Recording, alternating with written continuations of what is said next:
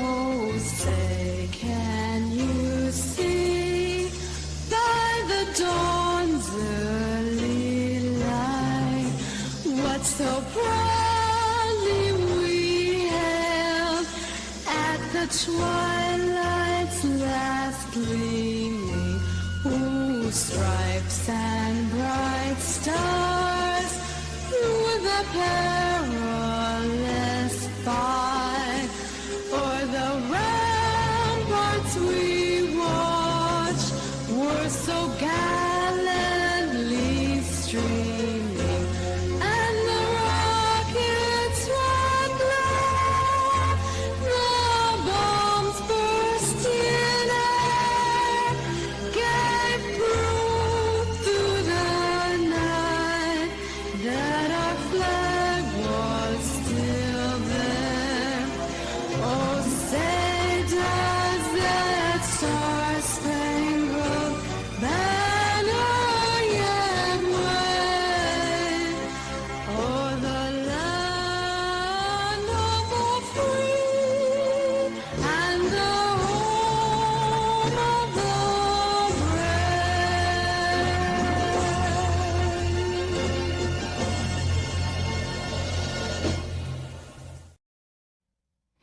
Welcome to a Malfunction 2024 with Sublation Media.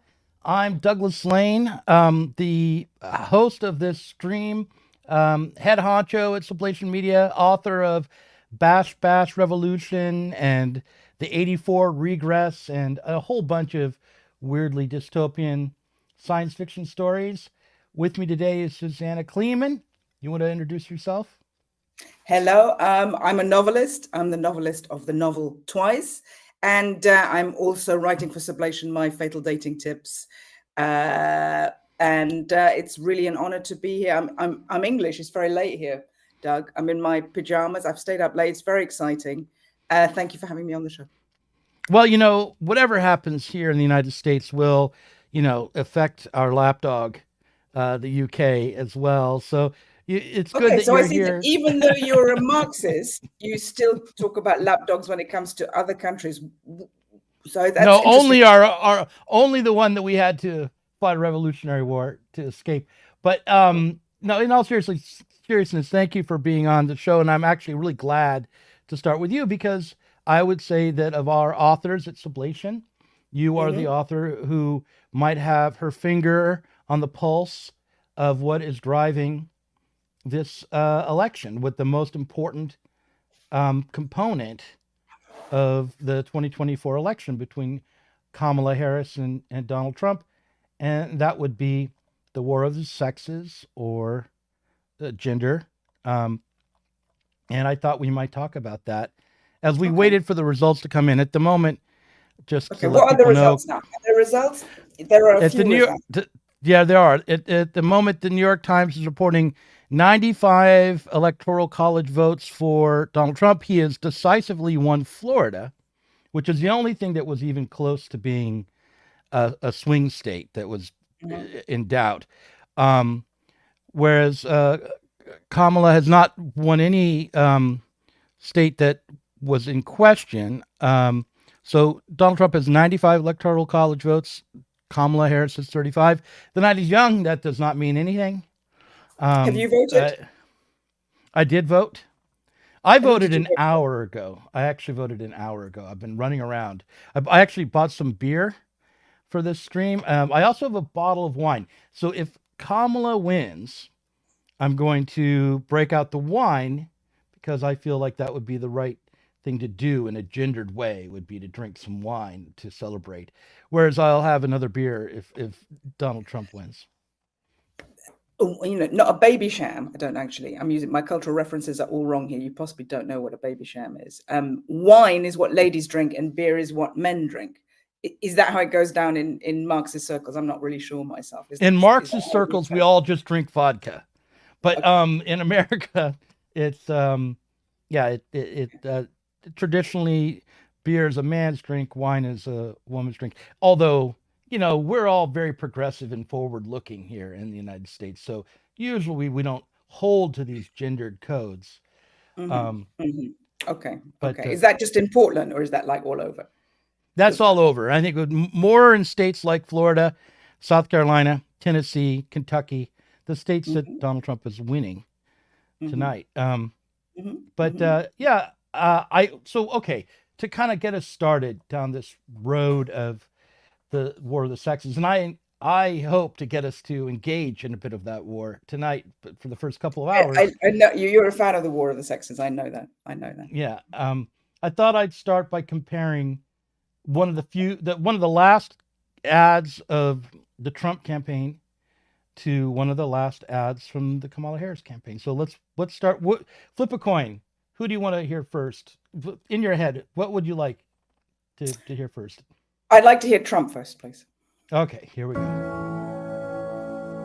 Greatness doesn't discriminate. It doesn't see where you're from, what you look like, or who you know. Greatness is for those who work for it, for those who keep moving forward. Greatness is for anyone willing to fight for it.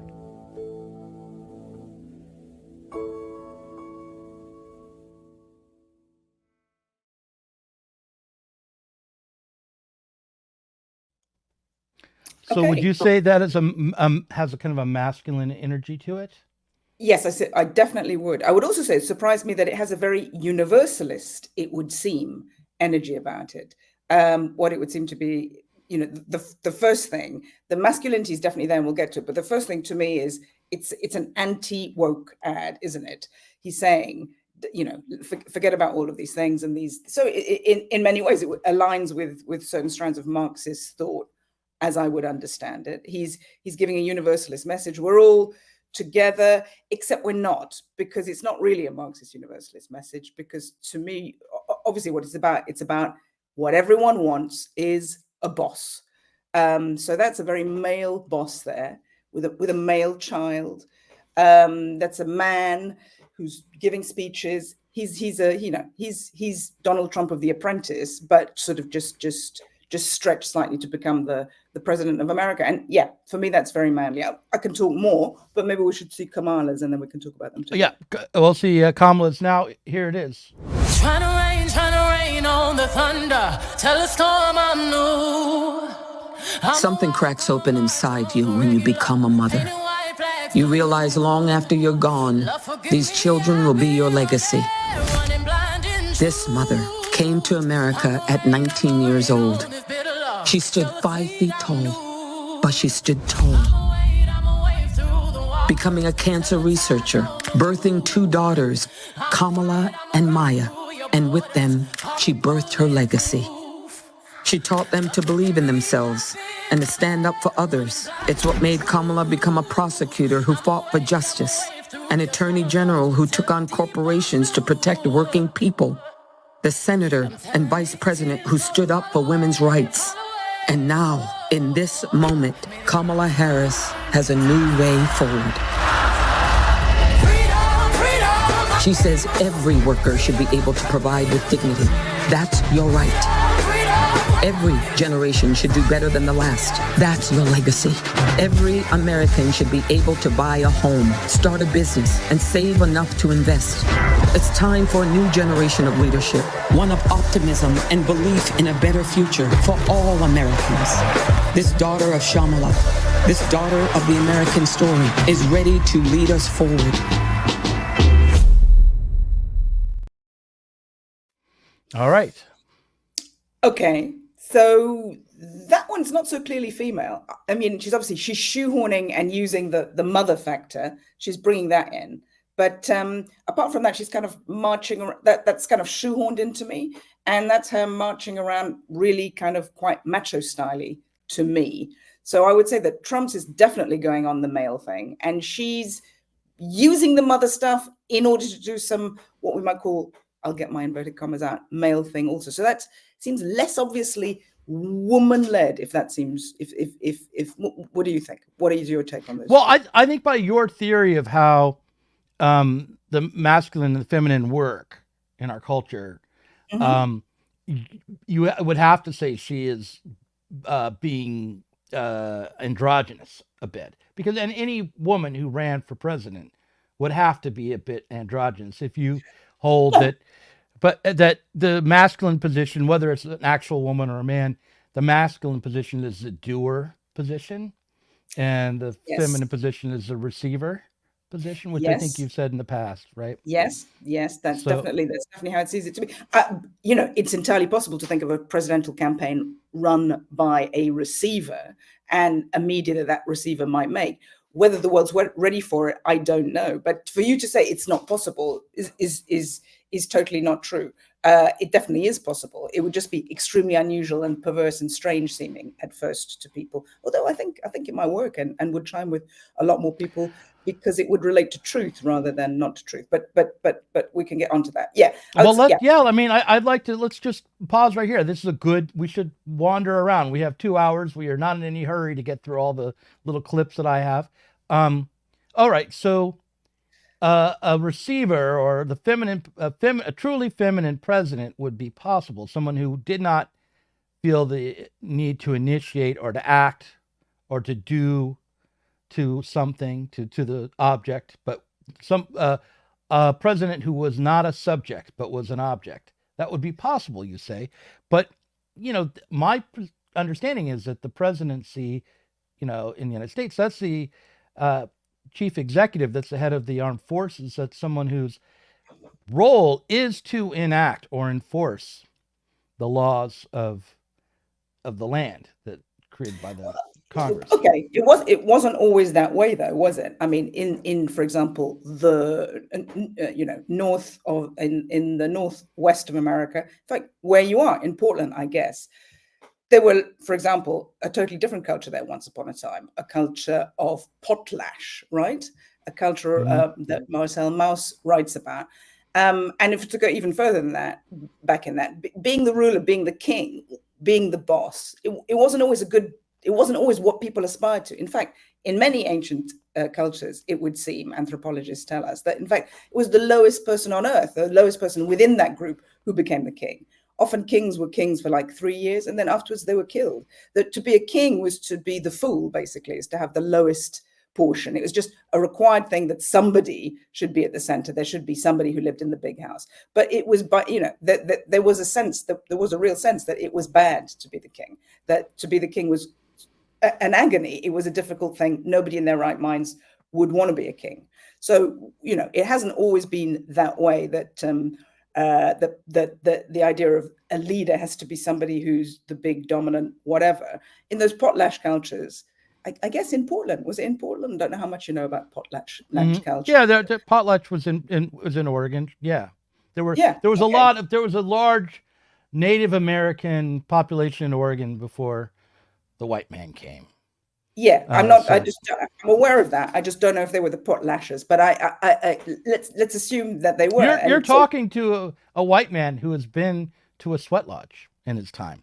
I have sat in a teepee with rocks that were heated up, and I had water and had the steam come over me, and I had visions of Zima and Usenet groups and things like that entered my head. It was the 90s. Xenia the Warrior Queen. Sorry, Zima was a malt. Zima was a malt liquor. But anyway, I did this in the 90s. And okay, well, congratulations to you. And did you take part in a potlatch? Did you give up all your worldly goods and burn them, or give away everything you owned to your neighbor? Did you do that? You're looking at a man who's been to a steam bath in a teepee. So that's no, I didn't do the potlatch. Like Luke Perry and Shannon Doherty, rest in peace. I saw them do that once on Beverly Hills 90210. I guess that's the kind of ethnotourism that often North American people like yourself conduct in order to feel that they have some affinity to the races that were there previously genocided. Is that right? So it's a kind of cultural norm.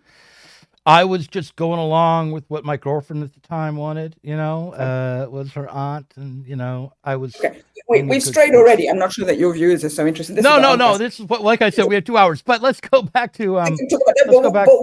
So what I was saying.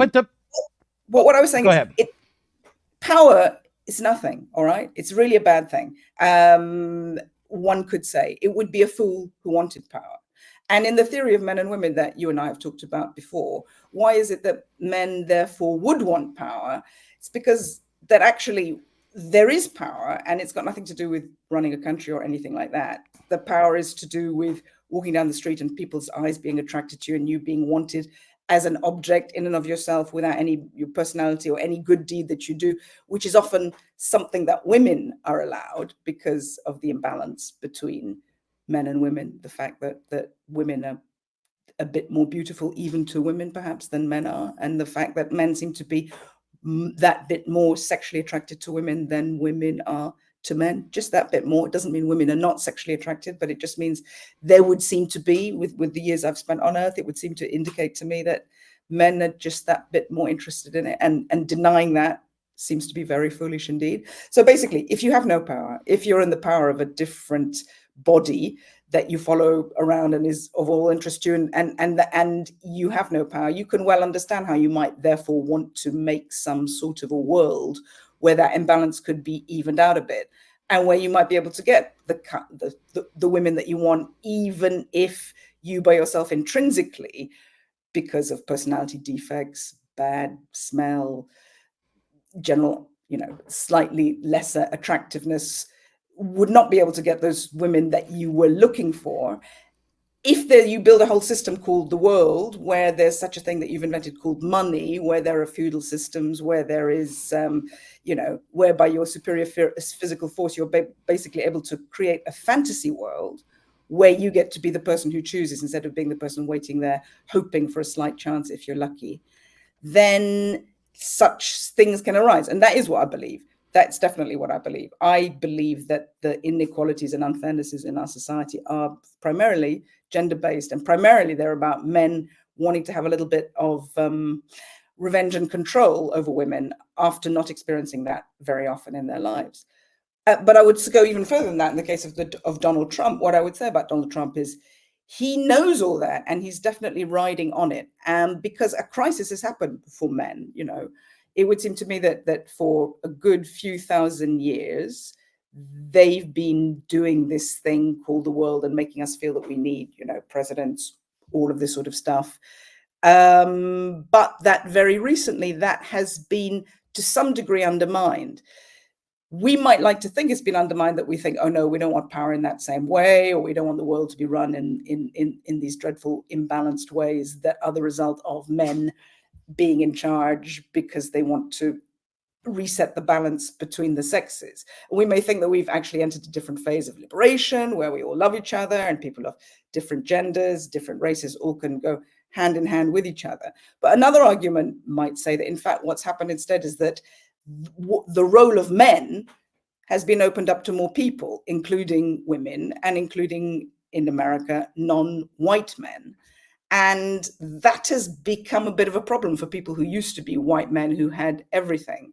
And I really feel for Donald Trump and his supporters in many ways, because, and in many ways, I know this sounds wrong, but I think how sweet when I see them, because what I sort of feel it is the last stand of white boss men, that they've been chucked away, that the right, you could be ugly, you could be brutal, stupid, whatever, but at least you were a white man.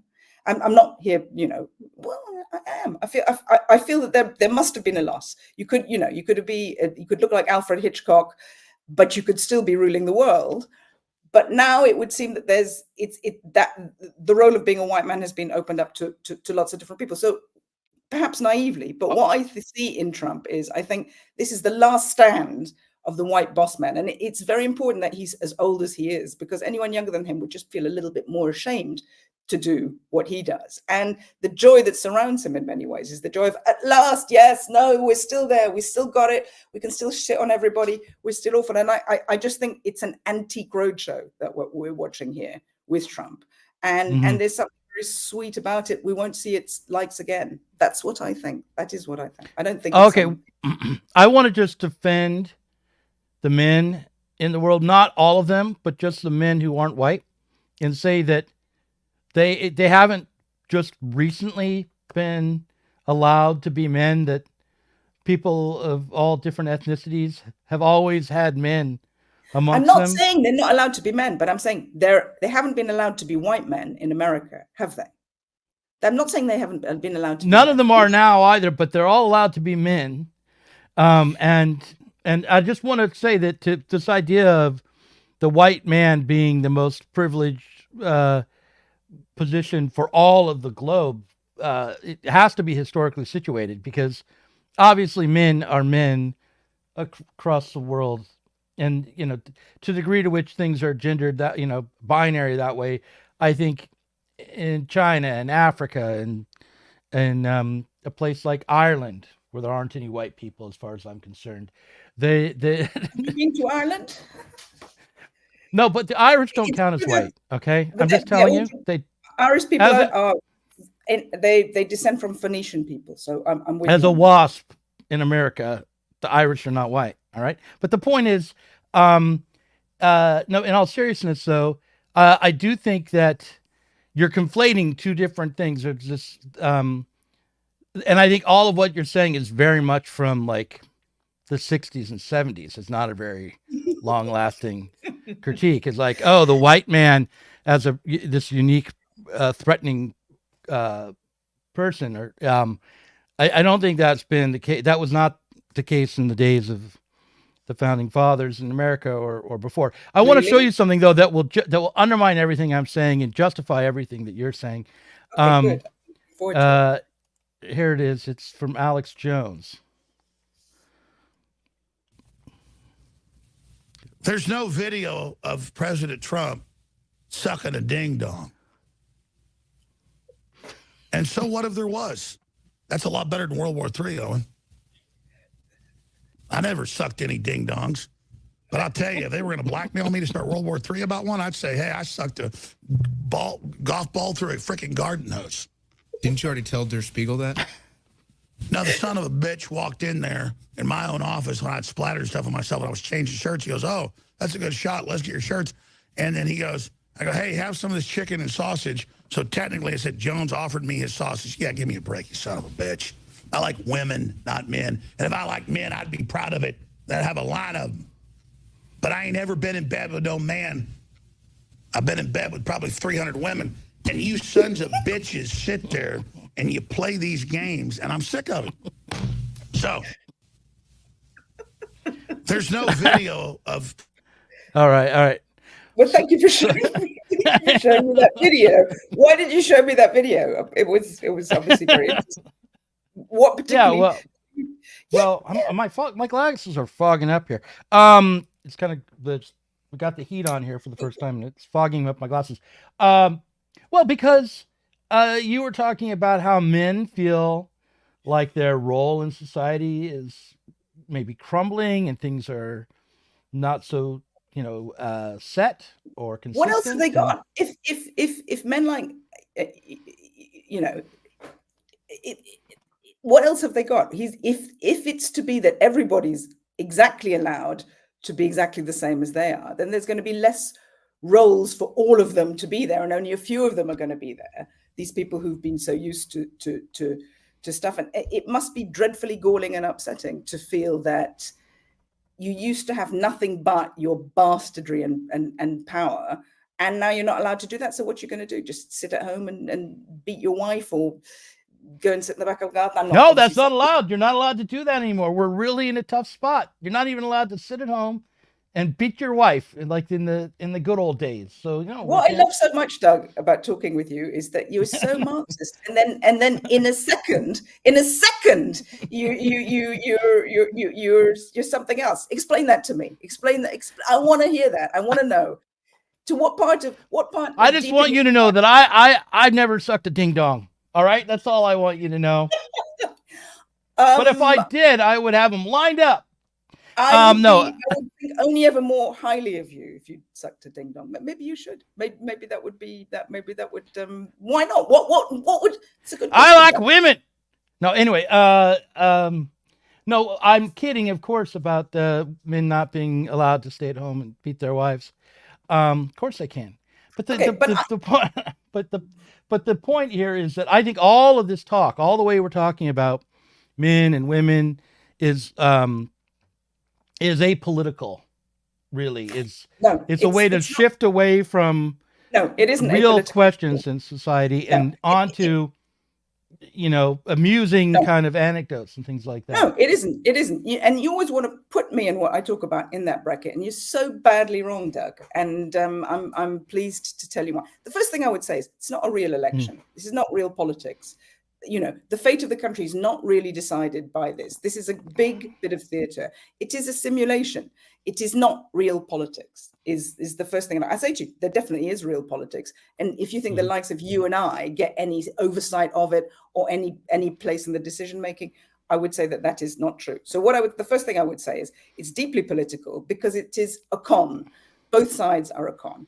I would say the reason that Donald Trump has some perhaps more support is because he represents the unscrupulous discourse. And what I mean by that is we know that what's being presented to us is a con. And Donald Trump appears to be in on that. He appears to know that too. And he, in everything that he does, in his bad behavior, in his filleting of microphones, in his disgusting language, in all of his lawsuits, at least he gives some people the feeling of, yeah, he sees through the sham. The problem with him is he sees through the sham and he's only using it in his dark arts for his dark thoughts. He's not seeing through the sham and in a considered theory-based way, suggesting anything else beyond it.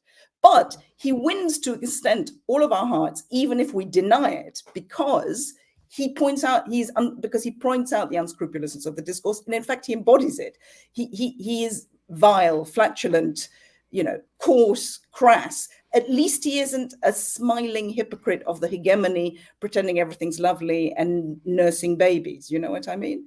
So is one. I want to point out that you are now sounding very much like the no good legacy mainstream media hoaxing us about Donald Trump. Donald Trump has never farted in his life. You said he was flatulent. And I have it on good authority. He told me himself he's never farted. But I also he has filleted the microphone. I saw him do that. You know what? Actually, in all seriousness, when he was supposedly filleting the microphone, he was apparently. I heard what he actually said, and he was talking about how they had put the microphone at the last rally he was at too low, and so he was mimicking how he had to lean over to talk. Okay, okay. This seems like minutiae to me, Doug. You can defend and be correct and accurate about what. But he's also never farted in his life. Here is a clip from Trump being exactly how you described, even though I don't think he's going to fart in this one. But here he is. Arnold Palmer was all man, and I say that in all due respect to women, and I love women. But this is a guy that was all man. This man was strong and tough. And I refuse to say it, but when he took showers with the other pros, they came out of there, they said, oh my God, that's unbelievable. I had to say it. We have women that are highly sophisticated here, but they used to look at Arnold and say, man, but he was really something special. Arnold was something special. So I just want to tell you, you're very lucky, the people that live in Detroit, and it's an honor for me to be here because of him. And he was actually he was a great man, and I don't think there would be golf to the extent that you have it today. It probably wouldn't be that way without the great Arnold Palmer. So enjoy it, everybody. Enjoy it. Okay. All right. Great. He's a guy. He's a guy's guy. He's a real man. Yeah.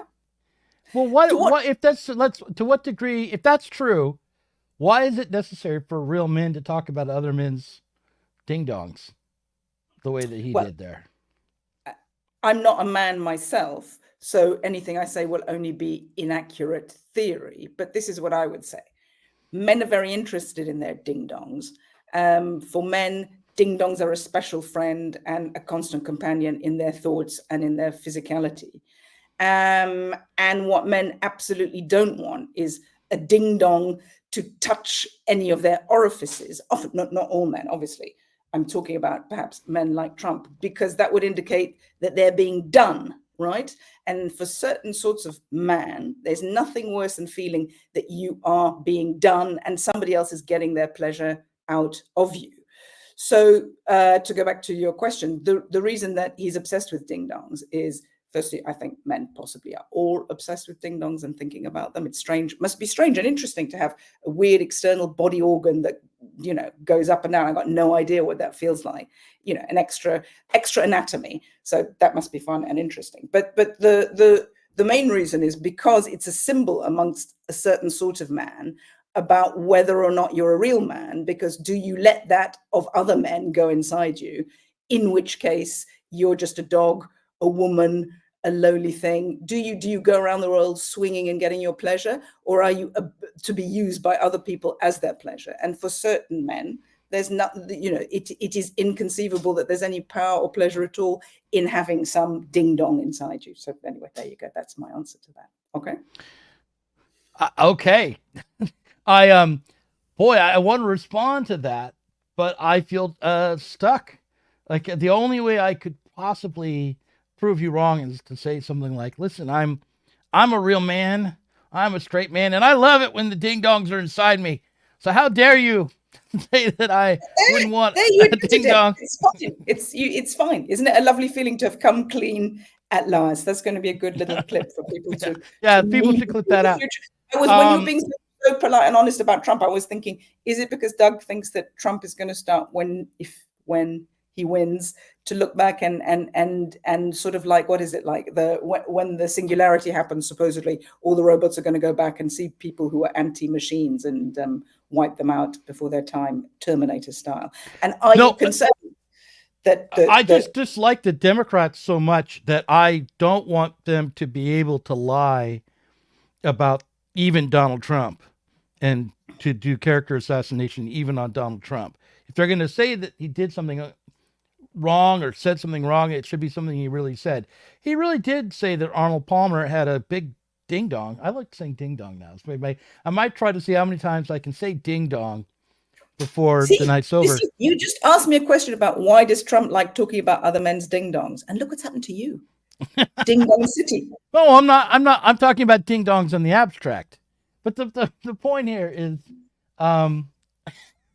that you asked me why I defend Donald Trump, and the reason why is because I don't think anyone should be targeted for lies and smears and character assassination, especially by a massive media machine that can obscure reality for anyone. Absolutely, sure. People should win, not because they have distorted their enemies or misquoted them or whatever. People should win because they've got some actual arguments that chime with what other people are interested in, and they've managed to persuade people by not just their vision, but also the logic in which they're going to enact their vision. That's why people should get people's votes, right? That's exactly right. Someone asks here, how many beers, Doug? And I'll say, not even a full beer. I'm a little bit into this beer. Oh my God! So the way I'm behaving now, I'm not seeing any of these comments. I need to. Yeah, you click on the. There's a comment on the now far I can see the comments. Now I can see the comments. Okay, good. Maybe I shouldn't see the comments. Actually, I'm going to hide them again. Oh, it's only going to distract me. I thought it was just you and me. I didn't realize anybody else was actually watching us, Doug. That's why someone says, "Oh yeah, Doug is altered," and it's not true. I'm not altered. But what I am is, I don't know. Like I guess on drugs or drunk or in some way, not myself. Okay. But you're just excited about the election. I am. Let's take a look at what the results are and see if there's any updates. Right now, Kamala Harris has 49 electoral votes. It's hard to tell what has been added on terms of the states, but and Trump has gained Arkansas and Oklahoma. I believe those were the states he gained. He has 101 electoral college votes right now. Again, the night is young. And the states that really matter will be Pennsylvania, Michigan, Wisconsin, Nevada, Georgia, North Carolina, and Arizona. And those are the ones that are really in play. I'm looking at New Hampshire. I'm waiting to see what happens in New Hampshire. If New Hampshire goes to Trump, then he doesn't need to win any of the Rust Belt states. That would be Pennsylvania, Michigan, and Wisconsin in order to win the election. But he would still need to win North Carolina, Georgia, Arizona, and Nevada. So that's the first real consequential state. When Kamala Harris wins that state, which I expect she will have closed the door for one avenue that Trump has to gain. Who do you think is going to win? Last week I would have said Trump. But then there was this poll in Iowa that surprised everyone. Trump had been 18 points ahead in Iowa the last time it had been polled. Mm-hmm. And just 2 days ago, the same poll came out and showed Kamala Harris 3 points ahead, which is a massive swing. And if no one had thought that Iowa was in play, so if Iowa goes to Kamala Harris, that might reflect an overall change in attitude or an unknown sentiment amongst the Rust Belt states, which are near Iowa, Wisconsin, Michigan, and Pennsylvania, in which case it would be likely that Kamala Harris would win. So after that poll, a lot of people in the Democratic Party were very excited about it, and it was hard not to. The betting markets, the poly market, had a huge swing. Trump had been up around 67 to 33 or something like that. So most of the votes, most of the people were betting on the election were betting on Trump. That changed. It became went down to 50-50. So at the moment, I'm going to tell you who I think is going to win after I see a couple of states change. New Hampshire being the first one. If Trump takes New Hampshire, then I would be confident Trump would win. Who do you want to win? I want the American people to win. I voted for the Libertarian candidate this year because he said he would free Edward Snowden, but I don't expect him to win.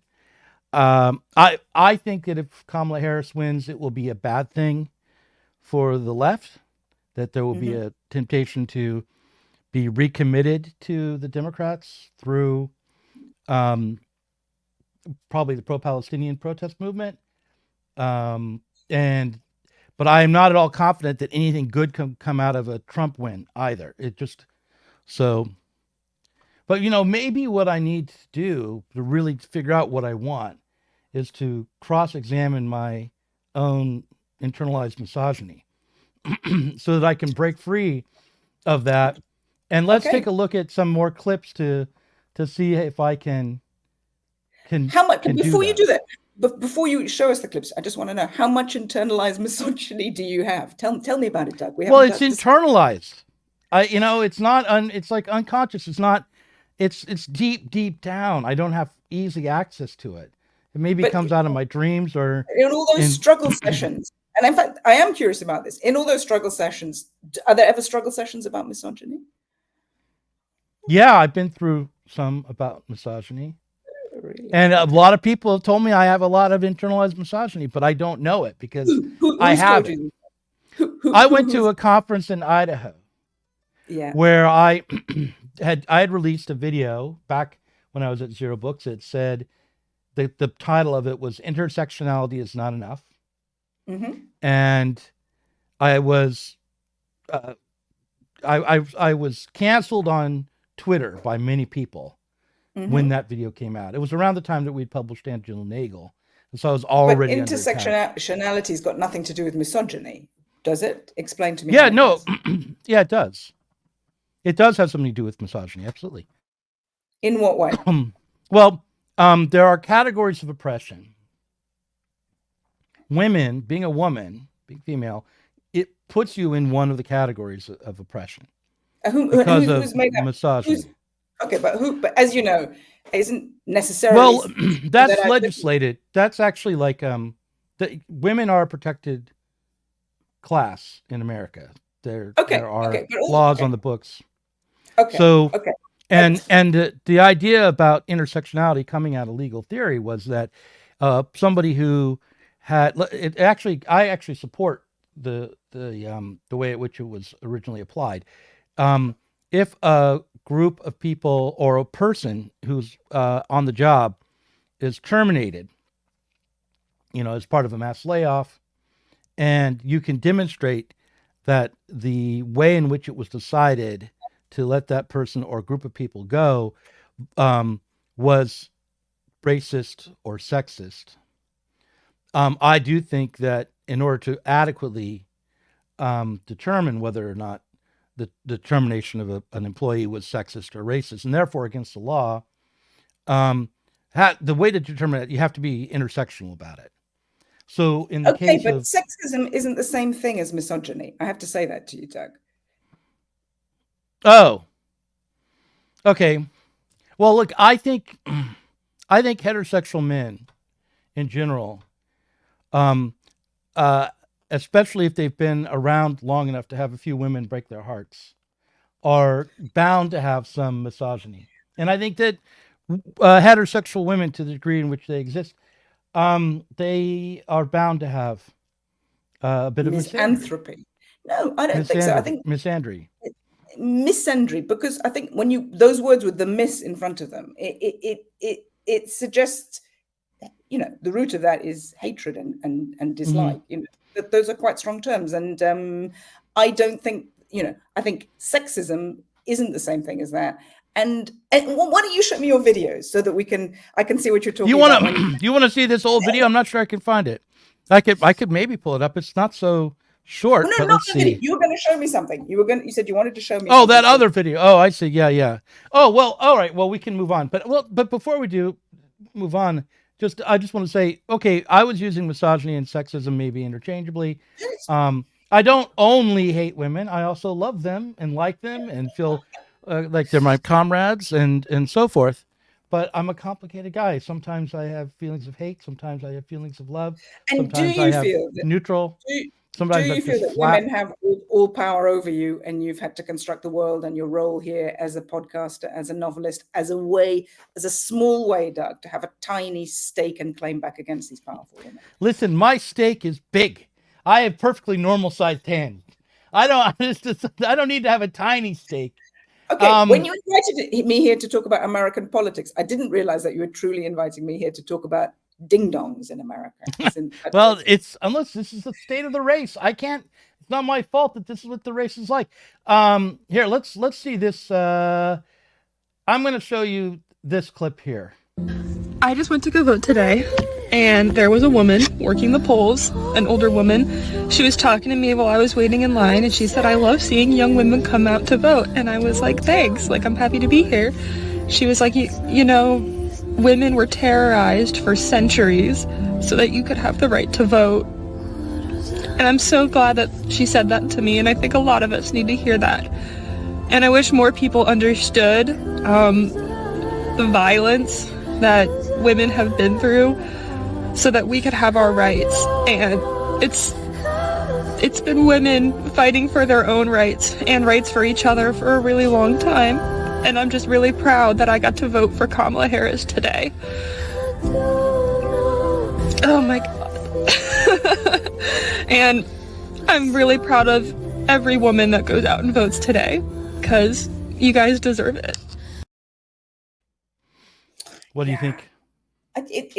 I detest and despise it. I really do. The idea that women, the journey from women is from trodden down victim to something like Kamala Harris or us who are allowed to go and have jobs today, is such a disgusting lie to me and such a terrible story to tell ourselves. It's just an endless story of victimization.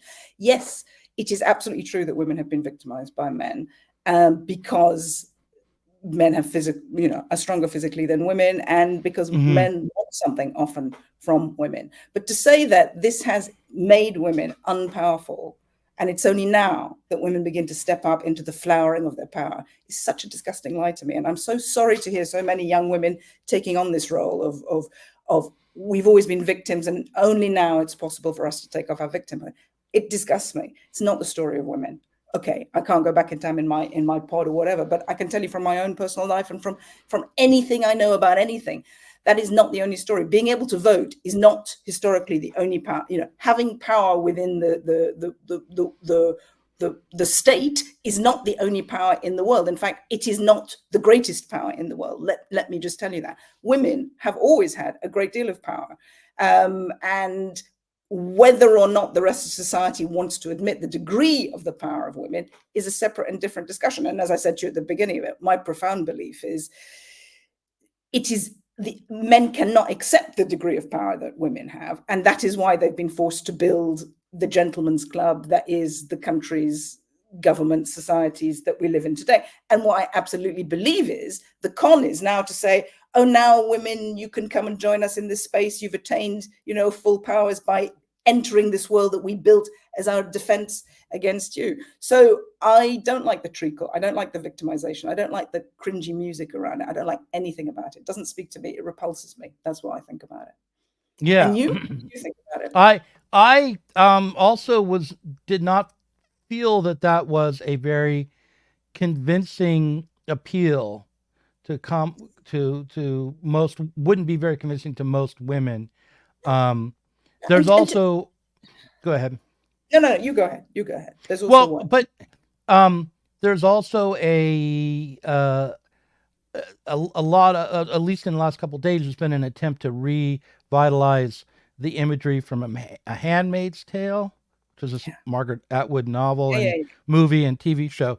And that's because there's the issue of choice or the right to an abortion is in play in this election rhetorically. It's actually not, as far as I can tell, in play politically. That there's no plan in the Democratic Party to codify any right to choose on the federal level, and there's no plan in the Republican Party to make abortion illegal on a federal level, or to create any restrictions on a federal level around abortion, as far as I can tell. Looking at their platforms and what they've said, and also knowing the difficulty that would involve because of the 10th Amendment. But nonetheless, rhetorically, this is a symbolic issue in the campaign. But how is that going to be? If there's no particular policy that either candidate is espousing as far as abortion is concerned, educate me as a non-American, as a British woman, a little bit far away from it. Why, therefore, has abortion risen up to become such a it's a hangover. It's kind of a hangover, and also I think a lot of women might want to punish Donald Trump, and I can understand why. Donald Trump appointed some very conservative judges to the Supreme Court. Okay. And because of those appointments, the Roe versus Wade was overturned. And while it's true that the original decision of Roe versus Wade was a weak one in constitutional terms, and even Ruth Bader Ginsburg said that it was the wrong way to solve the question of abortion and that it should be solved politically. Nonetheless, we had all become quite accustomed to having abortion rights protected through this decision, and it had been around for 45 years, I think, something like that. So for it to have been overturned was quite a radical, disruptive thing. Yeah. So, but anyway, that's why. So Trump is blamed for that, but he has no aim to create a national abortion ban.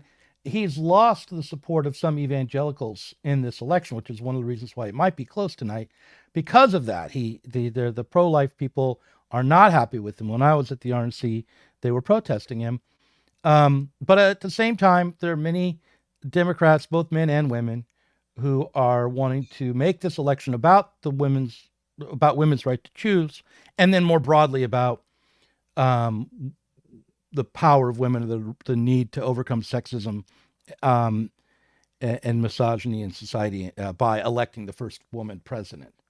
So So it's a big, messy stew, and an underlying theme of it would seem to me like it's time that there should be a woman who is president, which isn't a good way of looking at it, as far as I'm aware. The best thing would be it's time for a good candidate to be the president, and right. I mean, well, I'm going to see if I can pull up something in a minute here that I didn't upload already that I'll show you in a second. But yeah, in 2016, the question or the need for a woman president was emphasized quite a lot, and it didn't seem to work. So I think they're backing off of it now. I don't think that they're quite as quick to use that as their way to campaign, but it is still there, and especially when attached to the abortion question or the need for retribution after the overturning of Roe versus Wade, it is still on a factor in the election. Here, I want to show you this clip from a YouTube channel called Placeboying, from going all the way back 8 years to 2016. Okay.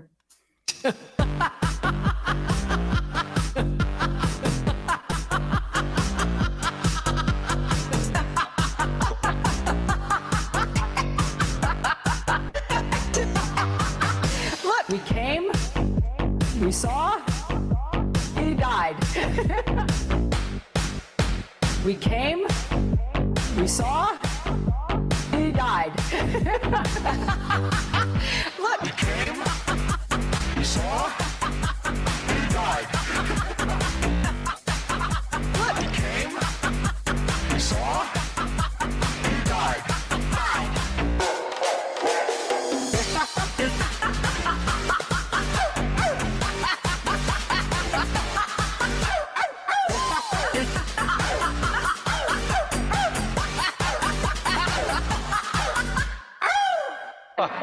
It's not a laughing matter. I take it really seriously.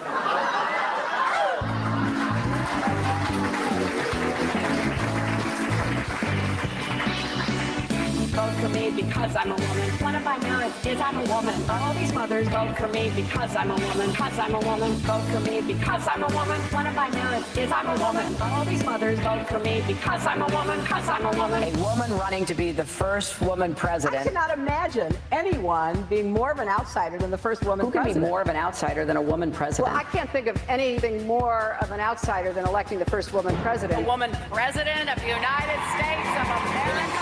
Women, women, woman, women, woman, women, women, women, woman, woman, women, women, women, women, women, women,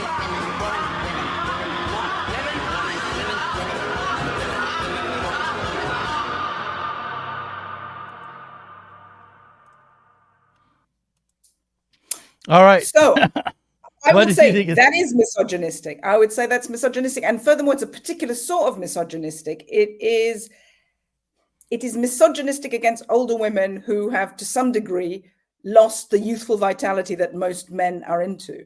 And men really think that this is a big deal. You're a hag. You're blah, blah, blah, blah, blah. You know, for a man to be able to say to a woman to her face, you have no sexual allure. So everything that you used to have over me, if you ever had it, whatever every woman, I would say, has it over men, is now gone. That power that we've been talking about that is so very universal that I've had to build society against it. You don't have it anymore. Look at you with your wrinkles and your fake teeth and nasty mouth doing your stuff. You're a hag. So that's a very particular sort of misogyny. But that is misogyny. I really and I don't like it. It shows something very ugly to me. The thrilling joy of being able to say to an older woman, you haven't got it anymore. Haha, off to the scrap heap with you, I think. Do you find that video misogynistic? What's your take on it? Well, I can't deny that's an interpretation, and I wouldn't want to, defend it on that ground now that you've pointed that out. But I would say that when I this saw is one of your favorite videos. No, I do watch it every night before I go to sleep. But other than that, no, it's not one of my favorite videos, but it is one that stuck with me. I remembered it. And it wasn't because I thought she was particularly unattractive in the video, although she was at times, but it was because it was, first of all, knowing the context for the beginning of the video where she says, we came, we saw, he died. Yeah. That was her response to hearing about Gaddafi being captured by rebels, dragged into, I think an underground like sewage tunnel, and then murdered by being bayoneted through the anus until he died. So that's what she was talking about when she was clapping with joy. And then the bit about how people should vote for her because she's a woman, it just, at the time, it struck me as so hollow, especially after 8 years of Obama, where a lot of the things that we had, people who had voted for him originally had hoped would happen had not happened.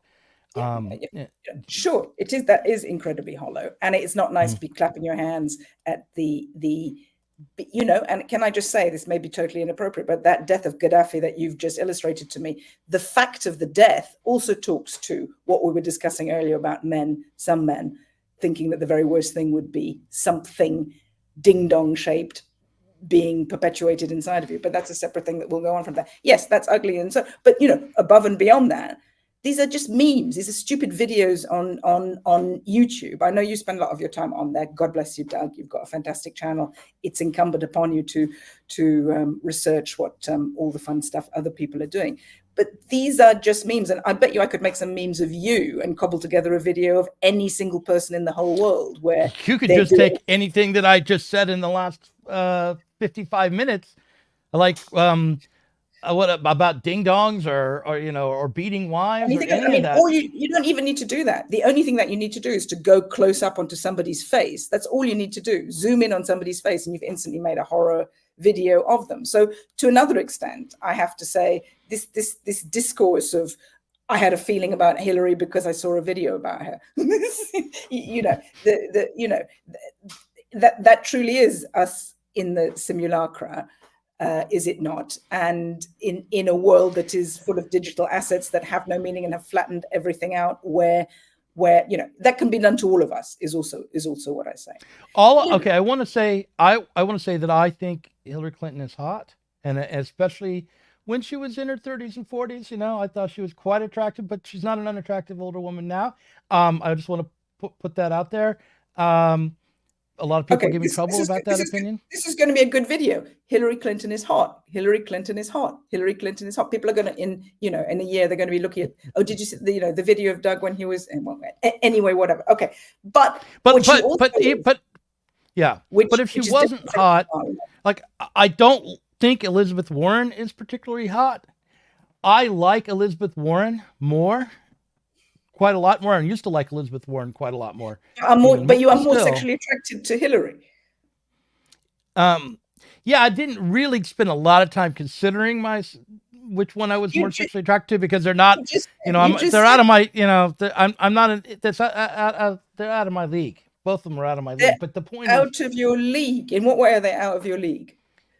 I'm just not in their circle. There's no out of their league means. Come on, don't be all coy. That if you say that you're out of the league of someone sexually, that you don't mean you're not in the same circle as them, do you, Doug? I mean, they're more powerful and important than I am, so they would never deign to date or be with someone. If you say someone's out of your league, it doesn't mean they're more powerful and important. It means they're more physically attractive. They're in an upper bracket to you in terms of the physical attractiveness that they have. So you think Hillary Clinton still today is hotter than you are and is hotter than Elizabeth Warren? I'm so glad you got me onto your show to talk about all right. What about Melania? No, well, Melania is certainly very attractive, and out of my league.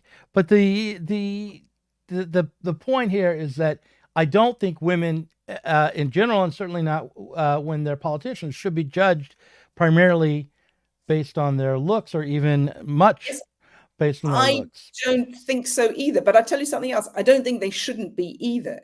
And when we were talking at the very beginning of the discussion about what it might be like to have a woman running for president who was of the school of, I'm a person who likes being done, and I don't see anything wrong in that, as opposed to the women who we see, who we would imagine, and the way they posit themselves in their commercials, is that they enjoy doing rather than being done. And I don't mean they've got paraphernalia.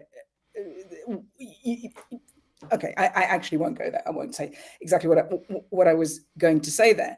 I don't think that there is something so terribly wrong in using your beauty, your sexuality, your everything else, if that's what you feel like doing. And I would say that it's a big repression on women to be told, in order to be serious, you must not show that sort of thing, because that is to limit a great deal of your power as a woman, as a certain sort of woman. And so when you say to me, women politicians should not be judged on their looks, of course they shouldn't. They should be judged on what it is that's coming out of their mouth, because that's how they're going to run the government. But I also don't think that they need to wear suits and not be beautiful. And, you know, Kamala Harris is a very beautiful woman, in my personal opinion, and more attractive than Hillary Clinton. But maybe, who do you think is more attractive, Hillary Clinton or Kamala Harris? I think they're equally attractive. I would swipe right on both. No, you don't. Look at you. You want me to be all accurate about Trump, but you won't be accurate about your true feelings. Come on. Who's more attractive? You don't think they're equally attractive? Well, okay. Today, right now, Kamala Harris is more attractive, obviously, but she's younger. It's not a fair comparison. But in their prime, I think they were both equally attractive women. And so that's what I would say. Would you vote for a woman politician based on their attractiveness? No. And I would not vote for a male politician based on their looks either. Good. And not only because I have never sucked a ding dong, that. but just in general, I think it's a bad idea to vote that way. I had assumed that, but this discussion made me suddenly think I needed to just double check this. I used to have the theory that you could predict who was going to win an election just by deciding which of the two candidates is better looking, and that the better looking candidate would always win. But then it became sometimes difficult. That was Ross Perot's big problem then, you think? Well, no, that was not, no, in the two parties, because Ross Perot had other problems, like he was not one of the two parties. You know, he wasn't running as Republican or Democrat. So independents, you take that out of take them out of the race, really. But isn't it also true, going back against everything I've just said to you, isn't it also true that we should these days be very suspicious of good-looking, handsome people?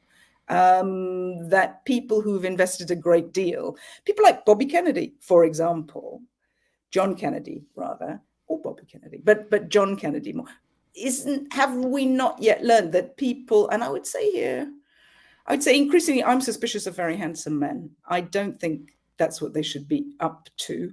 And when I see very handsome men, and here's my misandry or misanthropy coming through, maybe. Misandry, not misanthropy is hatred of all human beings, men and women. Misandry is I knew men. that. Thank you.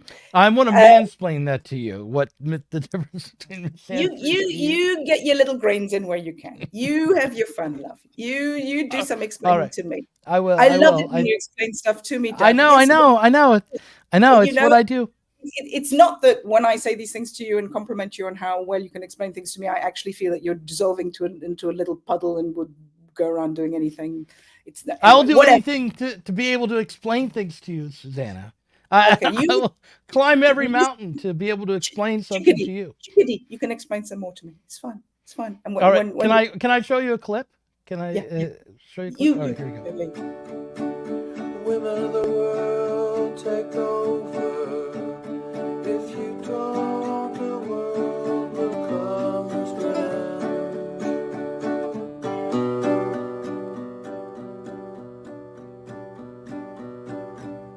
And it won't take long.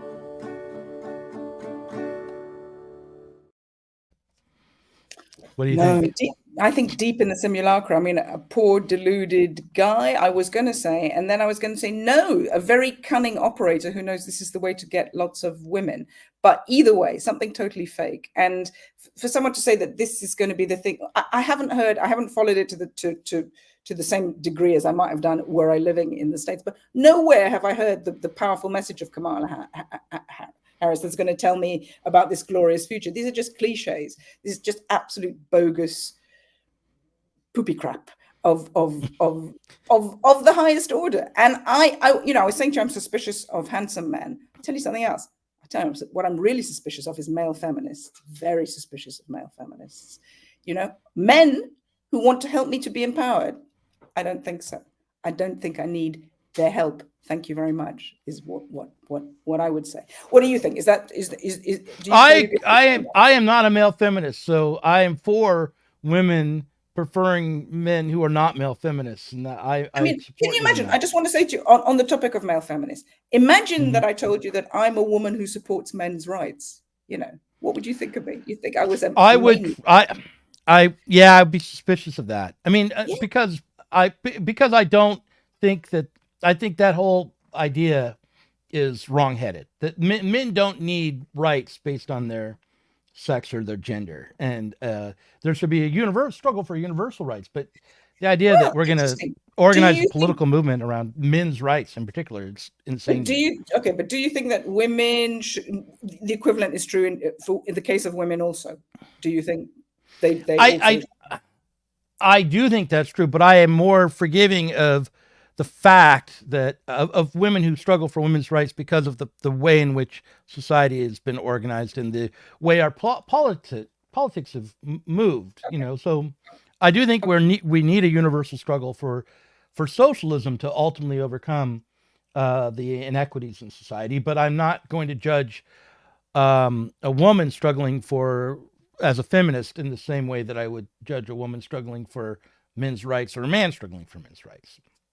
But on the other hand, now I'm thinking maybe that's the most boss, that's what we're talking about, move that women should do. Maybe we should all be really sympathetic to the men's rights movement, really wanting to go and express our solidarity with them, understanding how very tough it is for them because they don't have any power at all, even though they pretended that they do, and that now that's been revealed to them because their wife took their kids and they can only see them every other Thursday. And so maybe that would be the really bold thing to have. This is a topping from the bottom move that you like to do. Yeah. Yes. Yeah. Well, yes, it is a fatal strategy, but I think it is an effective one. I think I should hold vigils outside where the men's rights have their meetings, shooting ranges, and tell them that that's what I think. That's what I think. Okay, good. I'll start doing that. All right, now, but let's go back to just for a moment. Let's see how things are coming along in the race between Kamala Harris. But we've been saying Kamala Harris's campaign images that I selected. I mean, this is not an unbiased selection of her campaign messaging, but you were not impressed by them. And you thought they were cliches and they wouldn't work on you. Right now, though, Kamala Harris has got 99 electoral votes. She's won Illinois, which is not surprising.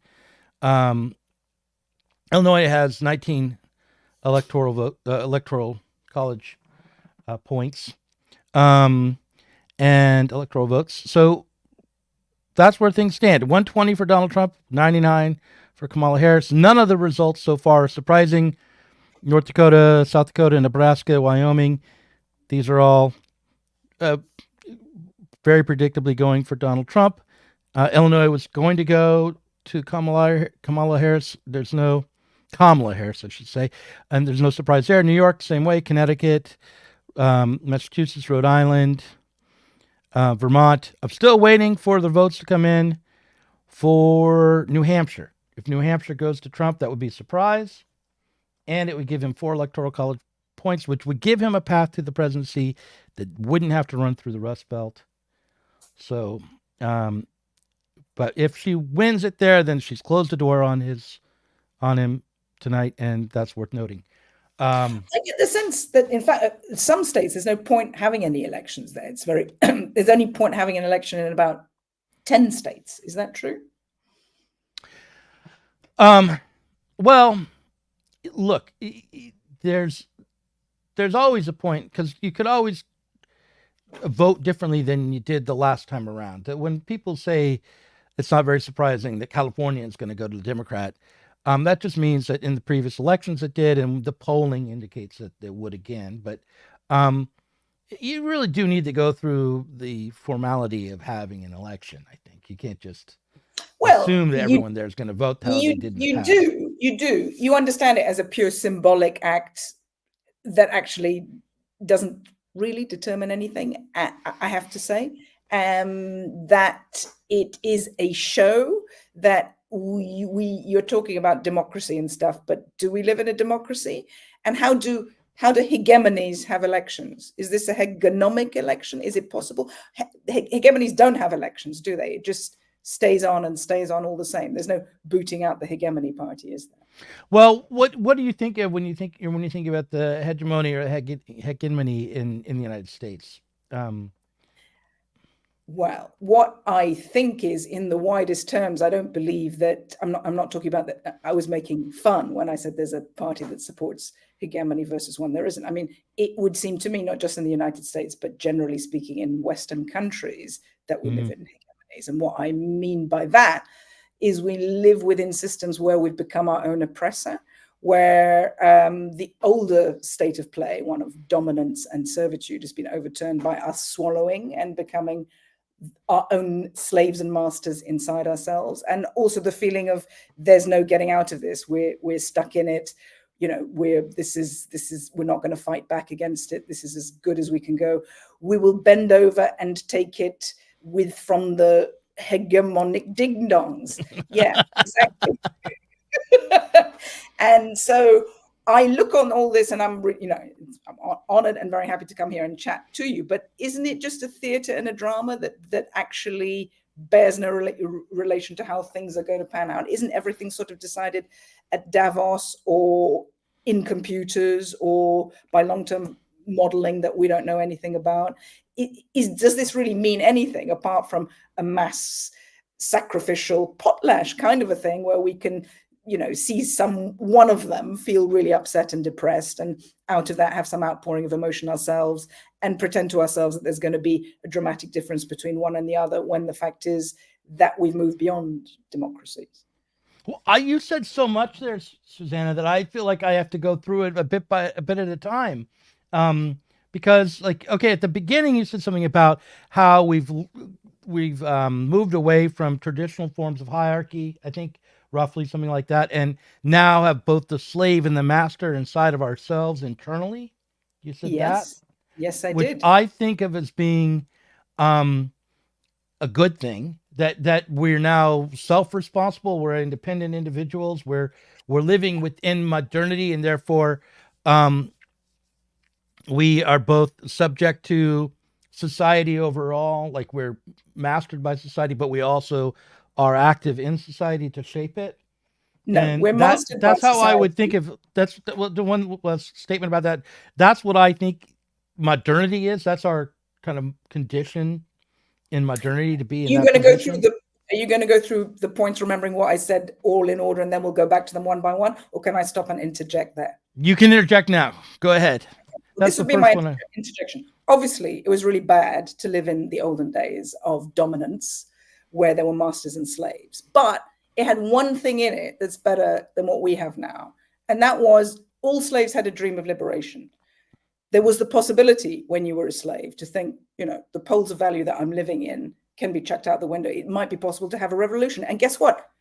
There were actually revolutions. They did actually happen. Maybe they didn't last, and maybe they weren't well formed, etc. But there were times in history where people who were slaves, where the power balance completely shifted. And that lives on in people's hearts and means a great deal. Even if you're a slave and suffering, it's the possibility of freedom is there. But when you live in hegemony, however you want to say it, then that you know that's not going to happen.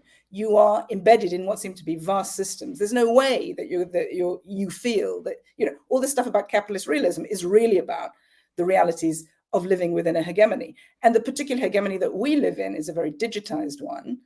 It is very much played out on the internet. And whereas before, if you said something bad, the state would come and do something to you. Here in the hegemony, you won't say something bad because you're being watched all the time by the motor of the internet, the observing, seeing it all the time. So what you do is you self-restrict. You don't say what you really feel or are. And you don't just do that on the internet. That is then translated into the day-to-day life you spend with people. You're never being real or saying what you feel. You stop your tongue before it says. You have become your own master, and therefore you live a very cut-down world that no longer, even though the old restrictions of slave and master aren't there anymore, the possibility of freedom is also not there. Well, listen, I'm going to just refer to this very conversation and say, in this conversation, I feel that we both said what we really believe without thought or concern of punishment or cancellation, and we've done it online in this digital, space, right? Oh shit! I didn't realize people were watching. I thought we were just talking privately. Scrub it from the internet. Sorry, carry on. Yeah. So, but on the other hand, while I was speaking freely and said a lot of things that I didn't fully mean, and ironically, and all sorts of stuff came out of my face. Nonetheless, I feel I was constrained by the fact that I was a member of society, and I was not simply just being libidinal or having just I wasn't just growling, I was shaped by the need for social interaction and to participate and cooperate in a social world. So I feel like it's possible to be free. In fact, I would be freer if I'm disciplined by society, by my interactions and cooperation with other people on big projects, than I would be if I was just a growling animal who's just filled with my own desire. I mean, maybe every Saturday night I'll be that, but I'm not talking about being a growling animal. Although, when the stream is finished, we can have a private growling animal. You'll do the growling animal. Okay, we'll talk about that later. But we'll talk about that later. But what I would say is this: but you still are part of the culture. Imagine back in the day, we're talking 1,000 years ago, slaves and masters. If you are part of the slave culture, the master's culture is completely separate to you, and you can, to some degree, I don't know because I'm not 1,000 years old, but I can imagine that to some degree you would utterly despise that culture. You would see the lords and ladies at their whatever. It would bear no relation to the beatings that you would get. You would understand that's a separate culture to that oppressive culture is completely different. It would really be like having a separate, and in Britain 1,000 years ago, there was a Norman conquest. This country that I'm in was invaded by French-speaking Norsemen originally 100 years before from Scandinavia. They spoke a different language. When the culture comes there, it's an alien, separate culture. You can look at it with a much colder eye. But I know you, Doug, and I've been talking to you online for quite a long time. And what I know is that you are suffused with cultural references, that the culture is not a distinct, separate other culture that you can look at and say, this is a pernicious culture or whatever. You are completely a creature of the culture. And I'm not poor you, I'm singling you up, but we all are. We are located within a carnivalesque culture that we have a lot of digital access to, that we can tweak, we can make videos, we can play. Everything is about how it plays out here on these screens rather than, screens first. It's a carnivalesque aspect. It's incredibly addling. It's incredibly sustaining also. You can sit here and scroll on phones all day long. You will be occupied. In the past, you would get bored with your needlework and you might want to think about revolution.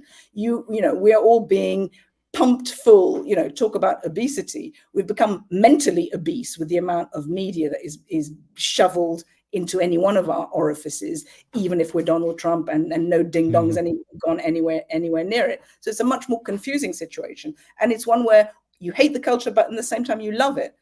There's not separate places to step back from. That's incredibly difficult to do. No, I agree, and so, but I think that might be a kind of liberation.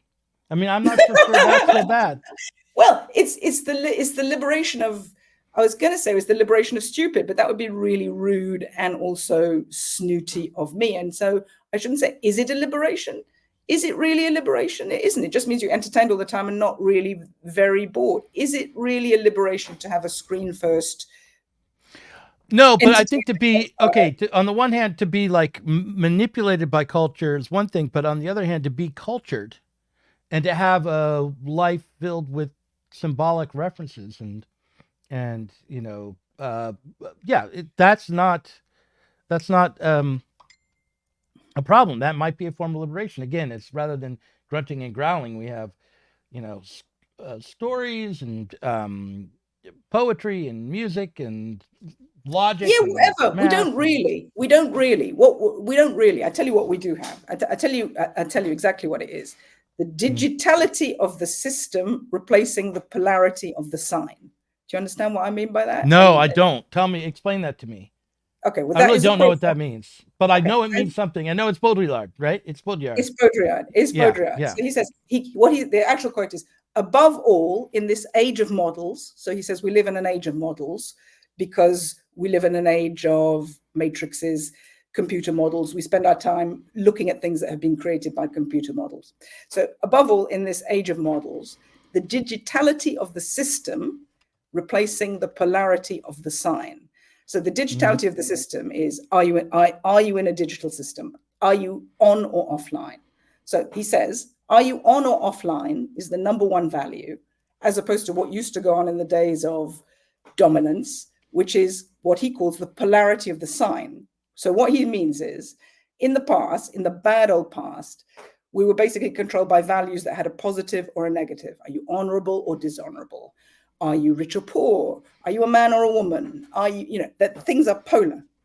And that was bad, because often what was said to be good or bad in those bad old days was really unfair. It wasn't objectively good or bad. It was just deemed good or bad, like being gay. If you were gay, that was called bad in the past. So depending on which end of those poles and who's the person who set the poles, that wasn't a good system. But nevertheless, it contained within it the possibility that the poles could be reversed, because the poles could always be reversed. It was possible sometimes that peasants were better than lords and ladies, and peasants ruled and cut off the heads of lords and ladies.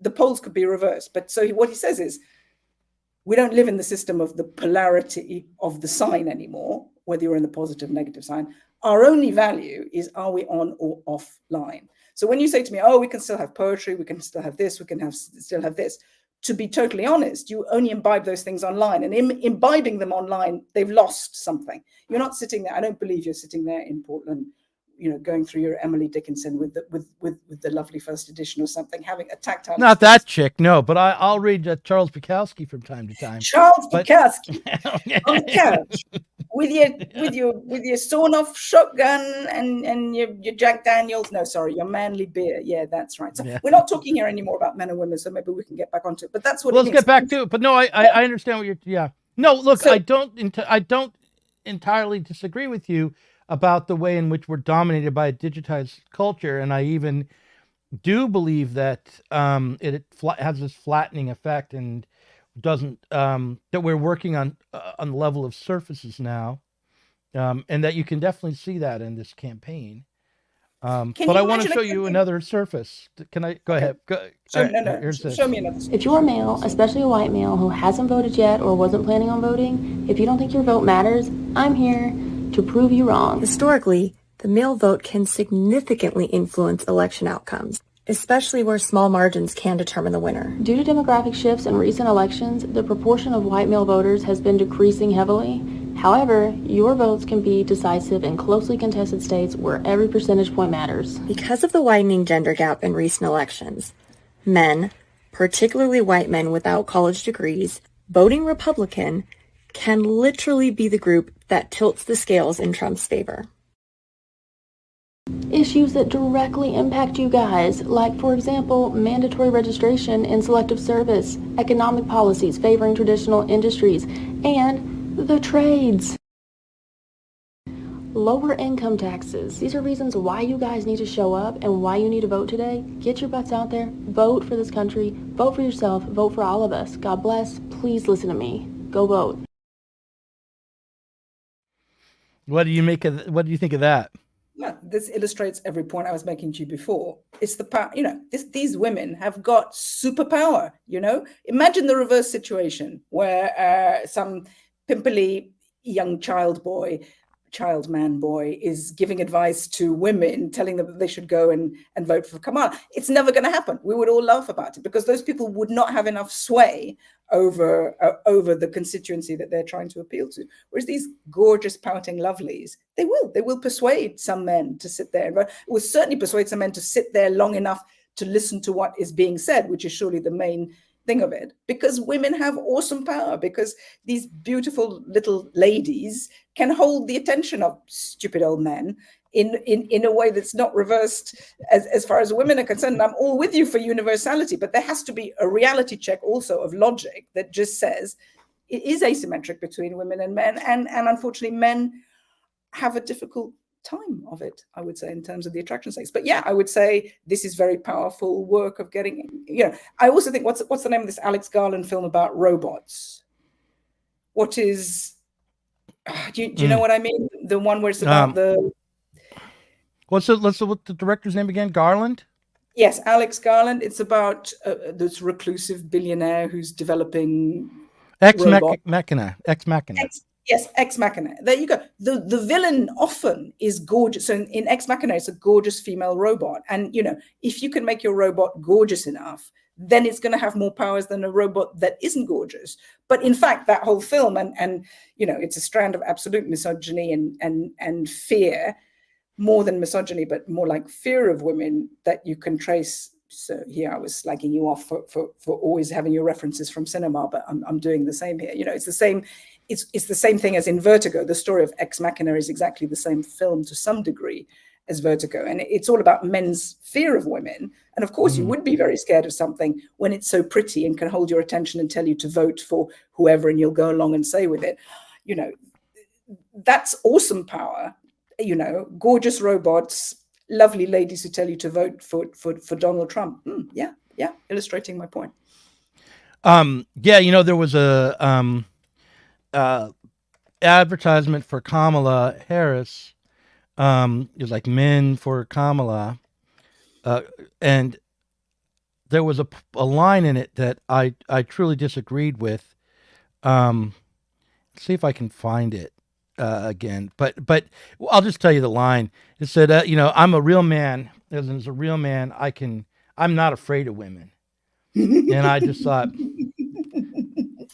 no real man isn't afraid of women. Come on, let's be honest here. Are you afraid of women?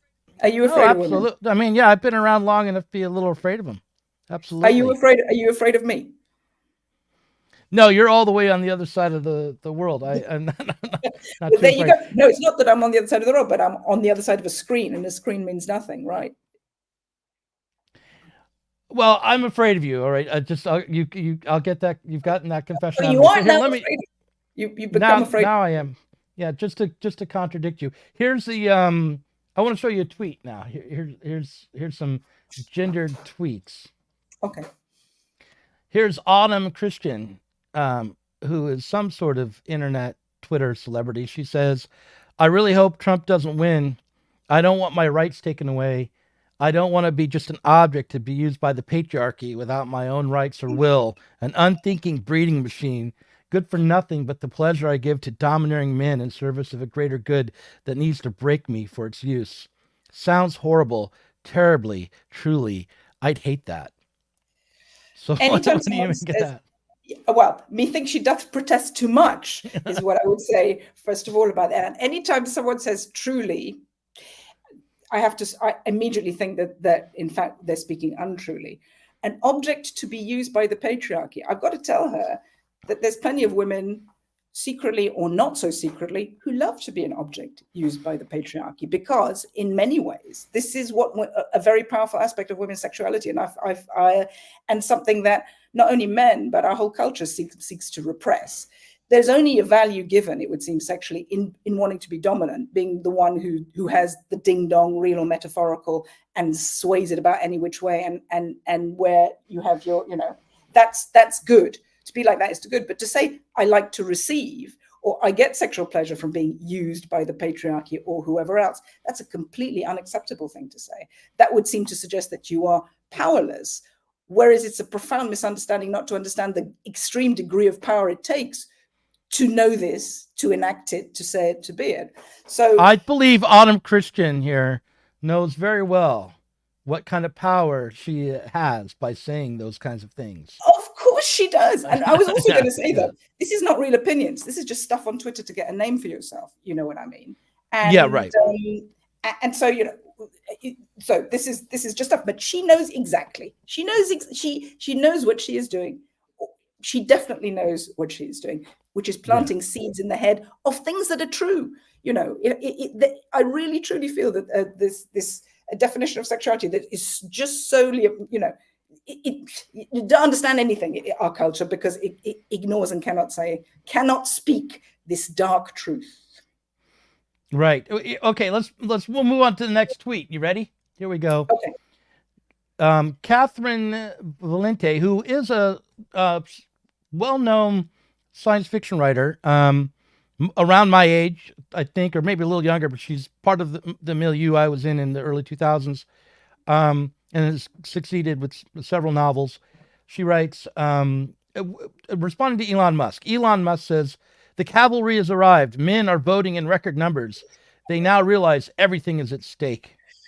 And Catherine Valente says, "Christ, they truly hate us. They truly have wagered this whole election on the hope that men want to control women more than they want to not be controlled themselves." Men want to control women more than, it's not that I think, I mean, I don't, that's not crystal clear to me, that tweet. I'm not exactly sure what she's fully, well, what do you think she's saying? Well, she's obviously very much a Democratic Party voter and will be voting for Kamala. This is a message to try to move other people to vote for Kamala. She's been she's been tweeting that way for months. And in this election, the abortion issue is Kamala's primary issue. It's anything that she talks about that isn't, for the most part, when she's not talking about how evil Donald Trump is and how he's a fascist, and how vulgar he is, she's talking about how he will threaten the rights of women in the United States to choose, and how the overturning of Roe versus Wade has already done so much damage to women. And there is some evidence that women have suffered in the red states due to the bans on abortion. Not on a scale that is huge, because it comes down to cases where there are complications during miscarriages, or during or after the use of the morning after pill, but nonetheless, or some sort of, actually not the morning after pill, but a pharmaceutical abortion. In any case, the abortion issue is the issue for Kamala, and there are women who I think we mentioned earlier, who are dressing up in the Handmaid's Tale costume, and talking about the patriarchy. So listen, her message was, this is, sorry, carry on. Tell me what her message. Her message was that the Trump campaign, including Elon Musk, when they are aiming to bring men out to vote for them on the basis of being men, which they absolutely are, right? I mean, this is an election where it will matter if how many men vote will matter in terms of whether or not Trump wins. Trump is doing better with men, and Kamala is doing better with women. So they want to suppress the female vote, the Trump people do, and get the male vote out, and vice versa. And Catherine Valente was saying, I can't believe that Elon Musk would be appealing to men as men. And because she believes that to appeal to men as men is to appeal to men's fantasies of dominating in a patriarchal way over women. Listen, all of this is just a massive mishmash, to go back to the hegemony and all that matters is it on a screen or not? All this is just little bits of different cultural reference cobbled together into a big stew that hopefully some bit of it is going to strike you, some bit of it isn't. In the past, there were like, maybe 100 voices in a country's culture that would speak, that you would read their articles or their books, or there'd be the broadcasters. And now there's every single person who has any kind of social media account. So you don't need to say anything coherent, concrete, long form. All you need to do is cobble together some stuff, and it's going to hit a certain proportion of the population. And those people are going to become your followers, which is what you care about, even if you say that's not what you care about, much more than whatever politics that you are espousing. It's profoundly depressing to hear that effectively what seems to be, from what you're saying and showing me, happening in America is there's a male party and a female party, as if men's interests are all one thing, as if women's interests are all one thing. It seems really pathetic and juvenile. Of course, politics in my country is only as pathetic and juvenile. So I'm not, I'm equal opportunity here. But to talk in these incredible stereotypes is, it is laughable and babyish, but it's not real, is also what I'm trying to say to you. It's just any old shit that's going to get you more followers or a bit of a, you know, oh, my phone's blowing up. I did this tweet and now I'm getting all this. You know, that's what it's really about, right? Yeah, no, absolutely. But I do think that, look, I think that Catherine Valente is sincere in what she says. I don't think she's only saying it to get followers, but I also do think that being on social media, especially as a novelist, is about getting followers. So I think that, you know, what's sincere and what you get rewarded for are often intertwined. But you also get confused. It goes back to what I was saying to you before. You are not clear-headed in such a situation. You're not truly being honest with yourself about exactly what it is that you're up to. And also you just see other people doing it and you get carried away on a tide of outrage, which is a fun thing. Who doesn't want to be the completely right person who is pointing the finger at who is wrong? Although having said that, I said to you at the very beginning of this conversation, I do believe that a big appeal for Donald Trump is that he isn't setting himself out as little Mr. or Mrs. Perfect. And I have to say that is a tremendous strand of sexism, not misogyny, but sexism that runs through, is the idea that women are good. You know, women have to be, if you're a woman, that automatically makes you a nice person, automatically makes you better than someone who isn't a woman, you know, that you're Little Miss Sunshine, basically, if you're a woman. That there's a few things. Sorry, I've burbled on there, but to go back to it, you know, again though, what she is saying in her tweet that you showed me is, again, to say that men wish to control us, and it is not to have the deeper, more humane understanding that someone who is a novelist, sorry, I don't mean to be rude, but someone who's a novelist should have, which is to understand, firstly, there's not a block of people called men. There are general tendencies, and to talk in such ways is not to show that you've got a great deal of the emotional sophistication that you should have if you are a novelist.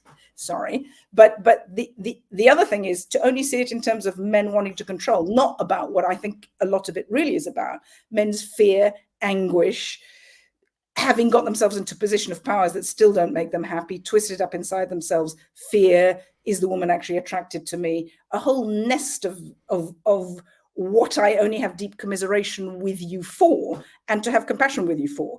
This politics, this shrill politics, is nothing and will lead nowhere.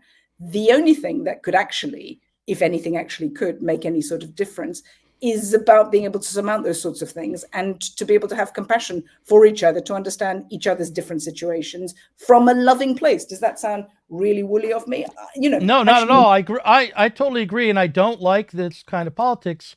But I do want to point out with Catherine Valente, she is saying they truly hate us. She doesn't mean all men. She means Elon Musk and Donald Trump and the people organizing the Trump But again, I would say to you, it's not truly hating. It is just absolute powerlessness. It is, you know, look at Elon Musk. Look at this guy. He's got, one would say on paper, a great deal of power. Yet more or less everything that I see that comes from him indicates to be somebody who's very, very, very insecure indeed. So, you know, thank you, Elon Musk, for illustrating all of that. It's not...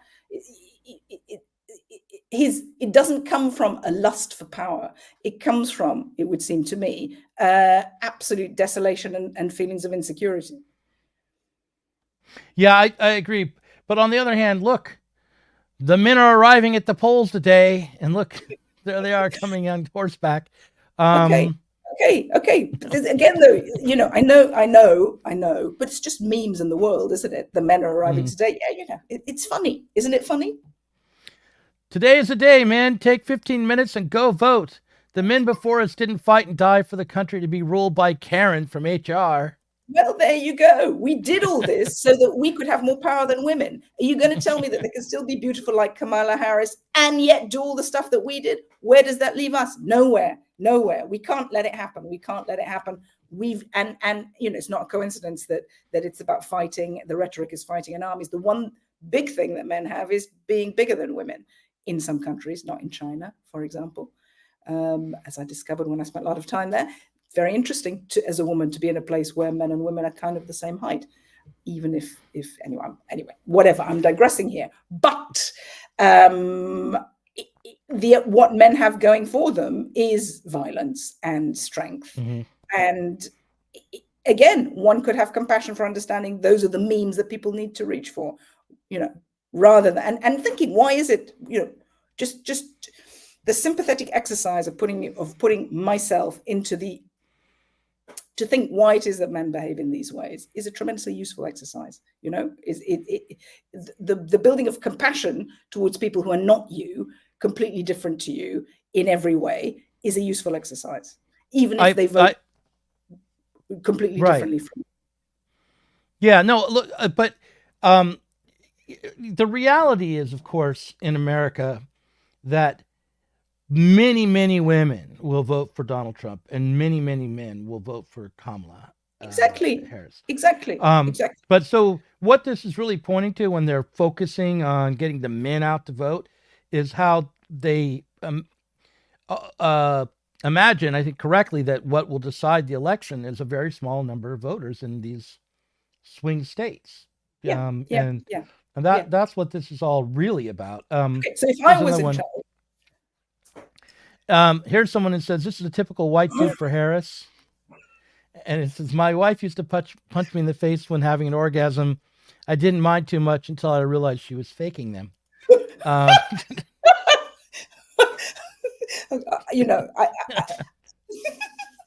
This seems absurdist to me rather than of clear political message. Thank you for showing it to me. I'm enjoying this of random stuff that you found this morning. This is just why I just was scrolling. This is what I find. This person says cartoons hate her. That's the name of the Twitter handle here. It says, I'm voting for my daughter. I'm voting for a world where she can hope to one day be the first woman president. Okay, what if she wanted to be the first woman president of the American Nazi Party? Well, no, wait. You got to think about that one for a second. She's voting today, and she's voting to create a world where her daughter can be the first woman president. Oh! Her daughter.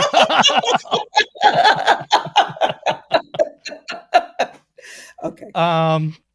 Yeah, that's another pro-Trump one.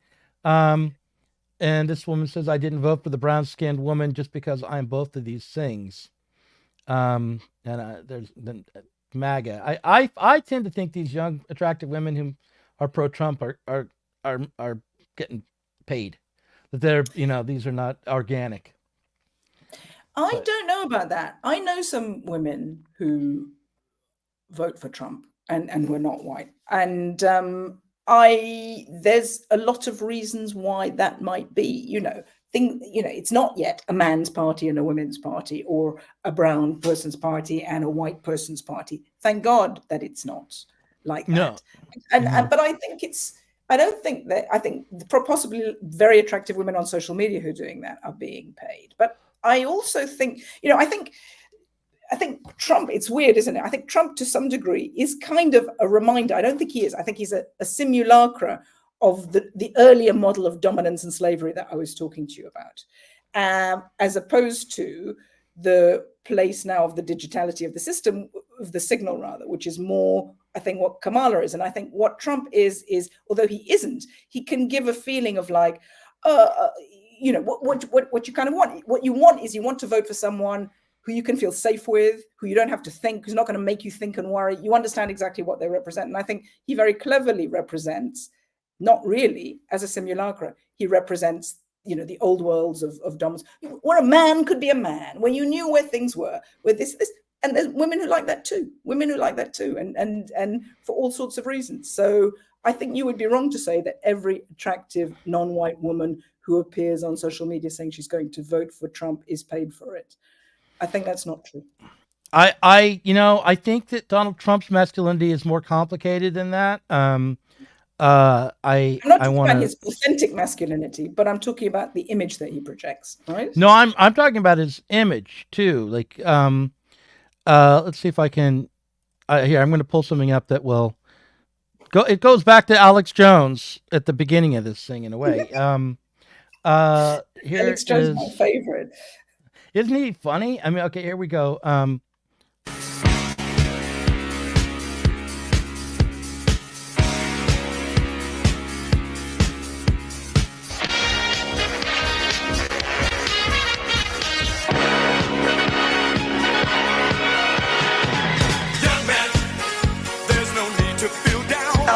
Young man, off the ground. I said, young man, 'cause you're in a new town. There's no need to be unhappy. It's fun to stay at the YMCA. It's fun to stay at the YMCA. They have everything for your... All right. So because That's he enough sings of that. YMCA, you don't think he's completely straight? Is that what you're saying?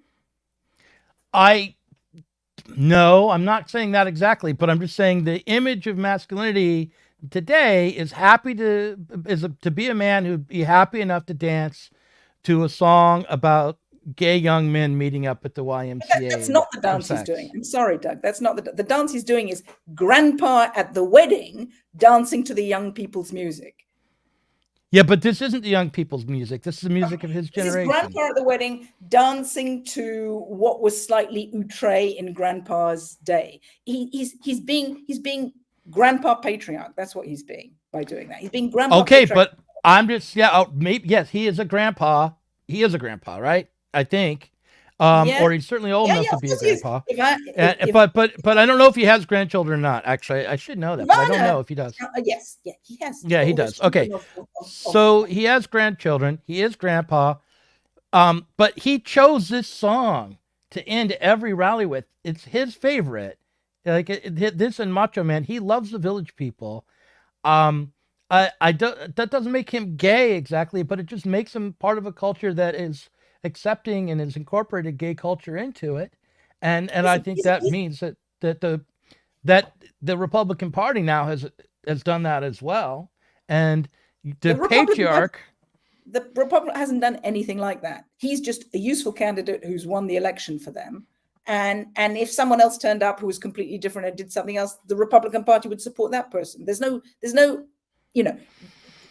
if I don't know. I went to the Republican National Convention and I talked to people who were old school Republicans who were across the street and around the corner at the alternative convention who absolutely hated Donald Trump. They're never Trumpers, who felt he had changed it to the Republican Party. And I talked to Republicans about their feelings about gay people. And they were like, "Oh no, I'm fine with gay people. They're fun." Actually, Cutrone really does. I would say that Donald Trump is not a Republican He's or not. a Democrat or anything. What he is a celebrity, right? He's a celebrity. Yeah. He's a celebrity. He's someone who, I've said to you before, I believe the action of becoming a TV celebrity is exactly the same action as you do to be political. The action of becoming someone who does well on screens is that you grotesquely simplify yourself. You make yourself down to facial expressions above all. You have a range of about 3 or 4, 5 at the very most. And you have probably 3 or 4 or 5 things you say or do in different permutations. And if those are good and you can deploy them well, and they connect with what many people on the other side of the screens are interested in, then you've got a good chance of being a celebrity. And that's got nothing to do with being a politician. It's got to be being the frontispiece for other politicians. And in a culture where what matters is the digitality of the signal rather than the polarity of the sign, someone who's very good at being a celebrity is going to be very good at being a politician, because that's what it's all devolved down to. Someone who can manipulate the flat signs and do stuff. What Trump is doing is being a showman, isn't it? He's doing his YMCA. He's making you think about it. He's doing something unexpected. He's building it into, he's doing his stupid stuff. He's got his hats. He's doing the stuff that keeps you continuing to watch him and continuing to be outraged by him. Therefore, he's winning, therefore he's won, right? I'll just point out that people on Twitter who hate Donald Trump have edited these videos where he's dancing like this, like that, and superimposed like dildos or cartoon penises into the shot, so he's like stroking them, in an effort to humiliate him. Yeah. And I never thought any of those interventions worked, because he's already dancing to the YMCA, and that, the automatic response is, why is there this homophobic reaction to Donald Trump's small expression of his inner ding dong loving self. Well, isn't it interesting? We've been talking nearly 2 hours now, and I had no idea that we were mainly going to be talking about emasculation, ding dongs, the fear of a ding dong, what it means if a ding dong is inside a person, if that person is male, if that person is female. And it once more brings me to thinking how much vulnerability, shame, complexity there is for men. You know, women are not making videos of Kamala Harris with her finger pointing and doing something, you know, No, there are no equivalent videos of Kamala Harris being sexually I can't even humiliated. think what would the equivalent be to if a woman wanted to slur another woman for not being womanly enough. Those things don't even exist, you know, because it's not because it's completely asymmetric between men and women. It's not even there isn't such a or if there is, it would be too rude. Maybe there would be something about orifices, you know, maybe there would be.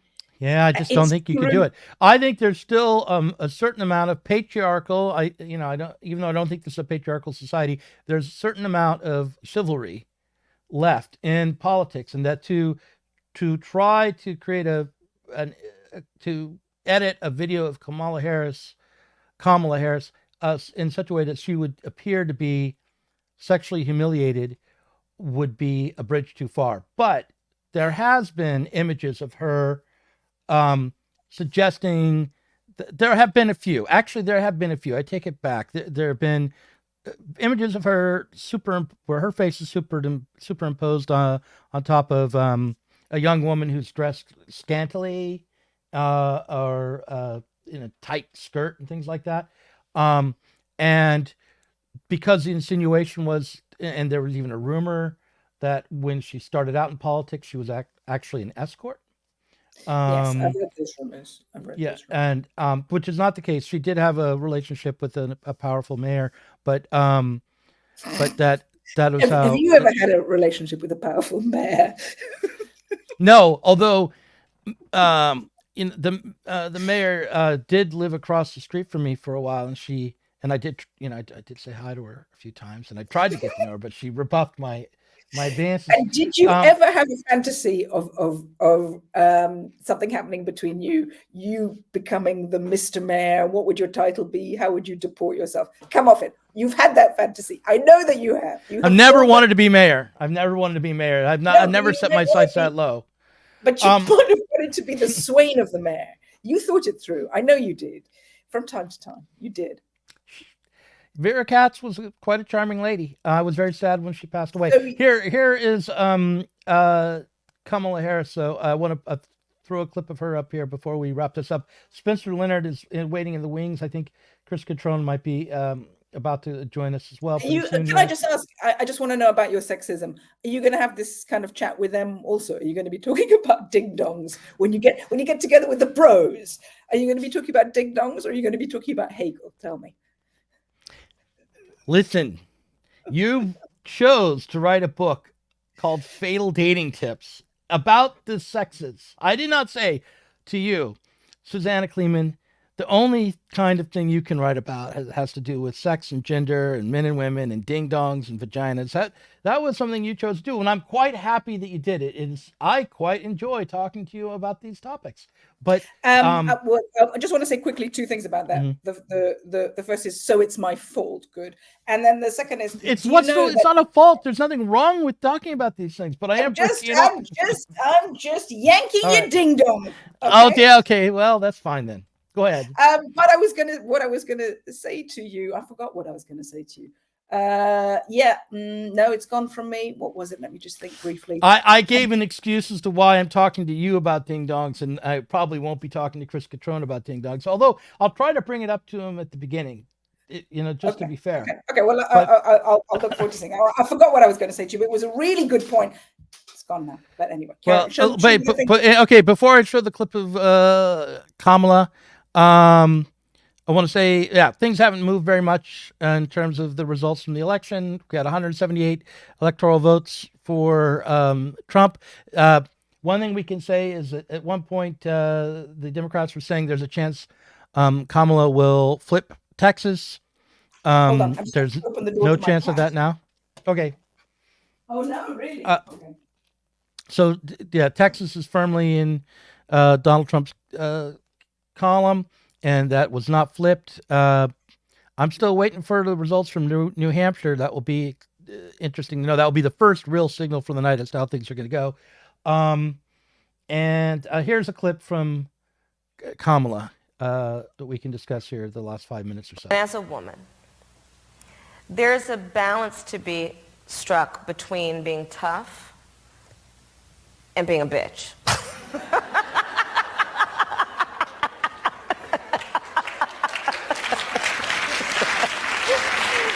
that off.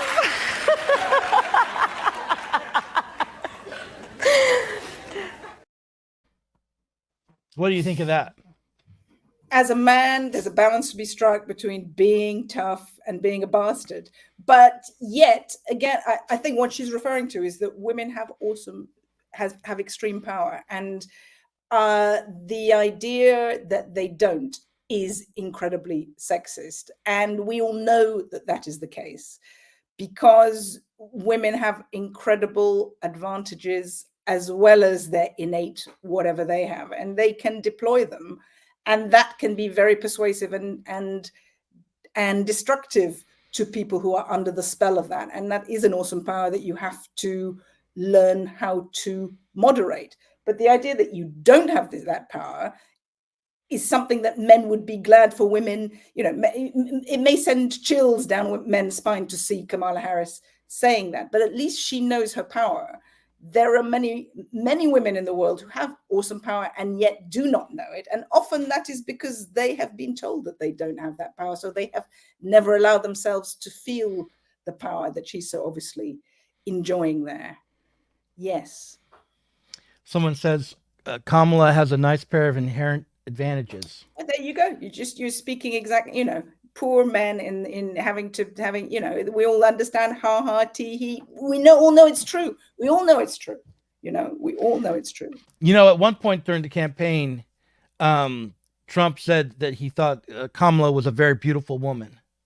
And he was surprised to realize that she was actually 60 because she was so beautiful. Mm-hmm. And then he said, but not as beautiful as me. I'm more beautiful than Kamala Harris. I'm the most beautiful. You look at me. Look. he's a supreme showman. He's, you know, he can say that. He's right. She is incredibly beautiful. And then he also knows that the way he's going to pull at the heartstrings he needs to pull at is to make fun of himself and make fun of the entire pain of men, which is that perhaps they're not as beautiful as Kamala Harris. And no, certainly not. No.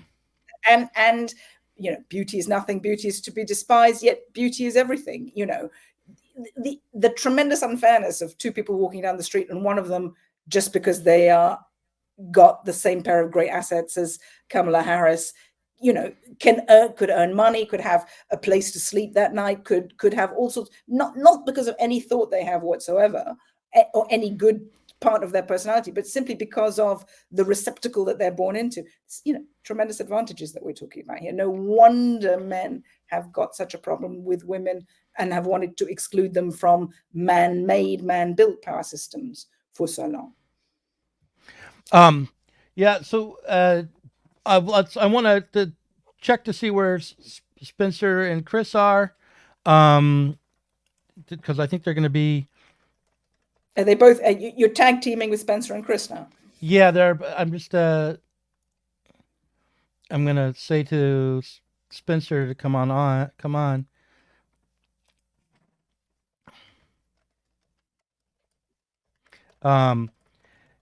I've enjoyed talking to you. I think this was very useful and fun.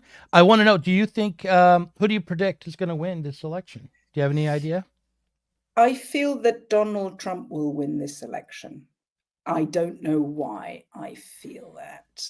We haven't discussed at all his narcissism, his incredible pettiness and bad sportsmanship, which has in and of itself its own appeal to people. His absolute refusal to be beaten, his toddler-esque, you know, his brattishness. In fact, I was thinking how Charlie XCX said Kamala is brat and how that's just a total lie. It's Trump that's brat, and that is something that people love about him.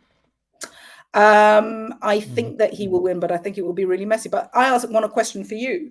If he wins, is that going to be the end of the country? Is it going to be absolute terrible stuff? Is it going to be everything that we've heard about? If he wins, is it going to make a big difference? Is it going to be incredibly different to if she wins? What do you think? I don't think it will be a catastrophe for the company. No, for the country or for Sublation Media if he wins. I think it will be perceived as a disaster by many, but I don't believe that it will be disaster. I don't know that he will win tonight. There's nothing to indicate that he will yet.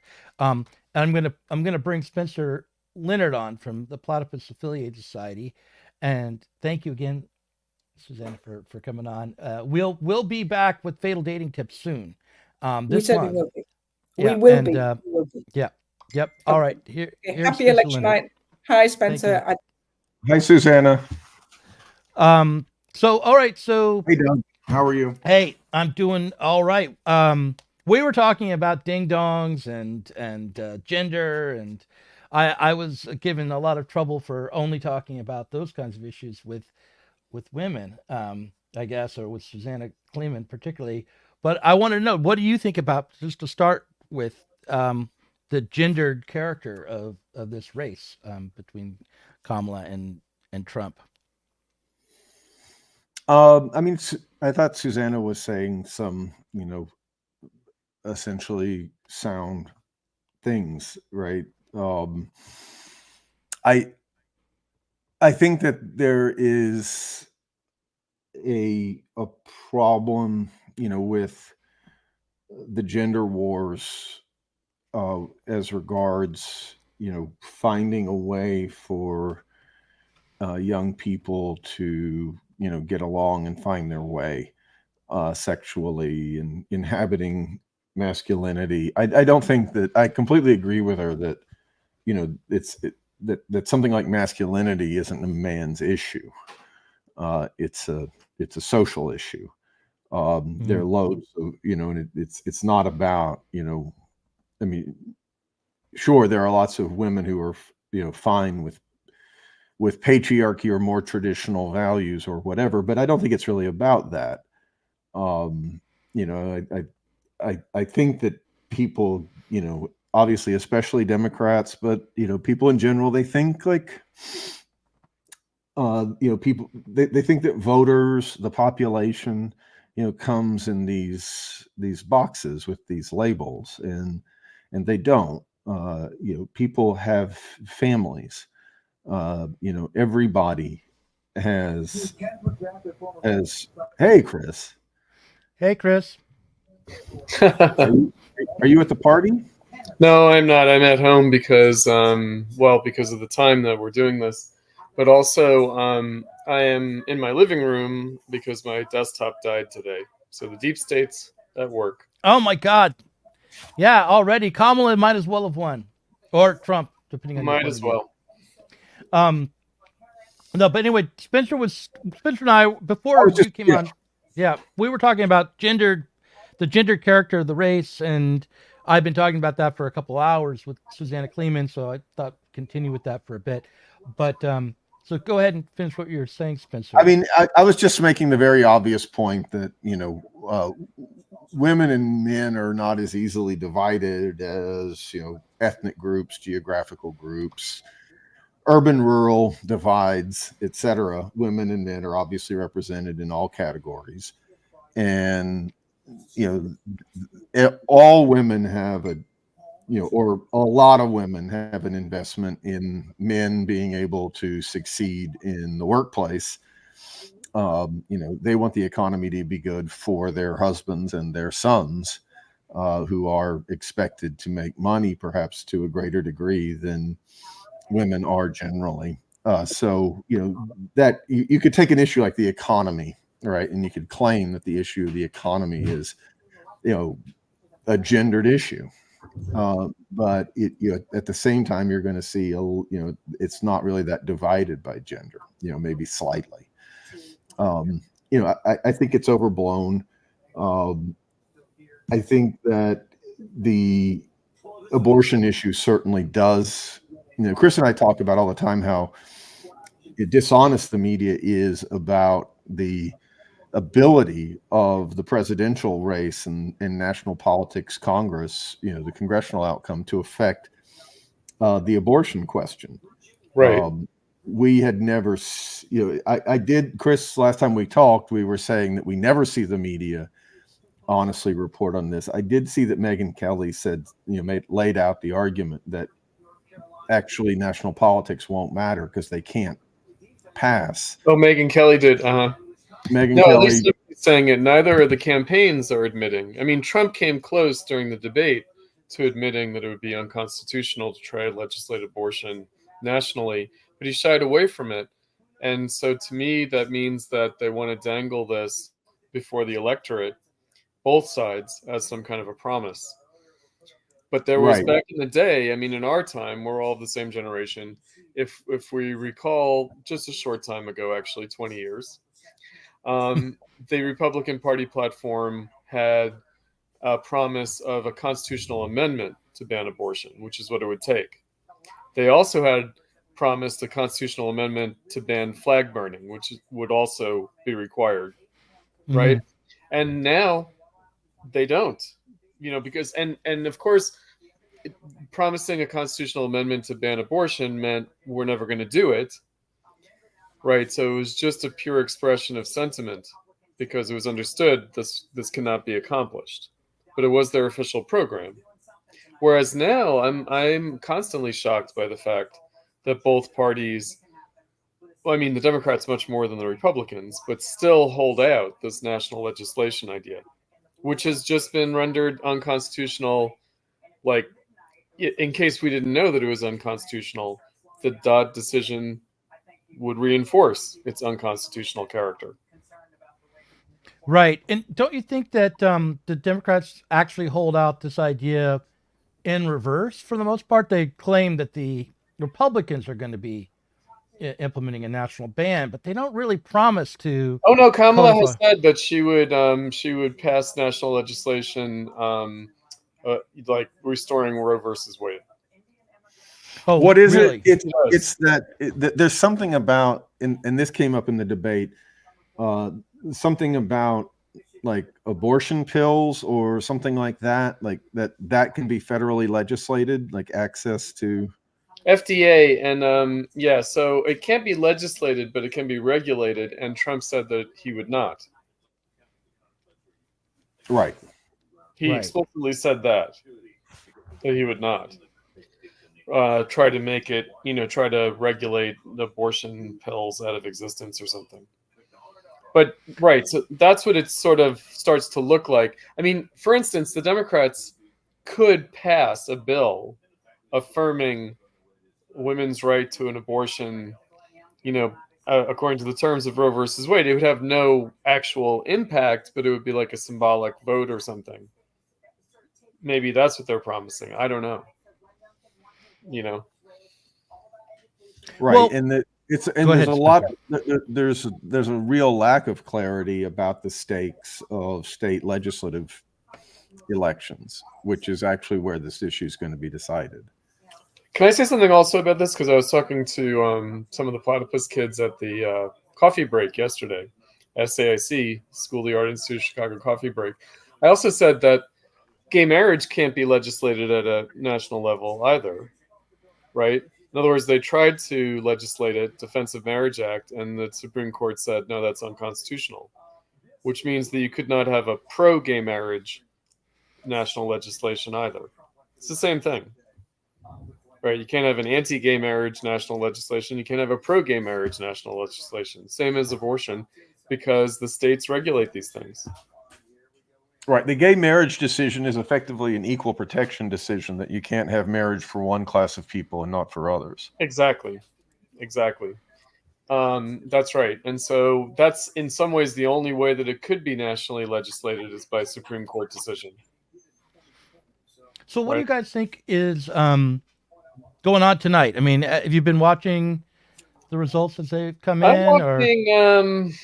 I am watching Yes, I've got Fox News on, and I also have a Bing like running tally, Microsoft Bing running tally. It's probably the same as Google probably has something similar. I think that I've used that before. The New York Times has its like needle. You know, remember the needle from 2016? Moving the needle. And it's been, you know, tracking steadily more Trumpward. They're showing him as 75% likely to win. Oh, really? Where do I find the New York Times needle? NewYorkTimes.com. It's right there. Wait, you want the New York Times needle like you want a main line? Yeah, that's right. You want the New York Times needle like please heroin now. That's right. So they're saying that. I mean, I guess it looks like, but they haven't called Georgia and North Carolina for Trump. Right. So it's going to be down to the proverbial blue wall. Well, right? I think though that what was it? 538 maybe. Nate Silver was saying that he expects all the swing states to cut the same way. Really, all of them, the Sun Belt and the Rust Belt. Okay. Yeah. I mean, they're all. The New York Times is showing every swing state as trending Trump. Mm-hmm. Right. Oh, okay. Well, that's interesting. No, I was just looking at the results as they came in, counting up the electoral votes, and so far, you know, nothing surprising. He's way ahead, but you know, California is still there. I mean, I'm looking at it and it's trending Trump, Wisconsin, Pennsylvania, North Carolina, Georgia, even Virginia, they're saying is trending Trump at this point. Right. But but only the New York what Times is saying that Virginia's still likely Democrat. The major cities have not been counted yet. Yeah, it's only 70% of the vote is in, so yeah, we'll see. So good. They're getting more. They're getting more solid in all. So they're saying it was like lean Trump in Georgia, lean Trump in North Carolina. Now it's likely Trump in Georgia and North Carolina, and they're saying likely. You know, Harris. I saw that you tweeted, Doug, that you thought that if Iowa goes for Harris, then it's all over. So you were definitely having a kind of despair. That was a little bit tongue in cheek, Chris. That was not exactly that. I was not sincere. Oh, you were not sincere. Okay, I guess no. you say that about Twitter. I'm always like, I'm always playing on Twitter a little bit because the Iowa cards were like Iowa, right? Yeah, right. Everyone was like, Iowa's this poll obviously means that all of the Rust Belt's going to go for Kamala and probably North Carolina will as well, and now, you know, that is Iowa's too white to really be indicative. Meaning, Kamala could win Iowa and Trump could win the blue wall because of the black vote, and of course now the Arab Muslim vote in Michigan. No, I mean in all seriousness, you know, my brother was saying that there's some kind of divide between urban and rural blacks in Georgia. That outside of Atlanta, like, the black vote is like astoundingly pro-Trump. Well, that's probably true. I mean, Atlanta's like the capital of the black bourgeoisie. Right. If you watch CNN, I don't watch it all that often, but I see clips. I've been hearing from those commentators that the weakness for Trump was college-educated whites, both men and women, and that might make the difference for him, spell his doom in the Rust Belt. So they were no longer talking about the black vote on CNN. They were really focusing on it is still a 70% white electorate. So that just completely overwhelms it. The thing is, it's the close election phenomenon. So the reason that Van Jones has been running around for a while saying that if Trump makes any appreciable gains in the black vote, it's all over for the Democrats. He's been warning about that for a while. Starting in 2020 in that election. Yeah, the New York Times does say leaning Trump, 79% chance of victory, as you said, and then The likely electoral college win here will be 295 electoral votes, according to the New York Times right now. So But- less than 2016, because he got over 300. Right. But, you know, it's early in the night. It Mhm. really is still, the results aren't I in. mean, the trend is like that. It's just going more and more and more towards Trump. Mhm. Right. So, and obviously these people have very detailed projection models that they're, you know, honing in as more and more data comes in. It's getting refined. So, you know, they must know what they're talking about. I can't imagine that they. I'm not so sure. I mean, I'm more convinced than definitely ever. the polls, like we're talking about the Iowa poll, right? Like definitely the polls, I think, have never been more like manifest propaganda. Right. You know, like just trying to sway people and trying to do some kind of crazy. We should do what European and some developing world countries do and ban polling as a form of election interference. Right. Iowa, but I'm sorry, Ohio. Uh-huh. Someone's asked how's Ohio looking? It's been called for Trump. Oh yeah, Ohio's gonna go for Trump because he's got Vance, and you got a Republican state government there. You know. Listen, you two are friends. I'm going to take a short break because I've been doing this for 2 hours just to Yeah, and then I'll be right back. But you guys can talk to each other. And yeah. Yes, and now the world can hear how Spencer and I talk almost daily by phone. We better not talk that way, Chris. I at least a taste of it, but not the full measure of it. Right. I thought you were going to be on later, Chris. I thought I was going to be on earlier. The schedule that Doug sent out seemed utterly improbable because it had you starting at like 11 going to midnight. And I thought, he revised it a few times. I thought I was going to be on at 5 o'clock here. I thought I was going to be on before the results started coming in. So, you know, I was prepared for that. And then suddenly I realized, it's going to be more like 7 o'clock. Then indeed it's much later than that, meaning it's not 7 o'clock my time. It's 7 o'clock Doug's time. So right. So, Doug talks in this specific lingo. Yes, he thinks that the world understand. is ruled by the Pacific. No, he thinks we live in Portland. By the Atlantic. So I will. What will I say about voting? So did you go down to the polls with Fazell? Was Yes, it we a did. lot of people in Yes, Chicago? We absolutely did. And it was remarkably mind-numbingly bureaucratic of a process.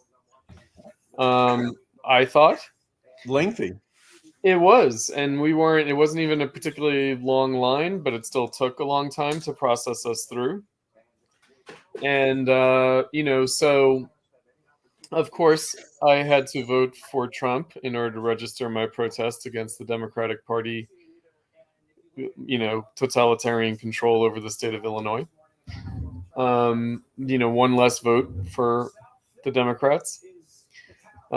Ineffectual, but significant.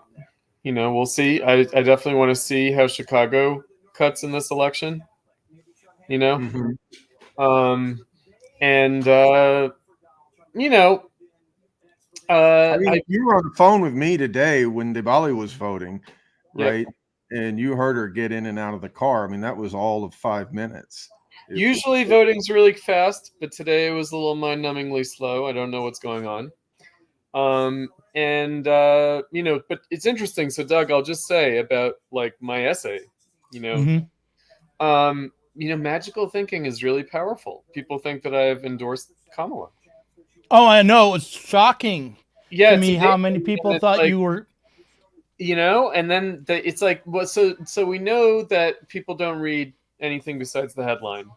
So no one ever read more than Why Not Trump. That's all they ever read. Like Moish Postone never read beyond the headline. And now it's clear based on YouTube and Twitter that nobody read past Why I Want Kamala to Win. In other words, and here's the simple-mindedness of it, right? Is we all have mixed feelings about these things. At least we ought to. Meaning there's a part of me that wants Trump to win. There's a part of me that wants Kamala to win. So can I write an essay about the part of me that wants Kamala to win? Yeah, I mean, I definitely think if you read that essay, it's very clear that there's not a very large part of you that wants Kamala to No. win. But a significant part of me. Significant, worth examining.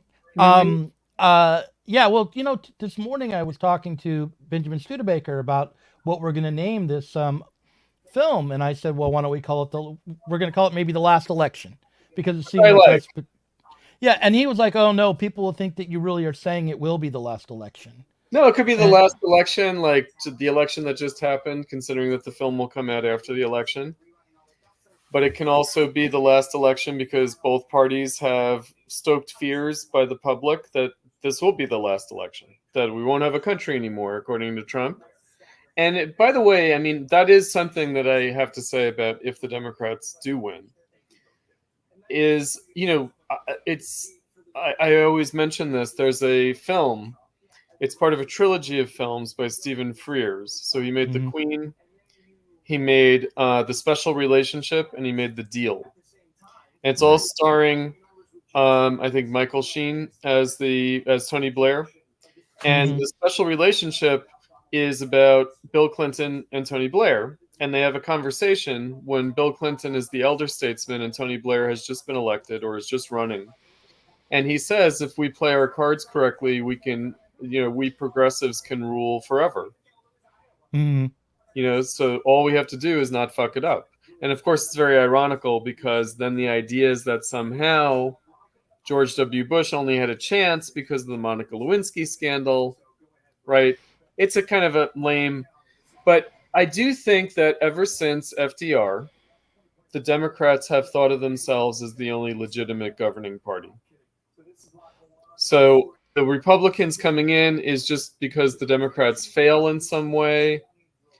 But there's a kind of air of illegitimacy about any Republican presidency, except maybe Eisenhower. But that's because he was this war hero and he was like a quasi. I think that's part of their hatred for Nixon. Absolutely. Is that Nixon was so manifestly statesmanlike in terms of having a real vision of foreign policy and his role in history, and he's got his his brilliant Jewish advisor, and he's obviously making large moves on the world stage, and they fucking don't forget his domestic policy. In other words, he promised to shape the Great Society in a particular way, and he gave us really the version of the Great Society that we did get. Right. Like Head Start, and like the idea of like black capitalism, that the way you're going to achieve black equality is to have deliberate state policy to foster black capitalism. And of course, the Democrats have never rolled that back. Of course not, right? And so, between Nixon and Reagan, there was not only, there was really not at all a reversal of the welfare state. There was just a sort of shaping of it and a continuation of it. And that's why, if we recall from our generation, it wasn't Reagan who undid the welfare state, it was Clinton. The degree to which the Democrats didn't have neither the Senate nor the House. There's some time. Republicans, you mean? They didn't have it. They had it briefly when Eisenhower came in. I think. Right, in Eisenhower for 2 years. 2 years, that's it. And then not again until under Clinton in 1994. So from 34 to 94. Right.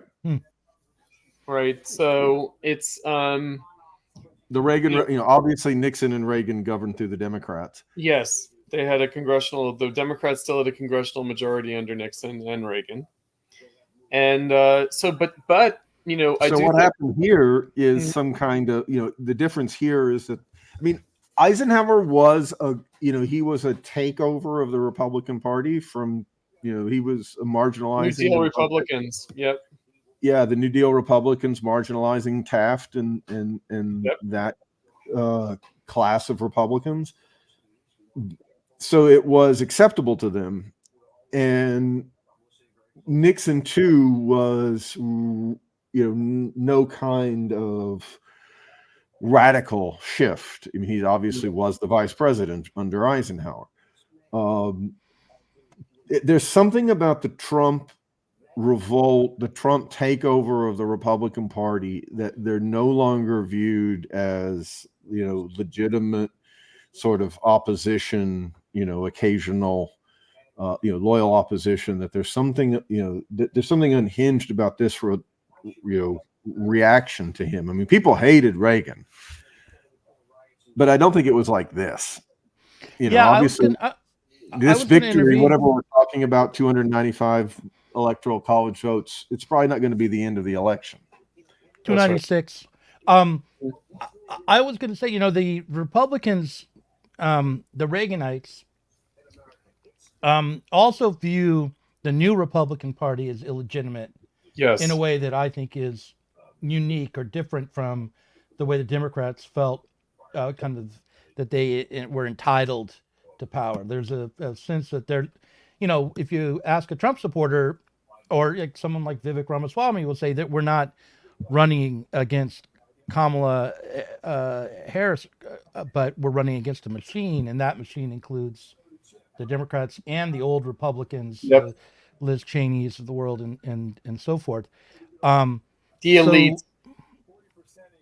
The elites, the administrative state, the bureaucrats, so the question on my mind is, does this represent an historic change?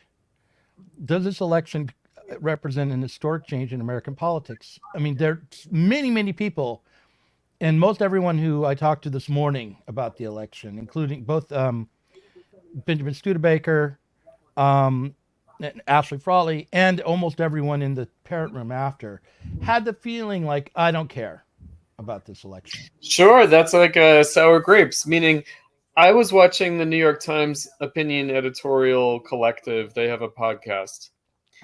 And so they were talking about, what the potential significance of this election is. And Ross Tautat just said, well, if Trump wins, it will turn out that 2016 was the significant election.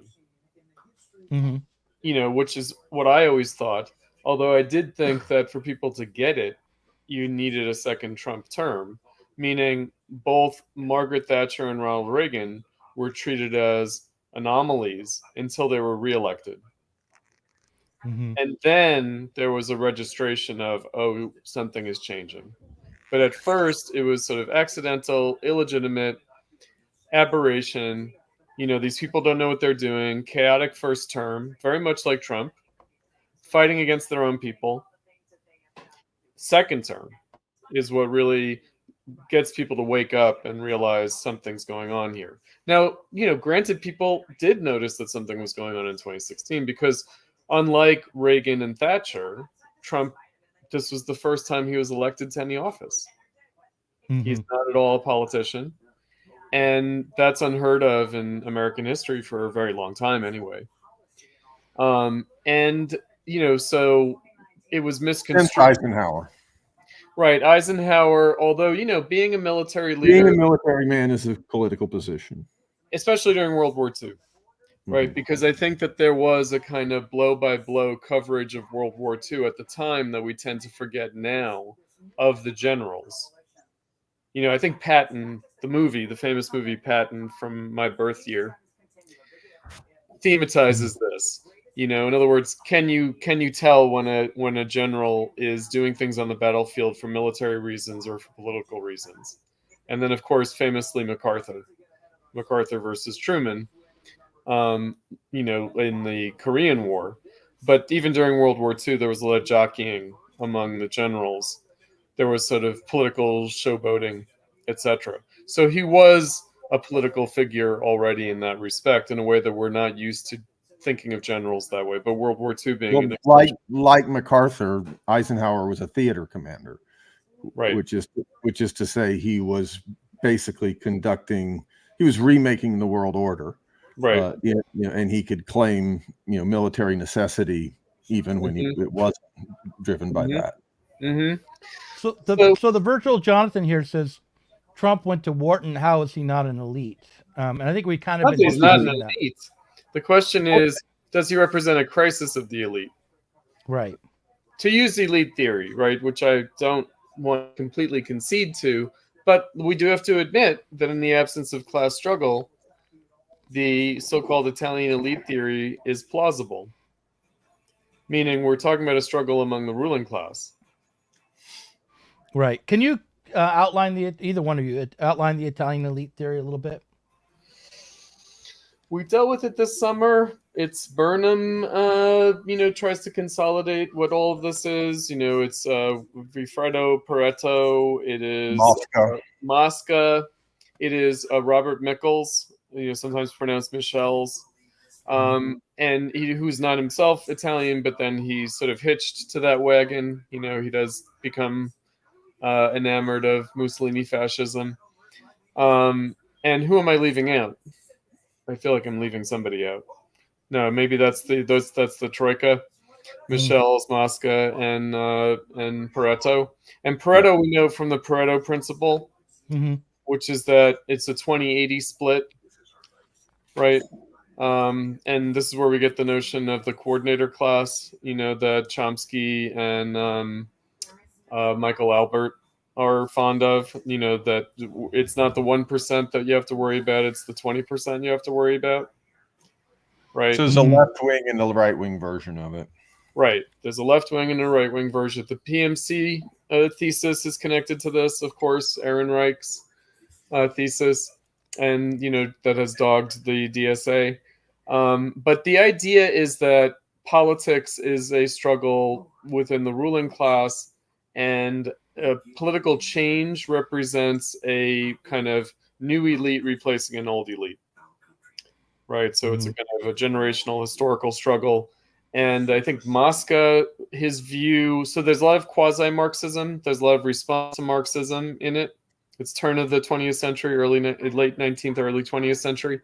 And the idea is that actually technology drives the turnover of elites.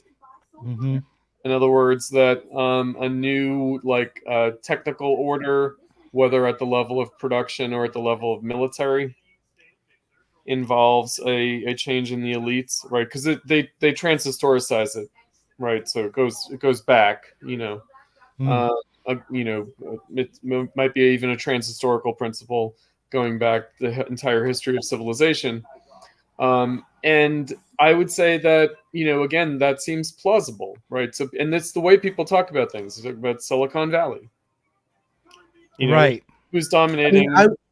I didn't watch all of the discussion with Studebaker, but I saw some of it, and I'm surprised that you say that he thought that the election, that he was sort of nonplussed about the election, because he was talking a lot about and what I heard about the internal sort of factional conflicts within the party. And to me, that's the most interesting. The most interesting thing is how what effect a Trump victory or a Harris victory will have on the internal conflicts within the party, within the respective parties, right? And to the extent that I want to see Trump win and Harris lose, it's about that. It's not about anything that they're going to do, right? It's just that I want Trump to finish taking over the Republican Party, and I want the rebuke of 2016 to the Democrats to be registered, which kind of never was. So that I feel like the Democrats never really came to terms with the conflicts within their party expressed in the 2016 primaries. Yeah. And in 2020 it was kind of more managed, and it was felt to be managed, right, with Clyburn sort of fixing it for Biden in South Carolina, and Bernie having a role in the party platform as well as in the administration as an advisor. If I'm remembering correctly, when Studebaker mentioned the internal contradictions or internal conflicts, not contradictions, within the parties, he did so in order to criticize the way in which the campaign for a socialist party and people like myself we're opposed to the administrative state, we're opposed to the state. You know what I felt like saying to that, if I can respond to it here? That there's the state and there's the state. You know, in other words, he was talking about the sublation of the state. And of course, the replacement of the governing of men by the administration of things is the sublation of the state.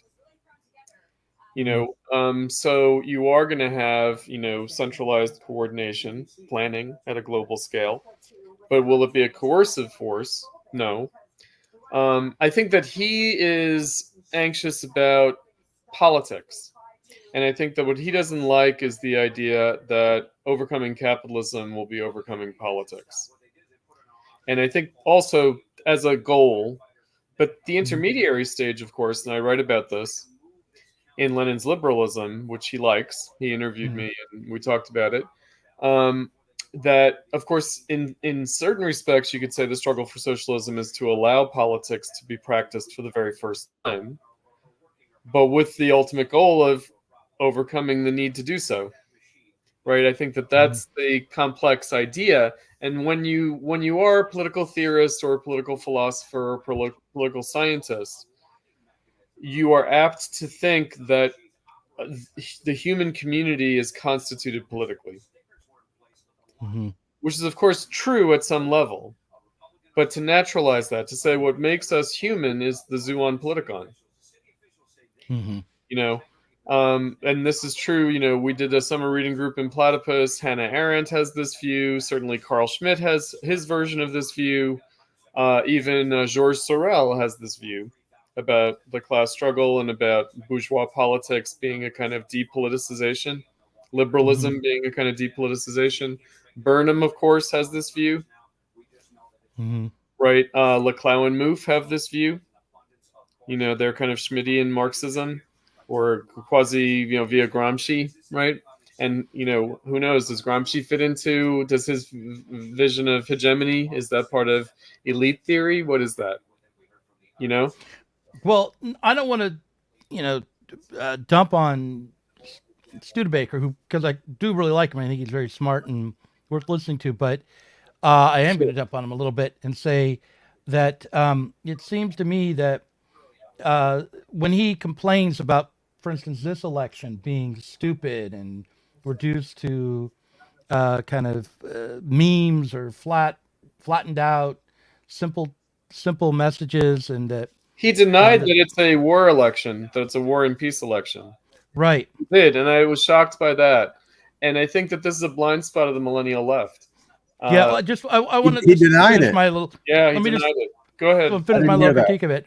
So when he says that, he is, it seems to me he's rejecting or denying the fact that what makes politics something to be overcome is the way in which it relies upon a kind of violence, whether it's direct violence by the body of armed men or the simplification of ideas down to just rhetoric and propaganda, and that in fact politics is propaganda or violence on some level. Propaganda indeed.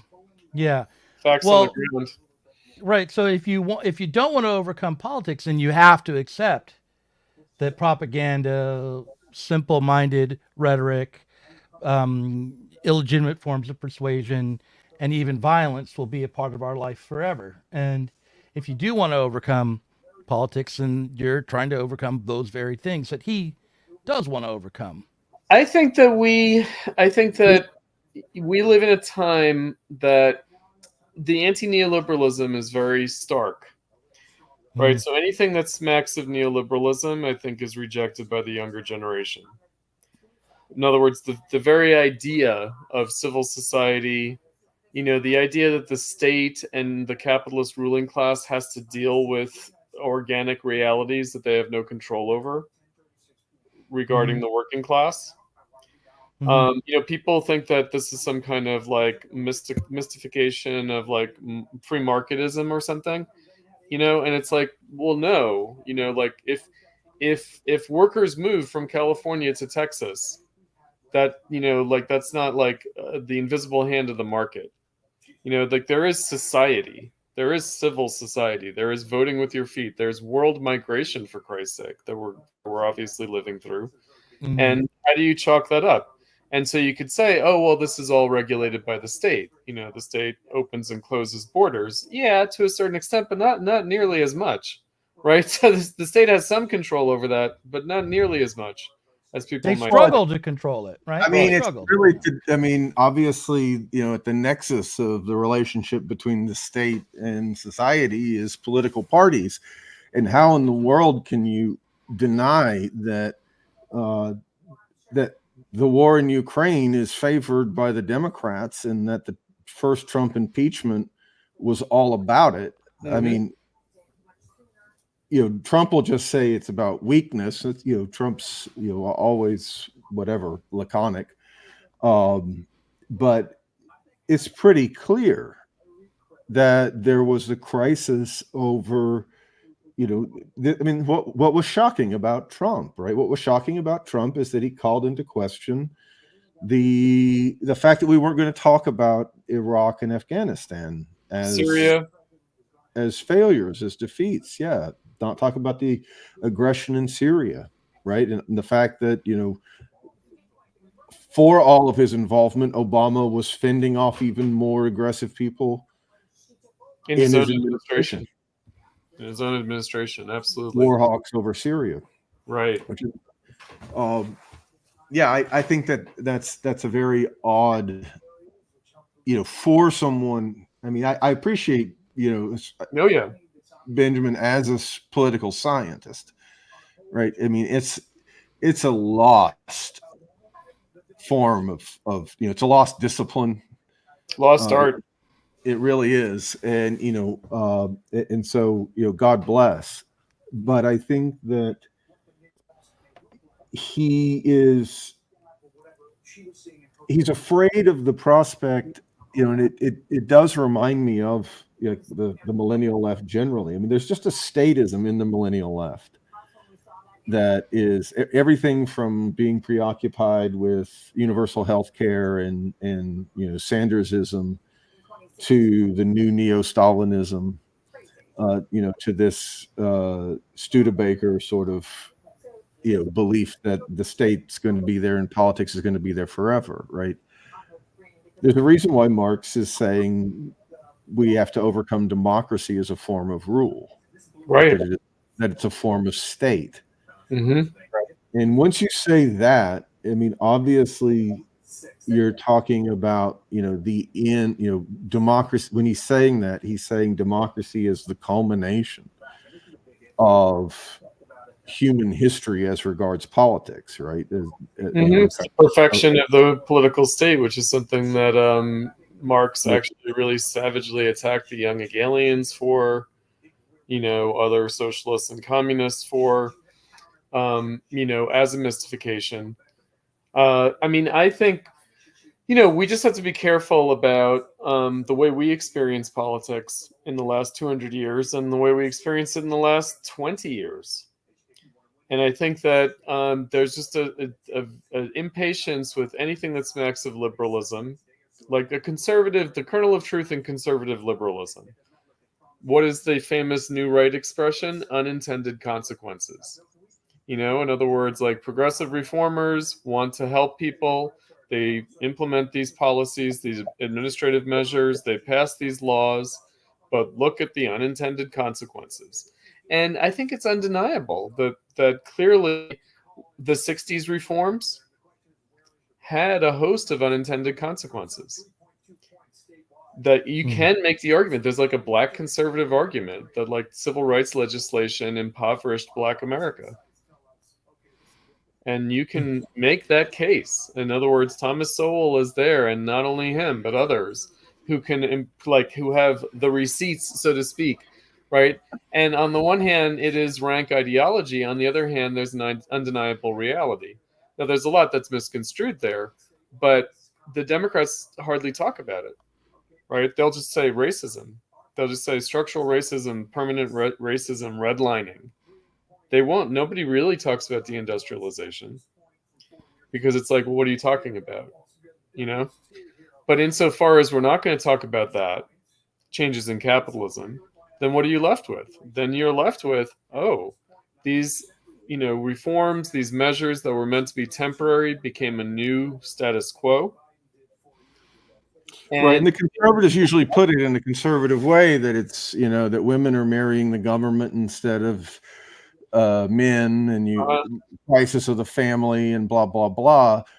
But underlying it with some of them know it better than others is an affirmation of the degradation, disintegration of society, right? That the welfare state measures are affirming, in a sense, the degradation of urban life, the disintegration of the working urban class. Not only the urban working class, the rural, the suburban. Not only, but it's our generation. It's our generation. Our generation is the generation of divorce. Like right, but when they bitch about like hip hop culture or whatever, right, or gangs, right, they're talking specifically about that, and they they can't they rarely connect the politics, right, that the welfare state is disintegrative, right? It confirms it, the social tendency it's supposedly addressing. And what it disintegrates is the power of working class people to set their own course and organize themselves politically, right? Yeah.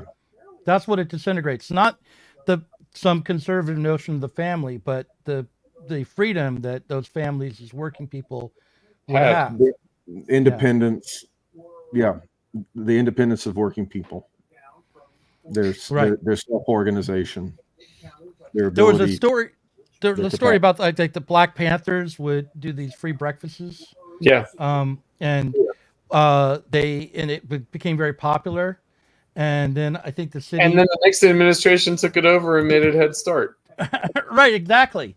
And so you may have told me this story. I'm not sure, but it's like, so this effort to create something independently as a political project for working class Black people became a part of the state, and another way in which that effort was disintegrated or destroyed. It came out during COVID that school closures meant that kids weren't getting the food that they would get at school.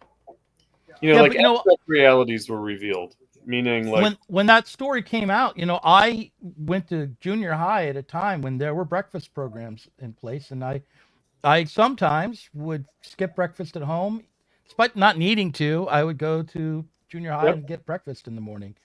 My kids would sometimes grab breakfast at their middle school, and so when that registered as a story, I said, of course, these kids aren't going to have breakfast because their parents are going to have to go to work. Yeah, right? Exactly. It doesn't mean that the parents aren't there to cook them breakfast. It actually is a poverty thing, and that's where you see, the degradation of the standard of living of the working class over the last 50 years. The state has had to pick up the slack, and that does involve a kind of welfare state surveillance of the family. Insofar as families might have to apply for these benefits.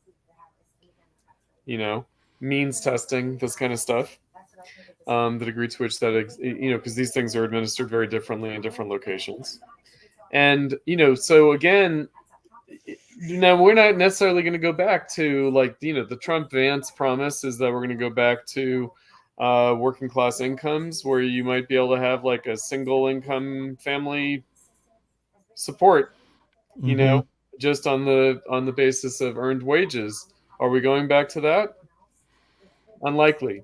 Not in the way that it existed in the 50s and 60s in the golden age.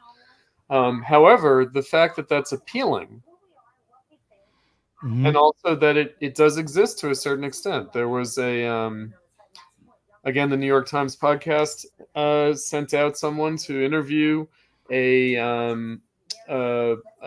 Obama supporter, a Clinton supporter, a Biden supporter who is bitterly turning against a black factory worker in Wisconsin, bitterly turning against the Democrats and not necessarily going to vote for Trump, but also not unhappy if Trump wins because he got laid off. Mm-hmm. Right, because the long tail of globalization meant that his master lock factory was finally closed and moved to Mexico, and and he was the proverbial like single income breadwinner. Was able to buy a house, support a family, Mm-hmm. send his kids to school, but then in late middle age, our age, he was laid off finally. And he was extremely bitter about it. And he realized what it represented. It represented the fact that that way out of the ghetto was no longer open to people. Mm-hmm. That it meant the destruction of his community, his entire way of life, and that young people wouldn't have the option of doing what he did. Right. I think that's, in terms of unintended consequences. I mean, we were talking about gender, and you can see it in the proverbial data, right? Young women who are less likely to report that they want to have careers, right? That they don't want to be housewives. That number has reversed since, for the first time since, like, it's been going steadily down. The number of women who want to be housewives has been going steadily down since like 1968, and that's reversed in like the last 5 years. The trad wife phenomenon. Yep. Right. But what is it about? It's, it is about this issue of, that you just have to have two incomes to be where one income used to allow you to be. It's, I think it's as much nostalgia as a discussion. It's at a moment where women are more likely to get a university degree or become a professional. Sure. This generation of women, millennials and Zoomers, are more likely to. I think before COVID, in the first Trump term, it was already coming up, this idea. It was like, Ivanka Trumpism. It was like, well, it might be legitimate to have a stay-at-home dad. Mm-hmm. Right? Remember Mr. Mom? Yeah, absolutely. You remember yeah, right. Yeah. Well, but that goes further back. But what I'm saying is, in recent years, mm-hmm. that it would be a legitimate, like, male aspiration to be a stay-at-home dad, to prioritize family over career. But and the that reality involved feminization of men.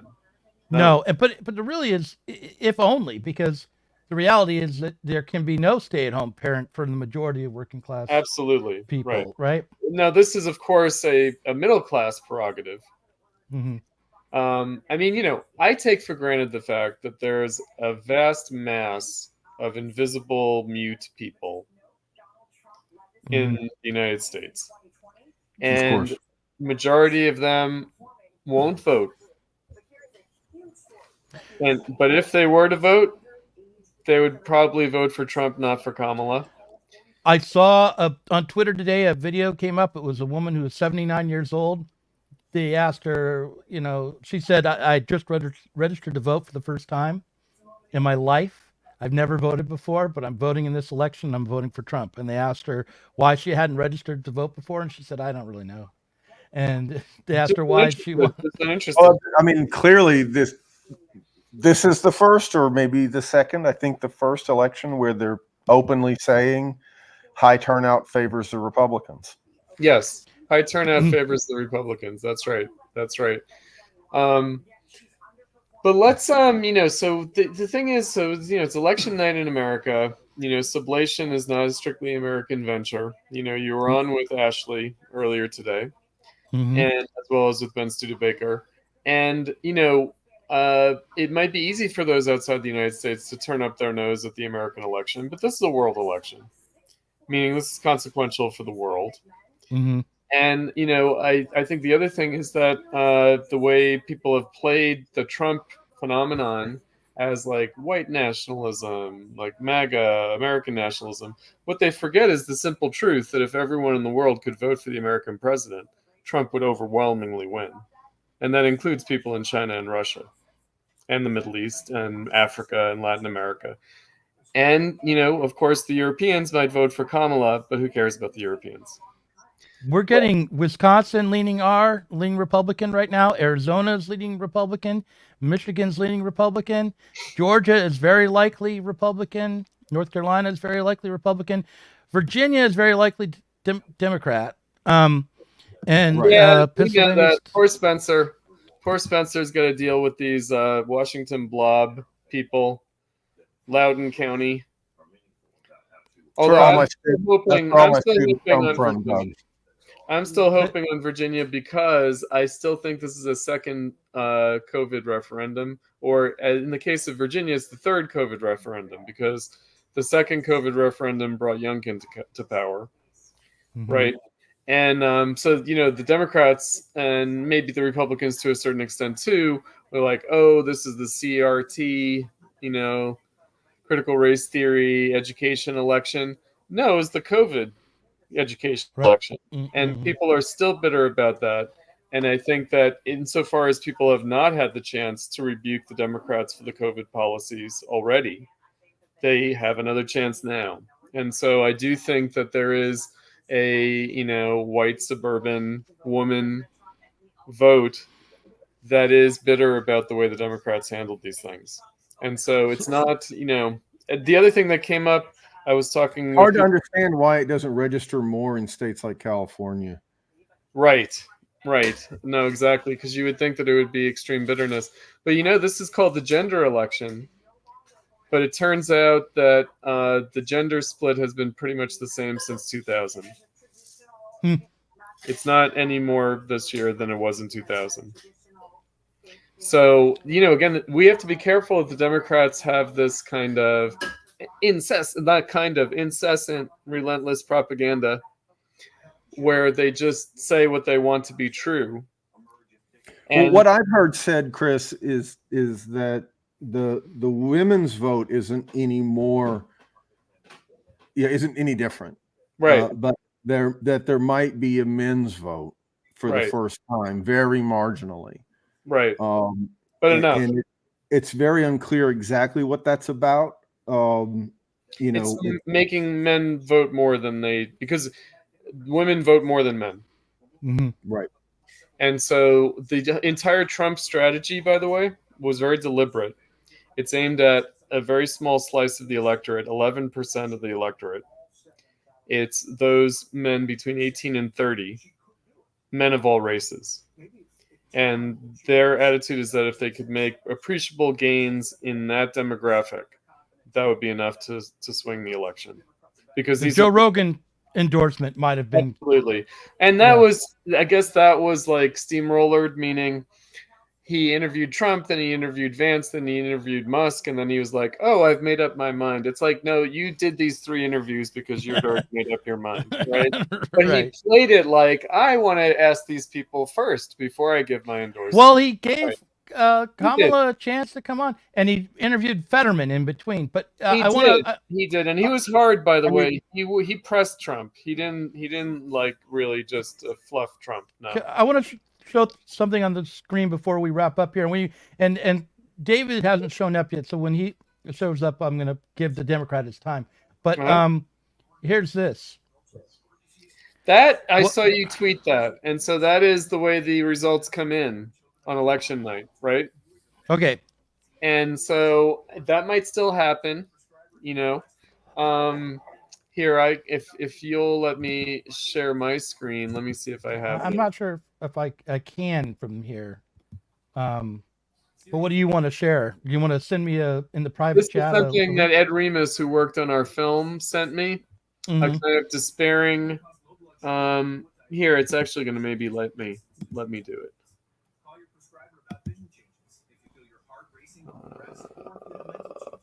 If you send it to me in the chat, I can definitely put it up. But I don't know about you. Okay, yeah, there we go. Right, and so when we will see election results, and it is despairing. Like it basically says we can expect certain things tonight, certain things overnight, certain things early Wednesday, certain things Wednesday, Thursday, and beyond. And so there's a lot of like ballots arriving as well as continuing to be counted after Election Day, but some states allow ballots to arrive after Election Day and be counted. So it's a little bit. I mean, I'm hoping for something more decisive. Right. It's a now. little. I mean, I was going to make two comments about the sort of what it looks like right now. One is that I think it's a little odd that they're not starting to call that they haven't called a swing state yet, even though it's precisely this sort of thing. Like, well, they're going to let it go overnight, and there are going to be all sorts of ballots left to count. Why it's a little odd that they're not calling Georgia, but leaving that aside and thinking, oh, they're going to call it in an hour or two if it looks that way. I would say that it looks like Trump had a certain strategy at the end. Yeah. That he was right to think that he could go to Virginia, right? He was here on Saturday. He was in some blue states. Yep, New Mexico. Yep. Mm-hmm.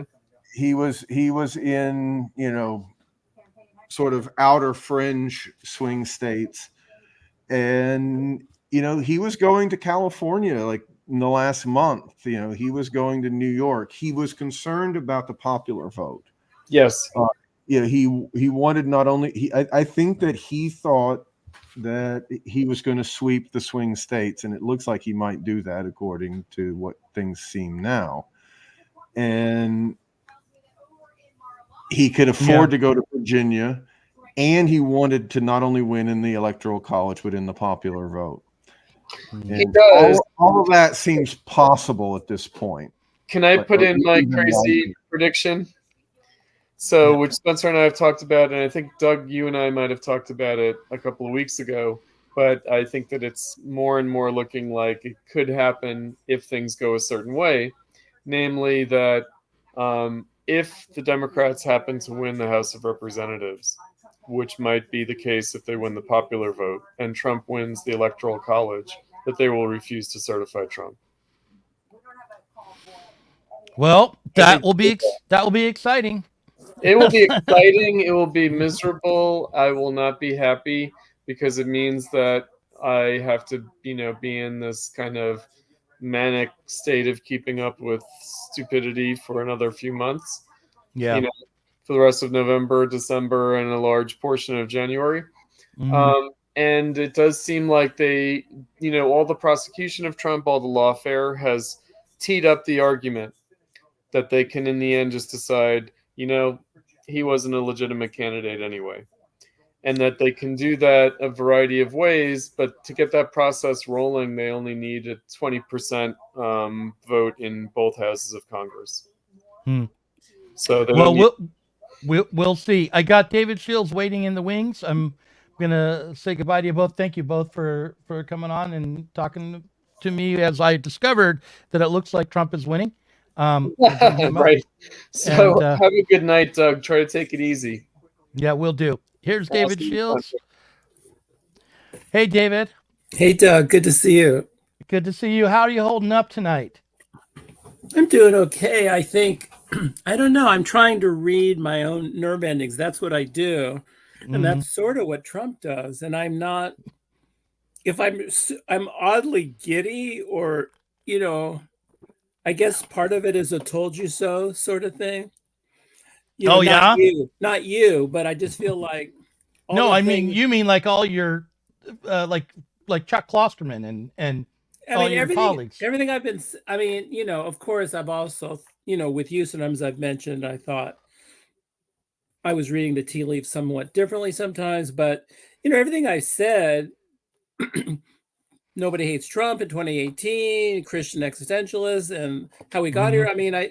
A lot of what you and I talk about, it's just stuff you're not supposed to talk about, I think, on the left, is that, I guess that you guys talk about it, is just the woeful nature of the campaign on the left, or if it's on the Democratic campaign, and even though Trump is fading, the rhetorical legerdemain of Trump. I mean, even just trying to think of what the most, like the thing Chris just said, Chris Cutrone, who just said the Democrats aren't going to certify. Well, of course they'll certify. That's just not what they do.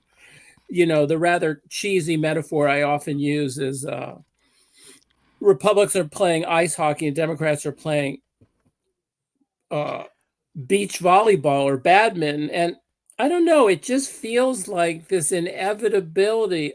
We'll see. Maybe Harris will win Pennsylvania, Wisconsin, and Michigan. Is that possible tonight or not very likely? It's not possible tonight. Right now, Pennsylvania is leaning Republican, according to the New York Times. Michigan is leaning Republican, according to the New York Times. And Wisconsin is leaning Republican, according to the New York Times. Whoa. 70% of the vote is in Pennsylvania, with Trump ahead by 3 points. Michigan only, how many? 29% in, but it's leaning Republican. Wisconsin's leaning Republican. North Carolina is very likely to be Republican. So one way that Kamala Harris could have won was to win North Carolina. You could never get her name right. Oh, sorry. Kamala. I do say it right about half the time. Just think of Kamala. I know, Kamala. But if things go the way they seem to be going tonight, I won't have to worry about pronouncing her name. North Carolina, right now, with 87% of the vote in, is very likely Republican. But if Kamala had won North Carolina, and if she had won, she's not. She's losing. No, I was clapping that you got her name right. Oh, I see. If Kamala had won North Carolina and Nevada, Nevada, you got to pronounce it correctly. Nevada, not Nevada. If Kamala had won Nevada, then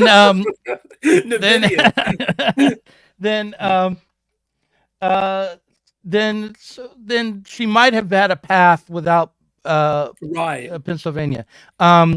But I think that's it. I mean, to me, what it is revealing is that there's nothing like there's this book I recently read by J.M. Coetzee that I just love called Elizabeth Costello. I don't know if I've quoted this to you before, but he talks about how a writer's work gets talked about when it's, quote, a problem.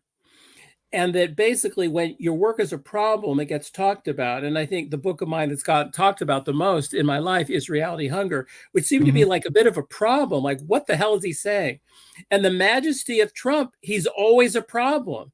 Kamala Harris is not a problem. She's just this anodyne, centrist, liberal, statist hologram. She really, there's no there. And, let me read this quote to you that somebody passed on to me. Someone asked Trump, will you tell your voters not to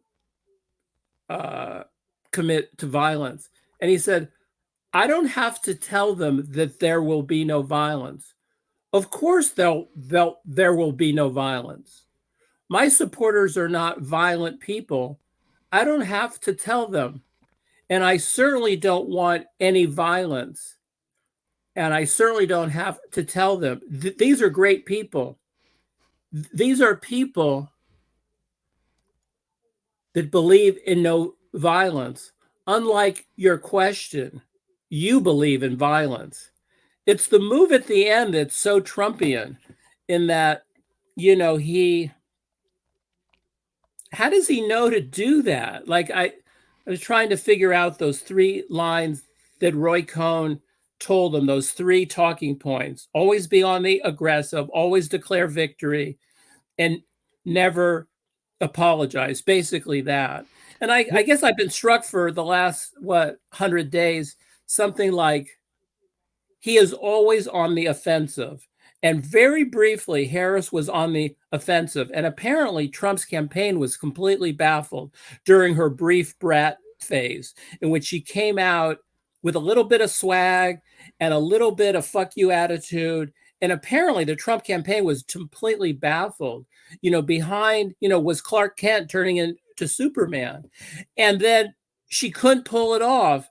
And that this whole idea that always be on the, like they say, the best defense is a good offense.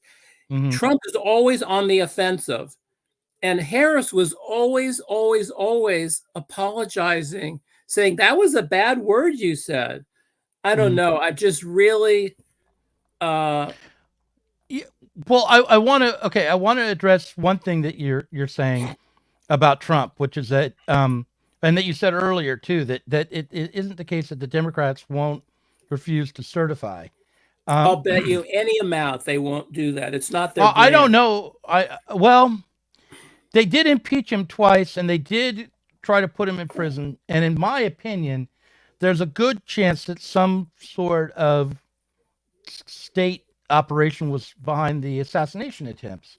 Oh my God, you really think so? Oh yeah, I totally do. I mean, That's as a novelist, I can't read it any other way. Wow. I mean, because you start with the FBI collusion with the Clinton campaign to create the entirely bogus Russian collusion story. I don't and agree with that, but anyway. Well, the Durham report makes that clear. I mean, that's not really. I mean, we could. I'd love to hear why you.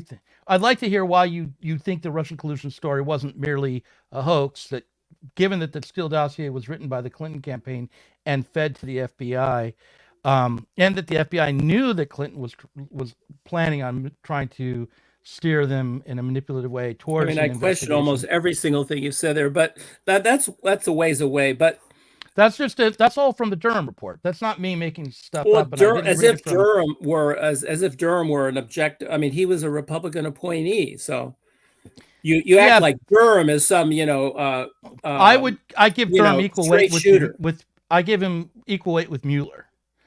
I don't think either one of them went all the way in their investigation, but I think Durham was a straight shooter, and no one has claimed that the facts of that report are inaccurate. There's been the claim from the Democrats have just been, oh, you didn't indict any of us, therefore there's nothing to see here, which is true. He didn't indict any of them, but the Durham report did establish that the FBI violated its own rules to start the investigation. They knew that there was not enough evidence to warrant an investigation. And it continued recently. What was the FBI head, Comey? We're going down quite a rabbit hole here. Well, I'm just saying that, like, the point is that if you look and try to take a neutral position and look at what the Democrats have done over the last 8 years, it seems to me that it is possible that they would refuse to certify. They also there was a report about the Transition Integrity Project of 2020 where they planned to refuse to certify and to use Black Lives Matter to put pressure on Trump in a kind of January 6th style, and to wait to see what the military would do. This is John Podesta headed up the wargaming exercise in the Transition Integrity. I guess, but aren't we trying to explain how Trump is apparently going to be reelected? And I was interested in this moment where maybe 5 or 10 minutes ago, one of your listeners did something where I couldn't tell who it was, a man or woman, who said something like, "Hello, white people," or something like that. I guess it's just part of online snark, but I'm still sort of new to it. And I think whoever it was just teasing, or maybe we look very white and old or something. I don't know. But I think she said, Wendy said, by the way, Wendy's like a patron and shows up to our weekly. She says, "Howdy, old white guys." Oh my God, even worse. But she's a friend. Yeah, she's not a foe. She's a friend. But anyway, I'm trying to find this wonderful quote from, I guess I'm a quoter, but let me see if I can find this wonderful quote that her line reminded me of. That basically what Trump did rather brilliantly from the movement down the escalator on is that this guy explained, I forget, I wish I'm going to find it in a second. Maybe I can find it in the book that you so kindly published. But yeah. but, I want to throw something on the screen along with this, but what you make your point, and then I have something I want to show on the screen. You go for it. I'm going to find this quote, which goes to Wendy's point. So, I can't believe she thinks you're old, Doug. Well, I know she thinks I'm old, but so look, here's a picture of Kamala Harris and Team Walls. Oh wait, how do I pronounce Tim? Anyway, Tim that's Kamala as a young woman. Yeah, my God, stunning. Yeah. So if they could have captured some of that new wave, that's a really good point. That's a really good point. Come across like they were, badass, badass and cool and critical, they might have done a little bit better. I think that's a great image. I was stunned when I saw that picture of Waltz, because he's now he just faded from the picture entirely. Let's see if I can find this wonderful quote. But it's by, let's see, he could be, I'm going to find it in a second. So you can when Wendy I'll just say said, that hello, I do feel people or something. I do feel like Gen X, and to me that is a very Gen X photo, even though she's a little bit old for Gen X, but nonetheless, I'm going to grant her Tim and Harris are Gen X. Okay, I feel like they could have reached back to their dissatisfaction with life that they felt when they were in that, and when they were in their youth, in their 20s and teens and 20s, and they could have tried to remember what was attractive to them about the counterculture that they obviously were participating in some way, and bring that to the campaign. And I think that Trump, for all of his billions and all of his real estate deals, is a little bit countercultural, even if it is a kitschy kind of, at least to the degree that popular culture and counterculture interact or intermingle. He has a kind of countercultural appeal. I completely agree with you. I think the word that you use, which could not be more perfect, is dissatisfaction. That is what Trump, the fancy word for that is ressentiment, from like Nietzsche and Dostoevsky, like existential resentment. But dissatisfaction, it's so interesting. Trump's unhappiness, he's Mr. Lack, but that I think it's such a perfect word. It's the essence of my argument, derived partly from, of course, McGowan. But I think it's a great word that in that photo of them, they look a little bit, dissatisfied because they're trying to cover over their dissatisfaction with style. And so, but whereas now, Tim, I can hardly remember his name anymore. Tim Waltz is sort of... It's pronounced team. Go ahead. Then he wears his dad pants and makes jokes about Minnesota food. And he's Mr. Complacent, Mr. Life is good. And Kamala, with her, her kind of endless smile, her sort of rictus smile is, where's the dissatisfaction? Where's the hunger? Where's the yearning? Where's the rage against an absent God? And that, I think it's a really crucial word. I mean, that you and I agree sometimes and disagree others in a really fun way, but dissatisfaction is the essence of it. The whole idea of love wins. Love doesn't win. I promise you. Hate love wins. hurts. Exactly. Love sucks. What's that wonderful song? That by the Cars or something. But God damn, I'm not finding this great quote, which goes to Wendy's point, which her mistaken sense that we're old white people. But let's see. Anyway, I'm just even old white people can be people. And I think that was the point I was trying to get to, is that Wendy was just teasing us and stuff, but I do think there's this immense thing of like the whole replacement of white people, and that basically I think so many people who voted for Trump, there's a galaxy of reasons, of course, from abortion nominally to taxes to whatever, but a part of it was that he's, as this one guy says, who I'm trying to find, he's the avatar of the last gasp of white masculinity. And so I just think when Wendy said that, even though she was just teasing us, I think it goes to a core point, which is, what did Kamala even stand for? What was her shtick? Like, for instance, there's this wonderful moment. And did you ever watch My So-Called Life, that TV show? No, I didn't. I missed that one. Yeah, I mean, it was just ordinary. But anyway, they're trying to teach Claire Danes how to become an actress in the show. Like, she's in a high school play. And the acting teacher is connecting with her. And he just says, you know, I remember as being a very moving passage where he just says, you have to show us your heart. You have to show us what's broken in you. And then she ends up doing a decent performance. And I think that's really crucial to political theater. Like, show us who you are. Like that moment in 2008, Obama's in the rain. He's wearing a black leather coat. He's in outside of Pittsburgh. I've quoted this before. His mom or grandma has died, the woman who raised him. I guess it's his grandma. And he's just crying. And the tears in his and the rain just merge. And he's showing you a human being. I just said, the election's over. Like, there's no fucking way he loses, which was easy because, of course, the numbers were heading that way. But like, he showed who he was. It was real. And I think I don't have a glimmer of who Kamala Harris is. Do you have she's kind of a what would you call it? A kind of technocrat at best. I want to show you something I want to show Trump.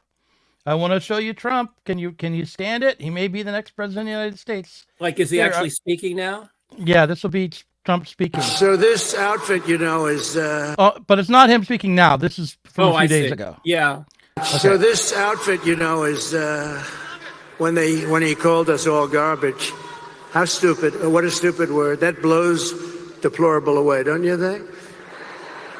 Of course, I thought irredeemable when she said deplorable or irredeemable. I thought irredeemable was actually worse, but deplorable seemed to catch up. But this garbage stuff blows it away. So I'm in this beautiful plane. I'm enjoying myself. Have a wonderful suit on.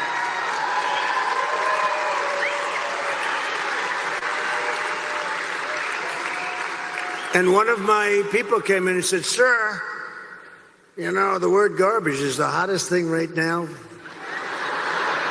out there. The hottest thing out there. Sir, would you like to drive a garbage truck?"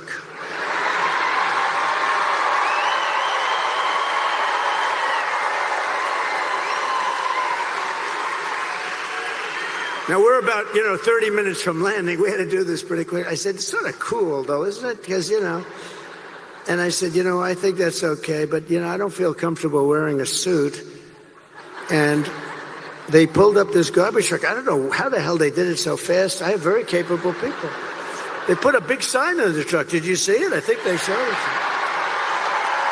Yeah.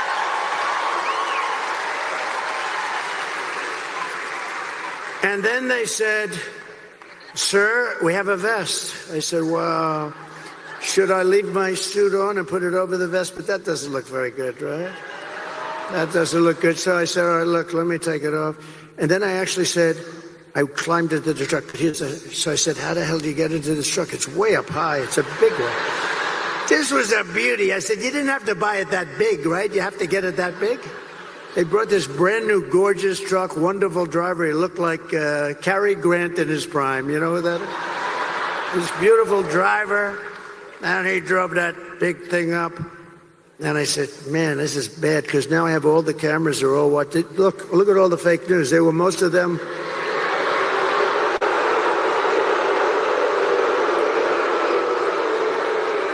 No, most of them. Many of them were there, and I'm saying, oh, boy. One little mistake with these guys and your political career is over. You can't even... So I said, man, if I don't get up there, this is going to be very embarrassing. These stupid people, they'll say, he's cognitively and physically impaired. And I can't do that when I'm alongside of this great athlete. I got to get up to that. So look, the first stair is like up here. I'm saying, shit.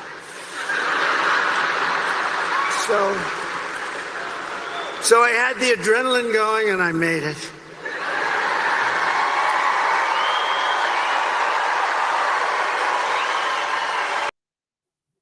All right. And he goes on from there to talk about how his people convinced him to wear the vest on stage by telling him it made him look thinner.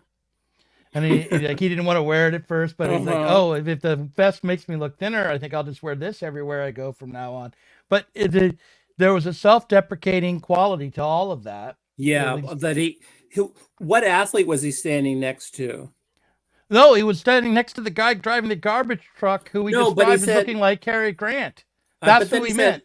I thought he said I was standing next to some big athlete or something. But anyway. He was calling the garbage truck driver an athlete. I see. Yeah. It's a remarkable, I know I'm probably guilty of attributing intentionality to every Trump shtick, but it's really skillful storytelling and also I'm really struck by the way they metaphorize and emblematize and vivify the image. I mean, that's really sophisticated political theater that Biden, in his slurring way, says garbage, and then it quickly becomes an image because we are, as you may have heard, a society of spectacle. And so, that they know to make it, because the words don't matter, what the images matter. And so they run it into an image. And then Trump covers it with this rather masterful voiceover that it's very bizarre the way, he's doing it. He's mocking his doing it. He's showing you, like, in a way, it's like Letterman times Bill Maher times Stephen Wright times Andrew Dice Clay times Howard Stern. It's kind of amazing. There was a moment where Kamala was on with Charlemagne the God, and he kind of said to her, "Do you know who he is? That Detroit guy?" And he has a show on, and he was trying to give her a chance to break out of her cocoon. He basically says, "Why don't you just speak from your heart and say what?" And he goes, "Why do you always sound scripted?" And she goes, "That's what's known as being disciplined." And that basically she was trying to spin her own talking points as, "I'm a disciplined candidate." Unlike Trump, who's, quote, undisciplined, but that it's almost like, that's not how politics works. Like, for instance, I think she effectively pointed out that Trump did kill the border bill. He knew it was a useful talking point. She points it out. It goes nowhere. It doesn't carry any weight whatsoever. She doesn't understand. It's almost like Democrats think of political theater as being beneath them. And it just drives me insane. And so, see if I can find this. Yeah, quote. well, I want to ask you a question about your book, the Trump book that we put out, A Christian Existentialist and a Psychoanalytic Atheist Walk into a Trump Rally. Am I getting the title right? Yeah, you nailed it. Yeah. In that book... Shall we show him? I'll show him the book. I don't know. Show him the book. Anyone. It's a very cool book, brilliantly designed by you and your friends. It's out. It's out now as an ebook. It's going to be in days available as an audiobook and then as a paperback book. And I think it will do real well now that Trump is just taken North Carolina. So I know what you mean. Like, why aren't these? Like, I'm going to sue my publisher. Why am I not on NPR every day, Doug?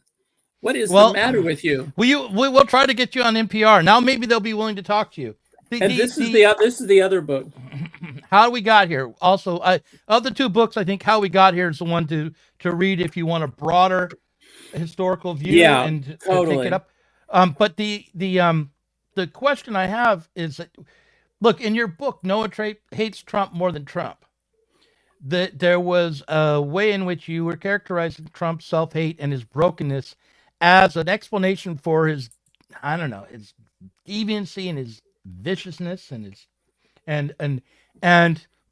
but when we are talking about the need for Kamala, to be herself. Yeah, I get an applause every time I say it right. And to expose her own heart and what really drives her through theater, through some sort of theater. Exactly. Political theater to the that's to everything. the voters. You're talking about asking the candidate to expose the way in which they're broken, which Trump did in that garbage truck routine, how you're right? broken and how you transform your brokenness into transcendence. I mean, again, I know I'm like this weird fanboy of Tom McGowan, but his book, Only a Joke Will Save Us, a Theory of Comedy, I just love. I love that book, maybe as much as everything, Enjoyment Left and Right, in which he talks about how comedy, you have to show your lack, then you have to transcend that lack through excess. And my God, that short speech that you showed of Trump and the garbage, and that he showed you his brokenness. I'm winded, I'm old, I'm fat, but he was able to maintain it. Like, for instance, can you call up this amazing clip of Lee Mack telling a joke on the Graham Norton show to John Cleese? It almost explains the election completely for me. Okay, Lee Mack, and on what show again? John Norton? Graham Norton, and Graham John Norton. Cleese is in the audience. I'm obsessed with this 2-minute clip because he And shows. And he was showing. Who was he telling it to? Lee the guy Mack was telling a joke on the Graham Norton show to John Cleese. Yeah. Okay, I've got it. Okay, if you could run it, I'd be thrilled. This is the future. We can just, like, anything we want to see, we can just pull up. It's amazing. Yeah, a couple old guys impressed by the internet. Okay, here we go.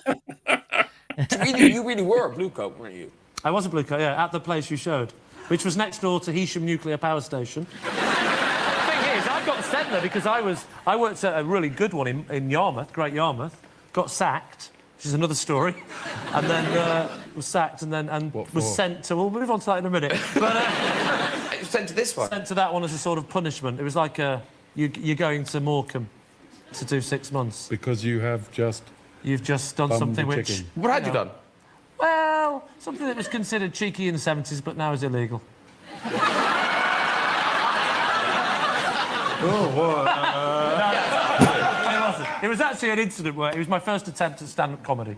And what happened was I'd always wanted to do stand-up comedy. I didn't have the guts to do it. I got very drunk. I had a go at doing it as a blue coat. My mate said to me, just copy all the other comedians at Pontins and steal their jokes and basically talk to the front row. So you're supposed to say, where are you from? They say Scotland. You say, who paid for your holiday? Where are you from? Wales. You make a noise like a sheep. Rubbish jokes, right? But I said, that's terrible. He said, don't worry, you're just padding. What you're doing is you're looking for comedy gold, which is, where are you from? They say Kent, and you say, what did you call me? Right? Now, at Pontins, this used to take the roof off, right? So I tried it, but I was very drunk. So I go on stage, and I say, where are you from? This bloke says Scotland. I can't remember the joke. I say hello. Then I said where are you from? The guy says Wales. I black out and I go, hi. I panic. And then I say, anyone in from Kent? And this bloke shouts out, me. And I said, well, you're a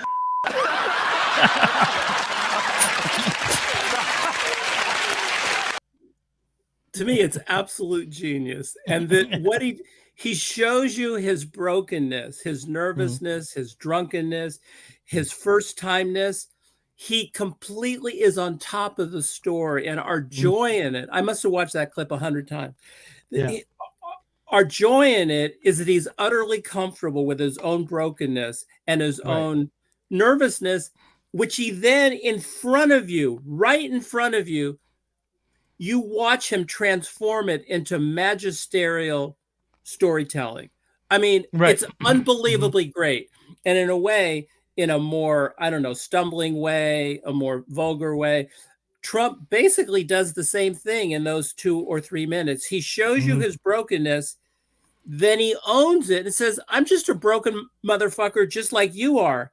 But watch me transcend it through my storytelling and my humor and my obscenity. It's crucial that Trump sneaks in a shit there. Like, shit, I don't know if I'm going to wear a garbage suit. Like, I'm a real dude. What he said was he looked at the first step on the garbage truck, saw how high it was, and said, oh, shit. I don't know if I can get into that truck. Yeah. And like you're not, again, that's not a Democrat. Like, you're not supposed to say shit like that, and shit and garbage are very closely related. And again, it's part of my psychoanalytic theory of Trump is that, he is utterly broken, a la that guy, Lee Mack, who was, nervous or whatever, but that Trump has figured out a way to be, as they say in psychoanalysis, unbelievably defended, and that never show your pain, transcend it through aggression, violence, verbal violence, assault, etc. And that I think my argument is the math of it is that he allows his audience, whether, for lack of a better word, I just think of, an unemployed car assembly line worker in Michigan, whose, daughter had, died in COVID and whose wife had lap band surgery and he just got fired from his job and his life isn't that great. But Trump takes his own, in my, rather glib theory, the guy connects with Trump's pain, which Trump transforms into transcendence. And that feels so good. You can see in the audience of the garbage video, people are just digging it so deeply. Like, I'm not garbage. Trump has taken his own garbage and he's made it, like Lee Mack, into joy. And that's the fucking election, man, right there. If you put Lee Mack on top of the garbage thing, and then you think about Kamala waving her finger and saying stuff like, I don't know if you heard about Trump doing the blowjob gesture at some event. Well, I did. I saw the actual thing he did. I actually thought it was I think it was a very bad moment. Wasn't it like that sort of thing? Well, what did he? Can you call it? I haven't seen it. Yeah. I can see if I can find it. Trump microphone. Here we go. Yeah, I thought it was a bad moment for Trump, but it was not what people said it was. Oh, I see. Do we know if Trump has won Pennsylvania, Michigan, or Wisconsin? Like, no, they were acting as if this is over, but he won South Carolina decisively. It's very likely he won Georgia. It's leaning red in Arizona. Pennsylvania is leaning. They're just leaning. All she has to win is Pennsylvania. Let's see. Pennsylvania is leaning Republican. She has to win Wisconsin, Michigan, Pennsylvania. Of course. To win. She's leaning, and they're all leaning against her. They're all leaning against her right now. Yeah, no. So, and I think, I feel like I want to be the campaign manager. Like, I've thought about this stuff so much. And I think you've got to, it's that line I'm obsessed with of FDR's where he had all these virulent opponents of the New Deal. He was in his wheelchair. He was, dying, hiding his polio.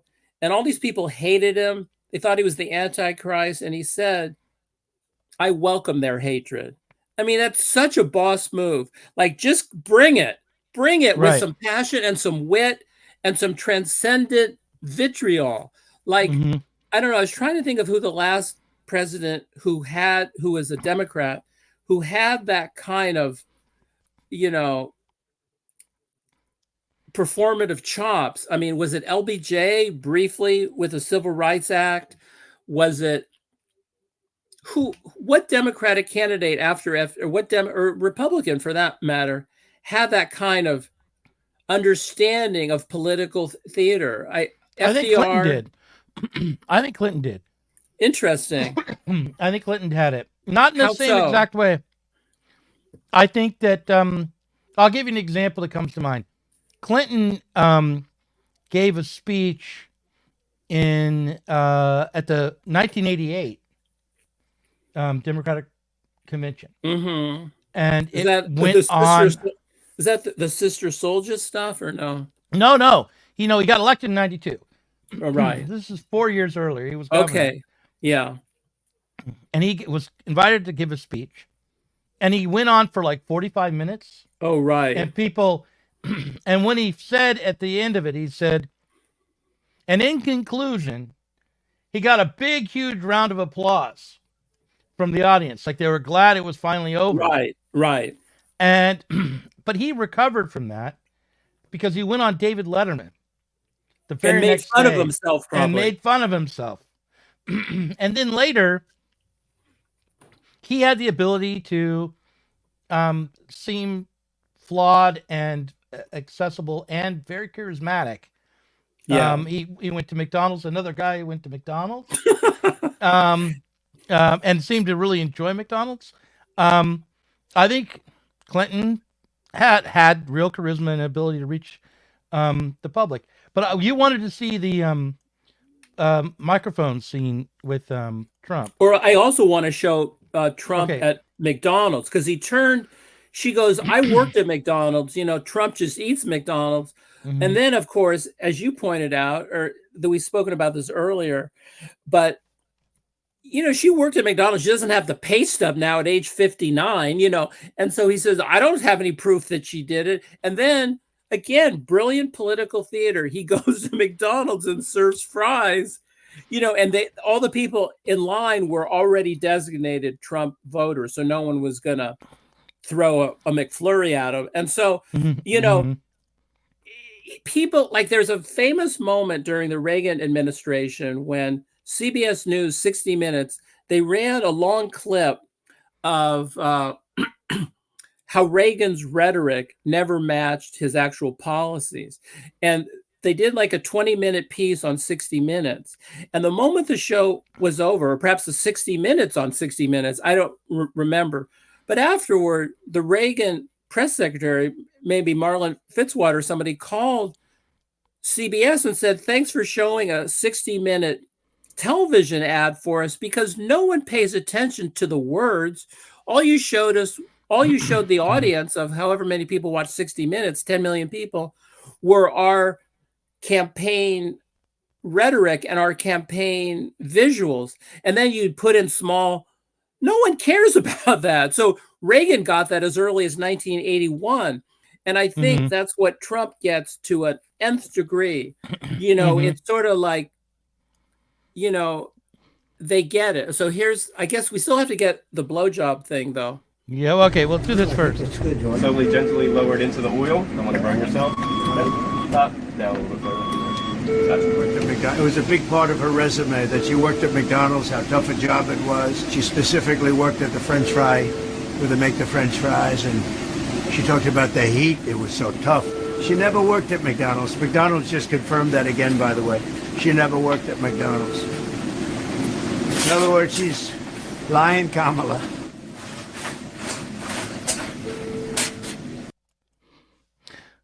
That's enough of that. But yeah, now how about the microphone thing? Okay, we'll do that. Now this I think is actually not because you thought this was bad for him.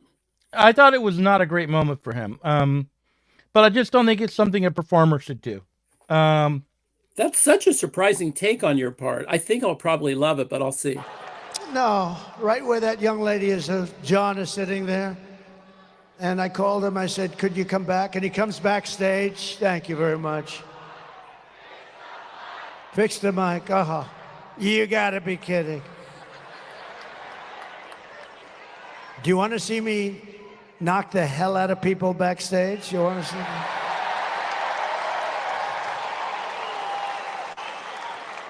I don't mind if they want to come up a little forward or something, but it's a pretty stupid situation, but that's okay. I get so angry, I'm up here seething. I'm seething, I'm working my ass off with this stupid mic. I'm blowing out my left arm, now I'm gonna blow out my right arm, and I'm blowing out my damn throat too, because these stupid people. I'll make you a deal. Pretend you're listening to it perfectly, and I'll come back and do another one, okay? With a decent... It's so stupid. And you know, the only thing I ask for, I don't care about lighting. I don't care about teleprompters because I never read the damn things anyway. By the way, isn't it nice to have a president that doesn't need a frickin' teleprompter?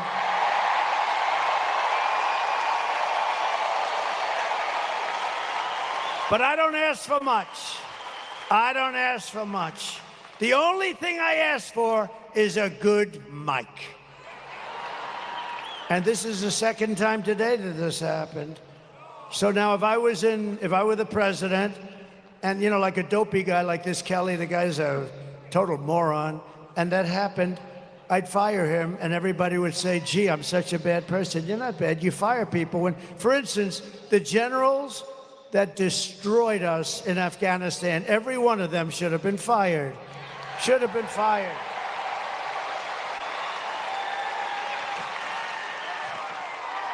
Hello? Hello? I don't think so. Hello? Is that better? Is that better? That's terrible. Is that better back there? Is that yes or no? What crap. The only thing I ask for is a mic. You don't have to give me, I don't even need a stage. I don't give a damn. Give me a good mic. And I went through 2 of these today. And it knocks the hell out of your throat. But so far I'm doing okay, right? Okay. Is that better? Yeah. And did you notice I came in today, I said, and you know, this is after 4 of these things. I mean, in all fairness, I mean, I'm a human being, right? I come in, and here's the problem. I said, oh man, it's too low. I said, it's too low. So, I had to go. Whoa. Whoa. Way too low. Way too low. So I walk in, I said, shit, there's nothing worse than I walk in like this, and I'm, did you notice? I was bending over like this, hello. And then everybody says, is there something wrong with his back? What the hell is wrong with that guy? They're saying, he's cognitively impaired and physically impaired. There's something wrong with them all because I have guys that are stupid back there. All right, what are you going to do? What are you going to do, right? Utterly fascinating. I don't know. It's something, he utterly fascinates me. I must admit, like, there's so much to unpack there. For me, one of the things he does so interestingly for me is the pressure he puts on words by putting them in quadruple quotation marks. Like he goes, I'm seething. But the way he says it, he's mocking the very notion of seething. You know, like he's like, I am, like it's very, he's, you know, it's super duper post modern. And then the also thing he's doing, again, it fits into what we were talking about earlier for me, is the way he accesses resentment. It doesn't matter if he's fine down there, or if his hands are the right size, or if he has nice hands, or the ramp at West Point was bad, so he slipped. He accesses his own dissatisfaction, to use your word, or resentment, or basically unhappiness being a human being, and that people can connect with that.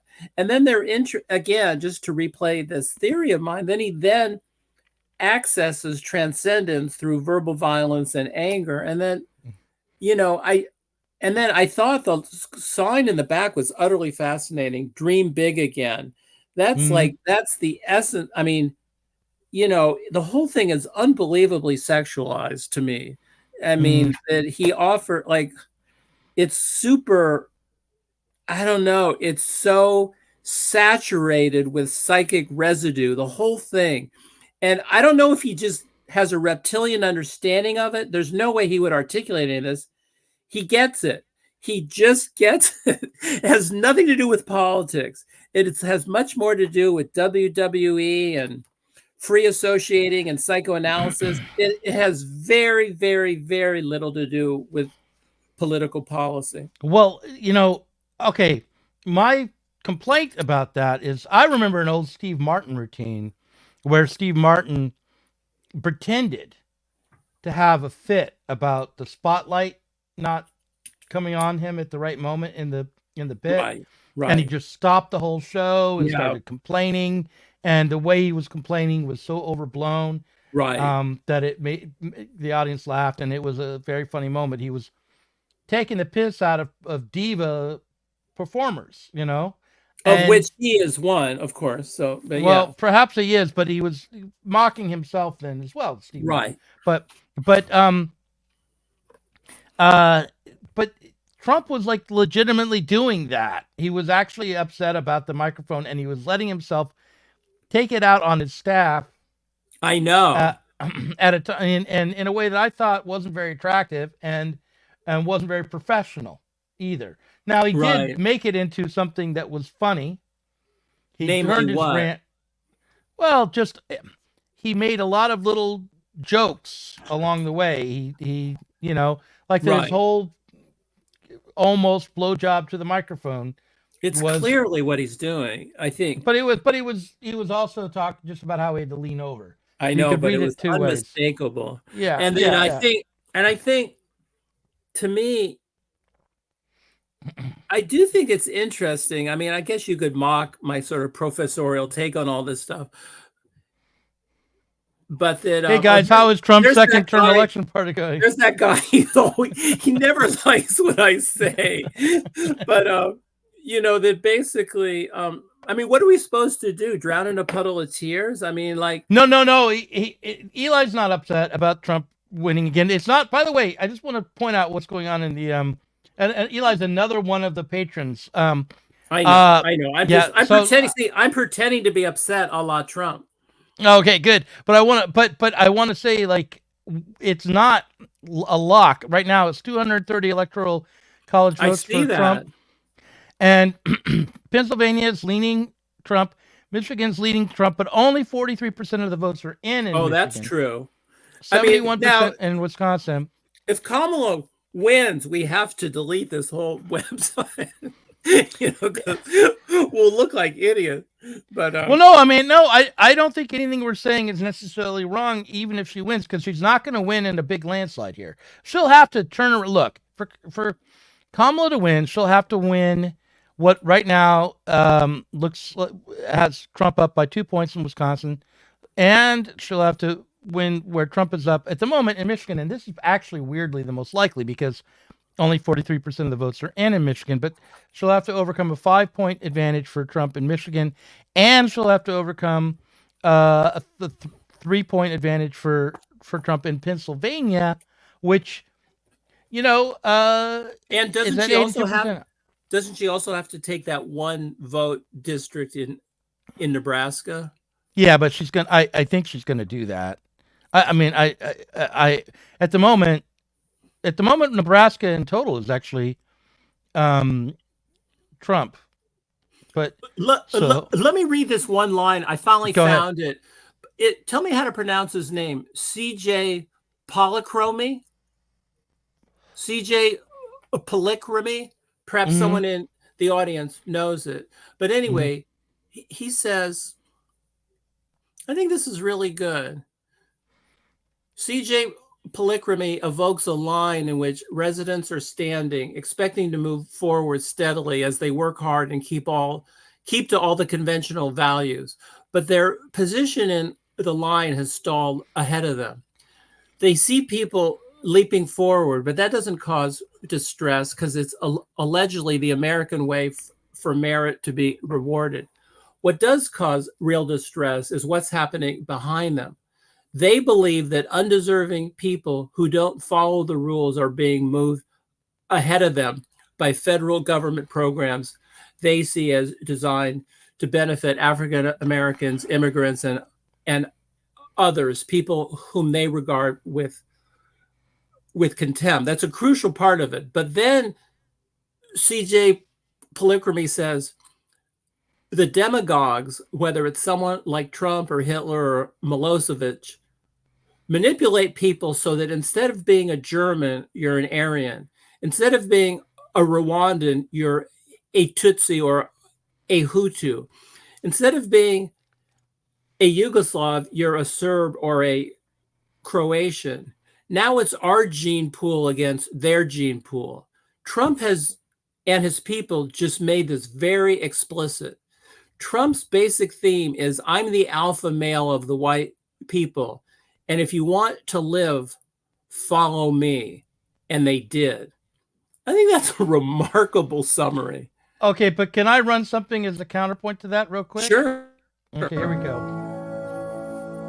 Greatness doesn't discriminate. It doesn't see where you're from, what you look like, or who you know. Greatness is for those who work for it, for those who keep moving forward. Greatness is for anyone willing to fight for it.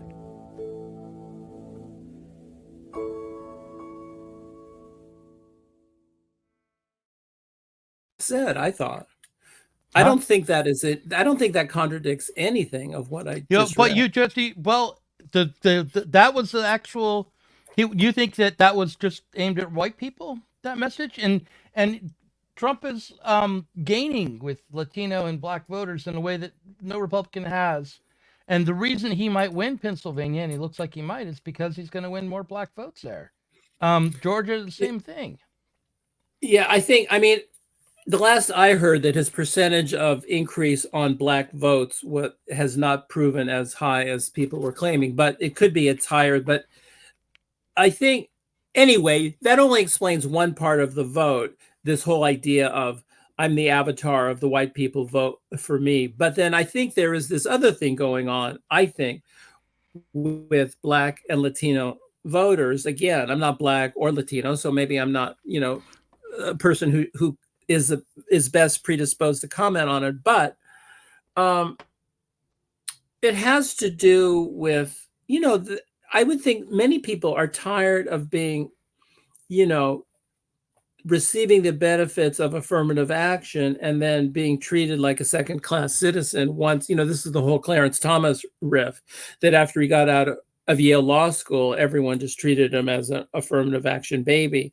And that, there is still that element. And then also of people feeling like that affirmative action sometimes can be perceived psychosocially not to help the very people it's meant to help. I think there's at least the reasonable people can disagree about it. And also, I just think the badassery of it, I think, does appeal to certain WWE fans, and that crosses all racial demographics. So I think that's my take. Again, I'd be happy to be proven wrong. I don't think they're wildly in love with Trump's program about the border or about whatever. I think it has to do with the theatrics of self-presentation, which are super pseudo gangster. I think that appeals to certain people. Well, I mean, including apparently. Sorry, go ahead. If Trump wins, we're going to be trying to parse out why, and there are going to be lots of theories. Some of the best, though, will be in how we got here. Yeah, and in your Trump book. But I would just say that, look, when it comes to like Trump's immigration stance and the xenophobia that he's relied upon, I find it nauseating. And as a socialist, I think the thing to do, if there were to be a socialist movement, would be to organize immigrant laborers for better wages and better working conditions alongside workers, in Springfield, say, Ohio. But I don't think it's right to say that Black Americans and Latino Americans aren't as likely as white Americans to actually be xenophobic and actually feel as though their livelihood is being taken away from them by immigrant labor. I've seen anecdotal evidence that they do at times. That's a good point. Yeah, I know what you mean. I'm sort of cartoonizing entire populations. Like, I mean, I don't know. We should interview people, but I think that's a good point. That's a good point. But which I think is total pyrotechnics. Immigrants have been coming in this country for the moment the country was born.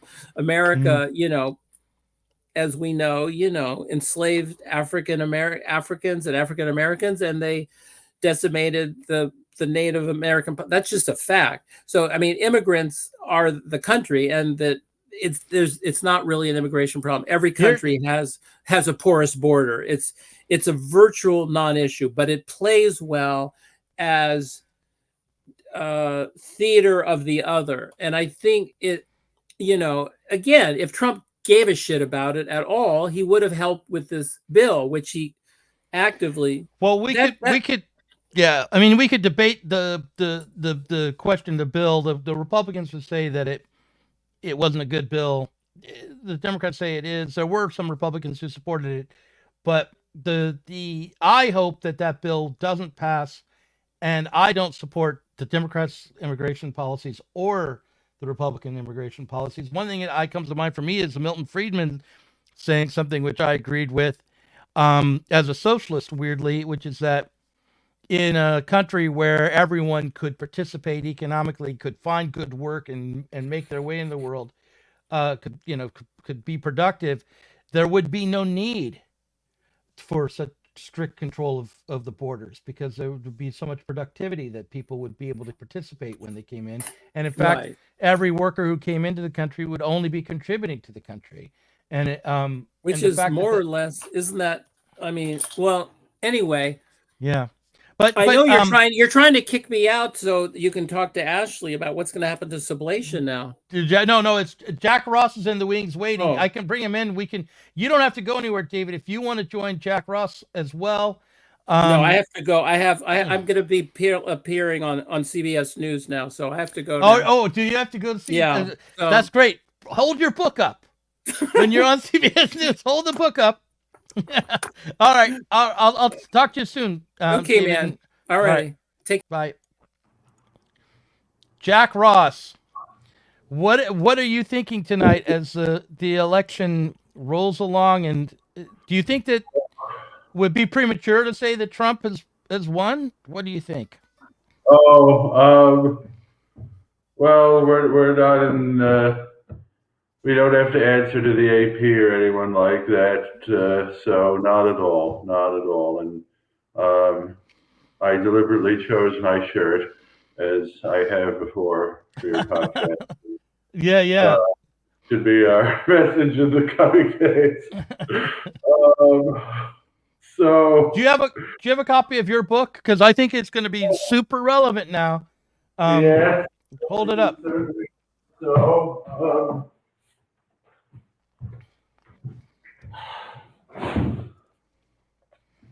Yeah, there it is.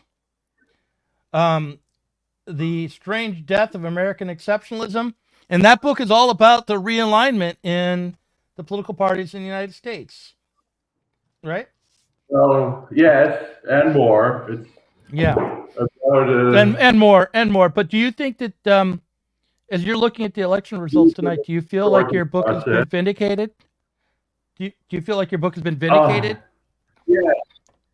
Yeah, I should qualify that somewhat, because as I've said at other times, I wrote this book in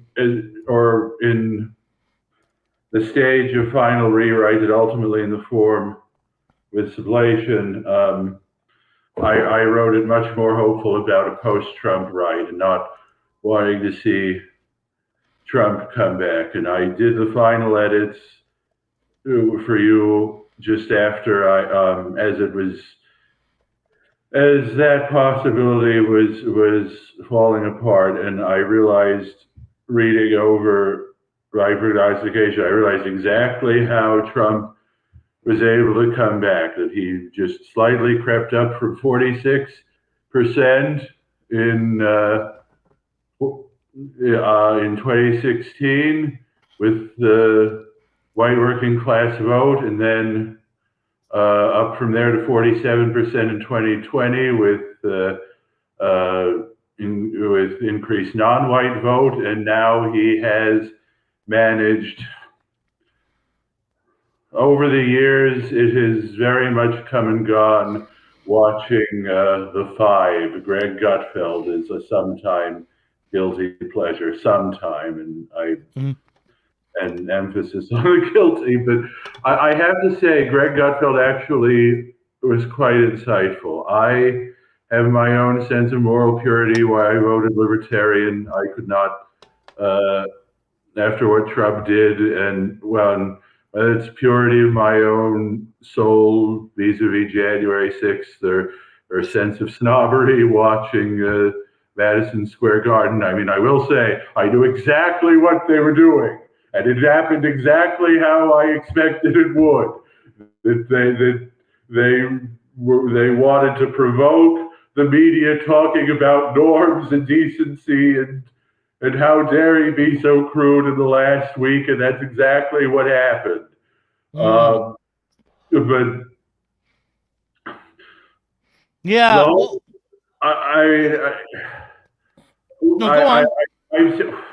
I hardly know where to begin, because but I mean, I thought he would only creep up to 48 or 49 with the Joe Rogan constituency. Obviously, I was right about that he failed to close the deal with in 2020. And I thought you'd need Bobby Kennedy to bring about a negative landslide, as Wallace did predict in 68. Then you had, but no, and that's why I mentioned Greg Gutfeld. He talked about the Avengers, the actual Avengers. It's I was hoping I could finally make David Shields' acquaintance just now, alas, but he would certainly appreciate the point Greg Gutfeld made. It went exactly like a superhero movie cliche. And I'm only using his words. I have at best mixed feelings about a lot of the characters I'm naming, but it was just that the team came together of RFK Jr., Elon Musk, Tulsi Gabbard, whatever, and they rallied behind this horrible, grotesque individual, Donald Trump,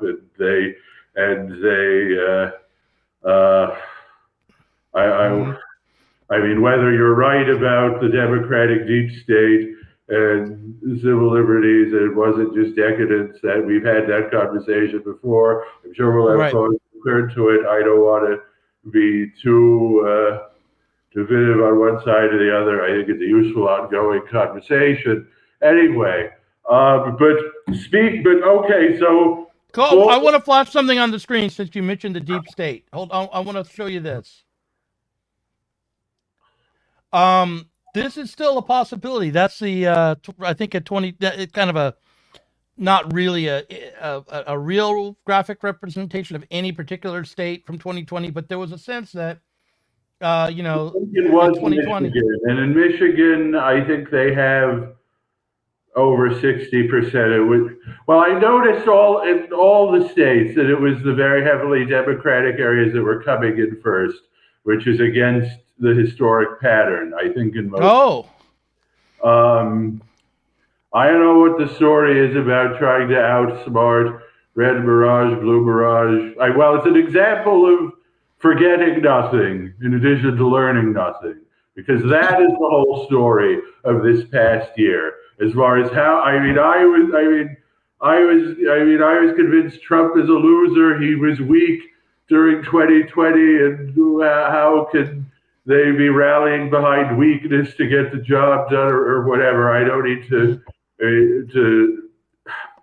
but I remember exactly the first time. I believe it was September. It was probably right after Labor Day of 2023, where I saw a Meet the Press YouTube headline: "Trump is a bulldozing facts," I believe, something like that. And I'm like, oh my God, have they learned absolutely nothing from 2016 to be really going there again? And then, the two big signposts I think of leading up to going over the manuscript of Final Time and realizing, okay, this is how Trump made his incremental progress in the game of inches. The other was probably sometime around November. October, November, probably. When Sean Trendy wrote Twitter that first wrote on Twitter, Trump is in the strongest position he's ever been. I don't mean the strongest of this cycle, I mean ever. And as I said, looking through the manuscript and realizing, okay, yes, this is exactly how that's come to pass. I mean, by that time, we'd seen plenty of polls of him comfortably beating Biden, and I mean, it does look like if it's a 2 or 3 point lead, a popular vote lead, New York Times last I knew was projecting that Trump would win the popular vote by just over a point, which probably means he'll win by at least 2. No, and as far as just the realignment, and I don't want to speculate about, it's a question, I think if I had to say, it's only a question of how much marginally better or closer toward a true landslide would someone like Ron DeSantis. I mean, my line about his campaign, he wasn't Ted Cruz in 2016, but that's not saying a lot.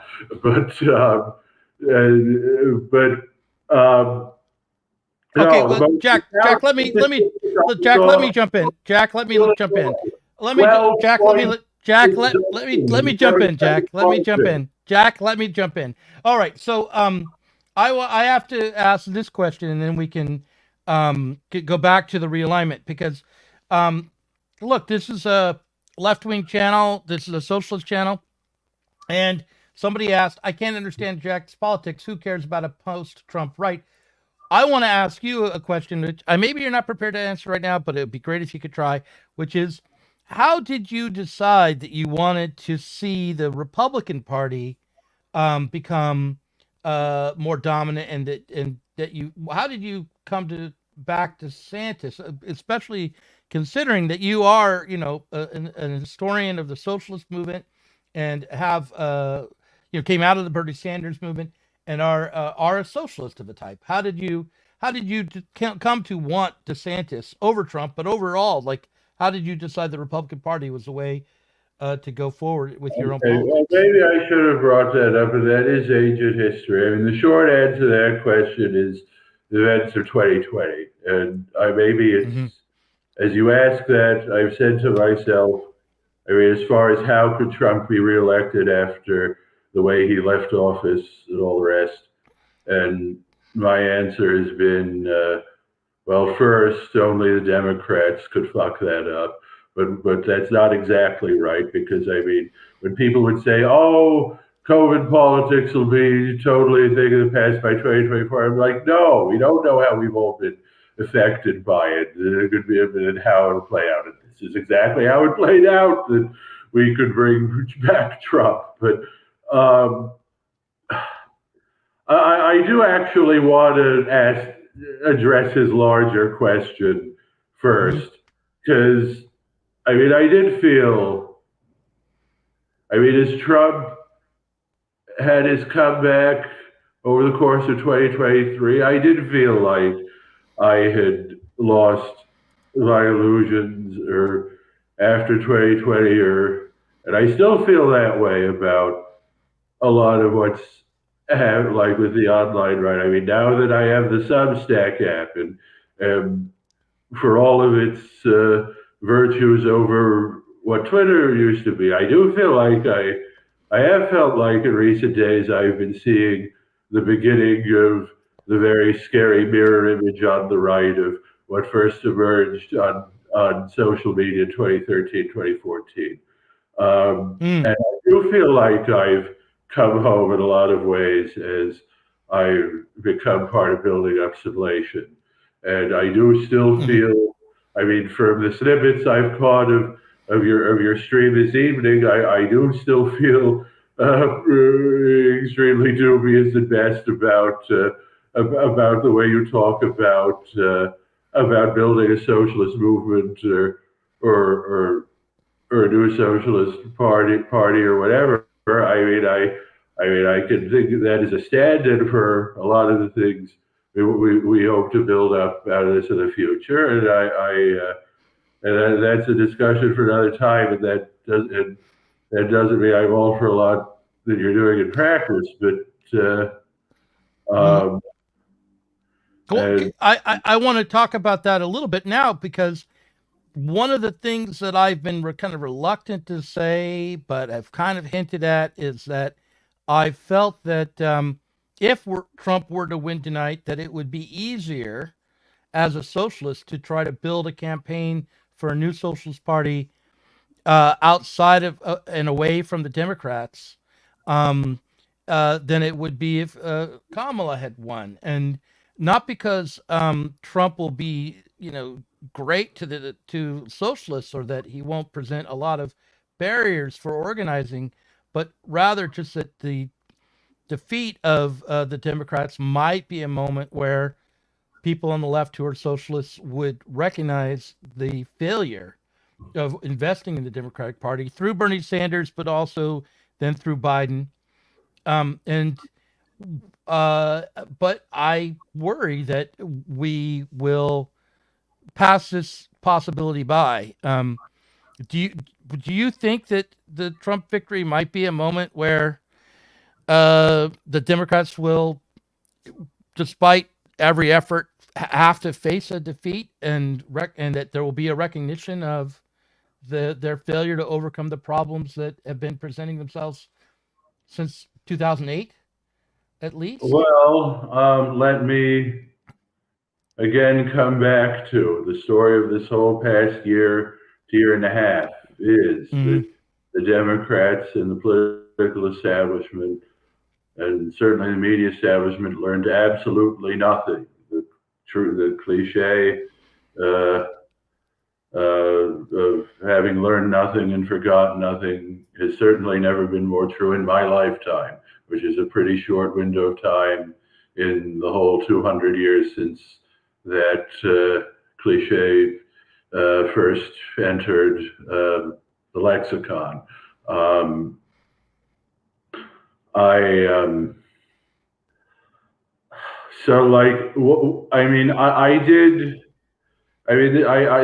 This pretty much is exactly what I was expected. I mean, my gut told me that the pattern of this election was a lot like 2012. And I talked to Clint Montgomery last night, and I asked, I thought maybe he'd known, he referred to all the math majors on the platypus discussion list who have pointed this out about the statistical models. I mean, the different variables of the different states and the different margins seemed exactly like Nate Silver's model in 2012, with pretty parallel margin of the Electoral College. But why was that being presented as the probability somewhere in the 50s, when in 2012 it was presented for Obama's probability in 90s? And what apparently the math majors in platypus will tell you is that anything below 90 is a coin flip.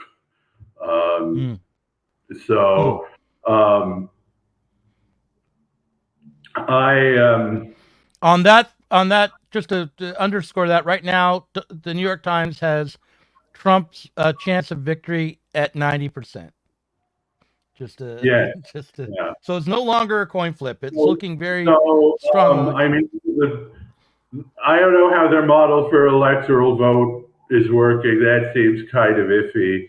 I mean, it's looking like 312. Maybe it'll be a little. Maybe Michigan or Nevada will narrowly will just go to Harris as a squeaker.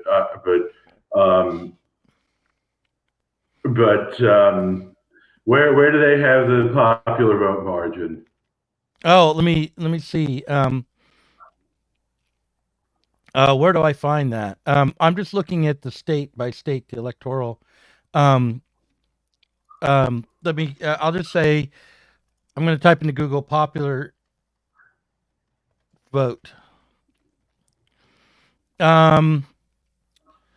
So right now, Trump is ahead in the popular vote. 62 million to 58 million. Okay, yeah. So a lot have come in since last I knew. But yeah, the margin is staying up there. So when you were screaming over me, and I said, Kamala Harris when her margin went down by 12 points from Biden in Cook County. And apparently both New York State and Illinois look like they're going to have a margin around 8 points. And New Jersey is going to be 5 or 6. I haven't seen some of the New England states and what that'll be. I'm guessing Trump will still have a comfortable margin in the popular vote because California, in that case, and certainly with the Hispanic vote we're seeing, probably won't get above 12, maybe 14 or 15 at the most, I would guess.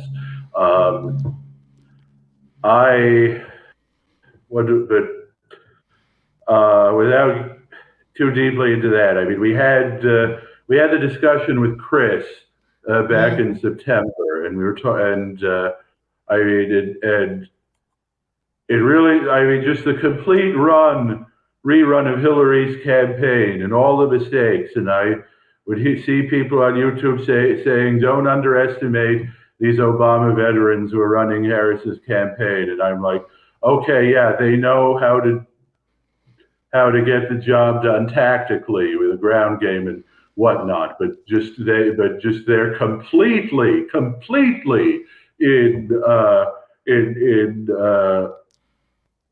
out of touch with the mood of the country, the way they thought that there were still all these, oh my God rest his soul, Ernest Evans, to whom this book is dedicated, and who passed away just back in February. But I mean, for years, he always said that just this white whale, that there are still legions of moderate Republican pro-choice suburban women. And I mean, there are reasons to take with a grain of salt some of the YouTube channels I looked at for election coverage, but how many women who said they were voting for Trump, young single women by and large, and said they were pro-choice. And I brought up wanting to be on with Ashley because I know how big a Simpsons fan she is. But I mean, this whole last week of the election, just felt like one giant Simpsons meet. I mean, Harris's whole campaign was the classic bit of the alien Bob Dole, abortions for some, miniature American flags for others. And the last part deliberetely because of Liz Cheney, who I want to come back to. Should I? I'll skip. Yeah, to talk about Liz. Yeah, talk. I'd love to hear what you have to say about Liz Cheney. You'll recall. So viewers may recall the whole election discussion with Chris.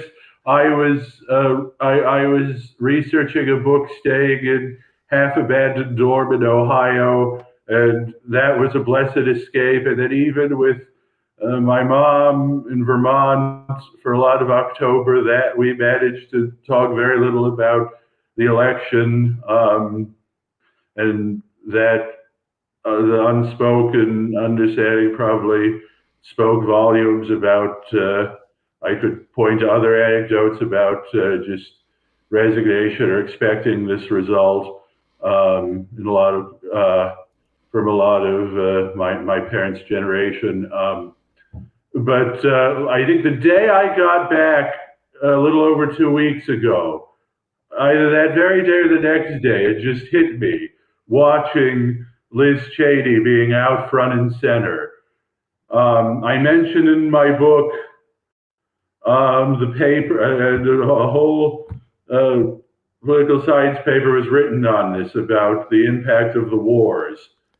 On the 3 blue wall states in 2016. And in those very states, Liz Cheney was front and center of the campaign because she was focusing entirely and very narrowly on these mythic suburban women, whereas there was a great Canadian, I think it's the Great Canadian Bagel, if any of yours have seen any of his YouTubes, and I couldn't believe no one else was saying it. He made the obvious point. Kamala Harris isn't saying a word about the case for any of Biden's economic plan or the popular things in it in these blue wall states.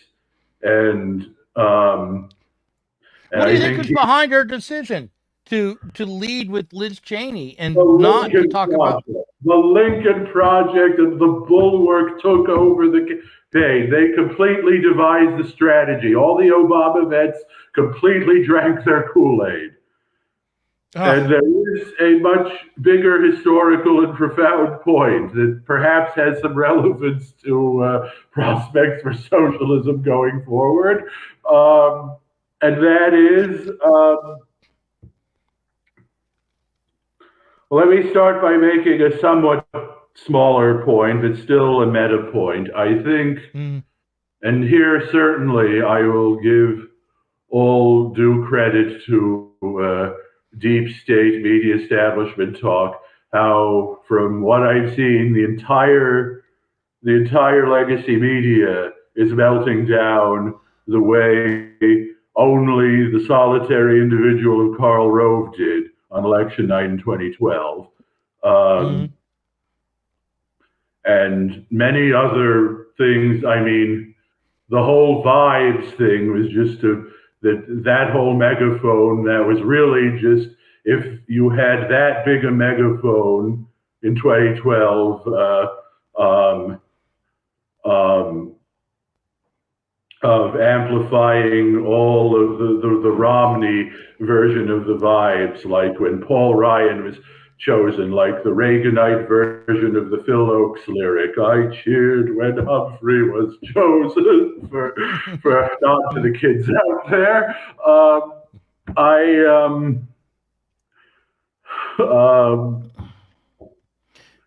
Well, okay, so you said So my first point is, I feel like just the idea that you could win the election by talking about nothing but abortion with Liz Cheney's spirit of 9/11 thrown in for good measure.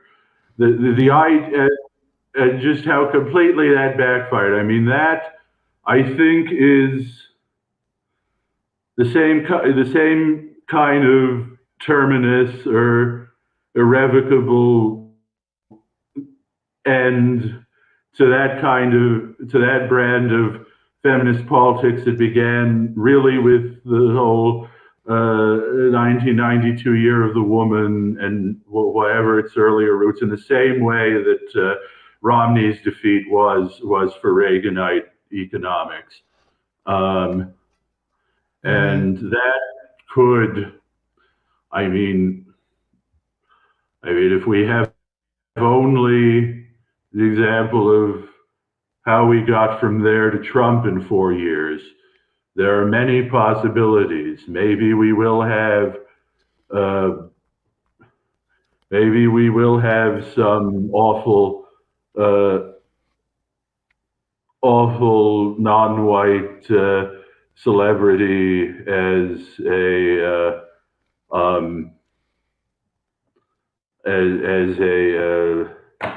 candidate version of Trump, but much more of the pro-Palestinian cast. And I think there's a very real possibility in 4 years we'll have J.D. Vance, very possibly an incumbent J.D. Vance, running from the same position of strength that Nixon did against McGovern, and whether that's against a completely taken over Democratic Party by the weatherman stage of wokeness and the Palisade protest. At least that's how I viewed the paradigm I viewed it through over the last several months. I mean, time could march on quite quickly, but whether it's that or perhaps it'll be split and there will be some Liz Cheney, Josh Shapiro version of the John Anderson campaign that splits it, or God. But I do think but I do think it's profound, and it does. I mean, I mean, going back to the earlier question, if you make it about why a pro-Trump right, or why, I mean, really, if you'll recall, my whole relationship with Sublation began going on a year and a half ago, the gathering in Columbia, and the first night when Sohrab Ahmari was speaking with Chris Cutrone, and they were both agreeing that Biden was Trumpier than Trump, and without getting into the particulars of the way Sohrab might have been trying to make a play for the Democrats, I was sitting there just completely stunned by this. I mean, I was taking it in, I was listening, I understood well enough that there was a serious point being made and all that, but it was still really shocking to me in the moment. And what do you think it meant? How was Biden even more Trumpy than Trump? Well, I mean, when people were making the case for what a wonderfully accomplished President Biden was, and talking about the infrastructure bill, and I'm like, so if the case for nothing much having happened in the 2010s, that Obama passed a health care bill and Trump passed a tax cut, so Biden passed an infrastructure bill. That was basically how I viewed it, that yes, there were good things. And even when it comes to foreign policy, the idea that Biden was a little better than Trump, just like Trump was a little better than Obama after Bush. Trump and now is certainly a whole other discussion. I am decidedly less worried than I was before. And I mean, I'll also say, frankly, when we were talking to Chris in September, and how much the conversation circled back to just the best case scenario, or at least bad option in the political situation we were in, was counting on Vance succeeding Trump within 4 years, if not within 2 years. And I honestly felt like asking myself then, do I even believe that? I mean, I was also having that discussion from what may very well be the future site of the Vance Presidential Library in 10 or 15 years, but that's a whole other story. But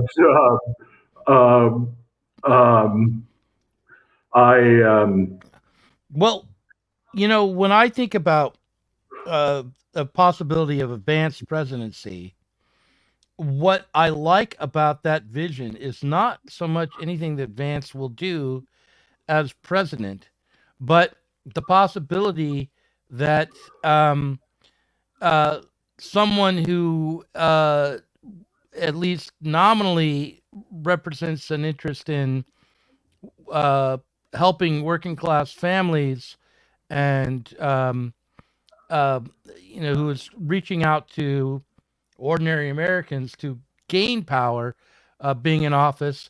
And even if what he does fails, because we do seem to be in a moment where the government is not sure if they wants to vilify and directly suppress the majority, or at least the working class of America, or if it wants to try to bring it in just to be another block, and it's you know, to be another block of voters for its constituency. So I feel like Vance being president would be good, but it would only be good in so much as it would represent, again, a very profound defeat for the progressive Democrats who are in power now, and it might open up possibilities for changes that would go well beyond what was within the realm of the normal since like 1970, since like let's say 1976, since Jimmy Carter was elected, that we've been stuck in the neoliberal era for quite a long time. In what's possible has been defined by that for 40, how long ago is it now? Like 50 years. And we now will be faced with the fact that era has ended. That doesn't mean that Vance would deserve our support, but it does mean that we would at least have the possibility of recognizing a shift and dealing with new conditions. And so that's I guess I repeat myself a lot, but that's what I like about that prospect. But overall, this is hardly a great day for the socialist left. It's only a great day if we take advantage of it. It's only a great day if we actually manage to break our delusion of being in a popular front with the progressive Democrats. Anyway, I brought up Phil Oakes' "Love Me, I'm a Liberal," and I'd like to play it a little bit before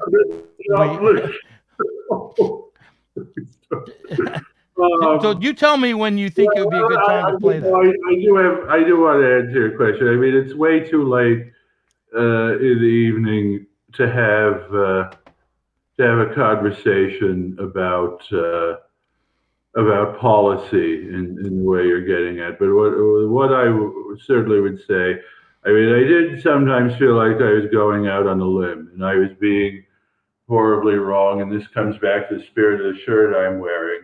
I mean, I'm very relieved right now we are not going to have the kind of much uglier version of the 2000 fiasco after this election, or of January 6th, or whatever the fuck the usual suspects and media sensationalists were expecting.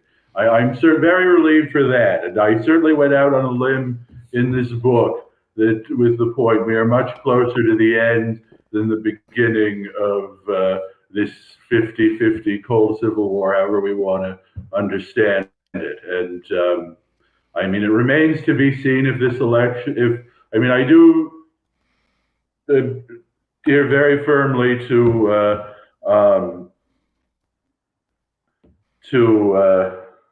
that 1968 realignment started a 24-year cycle from 92 and then 2016.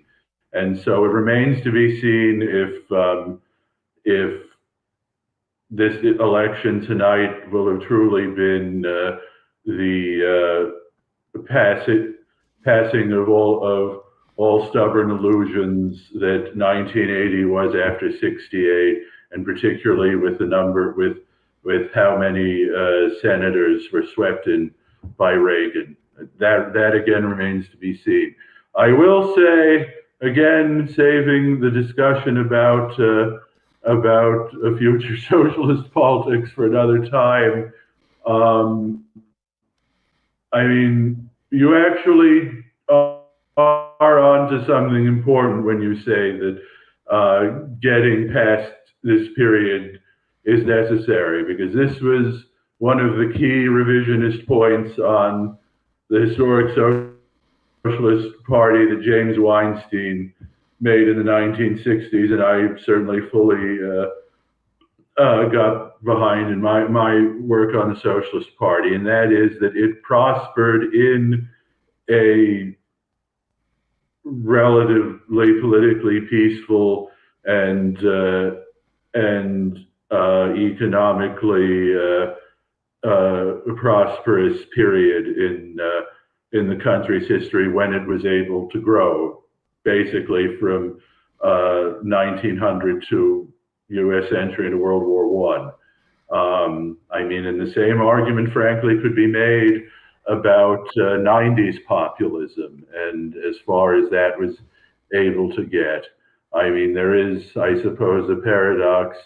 The country was in too good a mood for that, both then and I guess it's a more apropos point if you talk about the Robert La Follette campaign, 1920s, and certainly one of the more provocative statements in this book I feel very vindicated by tonight, with the key role that Joe Rogan and apparently young men have played about that Bernie Sanders' role in history was to have been the Robert La Follette to this new majority, or what Robert La Follette was the New Deal coalition. And I will make one point, just observational point, just on that level, that again, talking about my time in Cincinnati, when I would drive past the UC campus, past the frat houses, to go to dinner many nights, and I was stunned to see just how much a thing of the past the moral panic about frat culture and all of that is now. I mean, those kids would have been 8 years old when the whole Rolling Stone UVA hoax happened. Listen,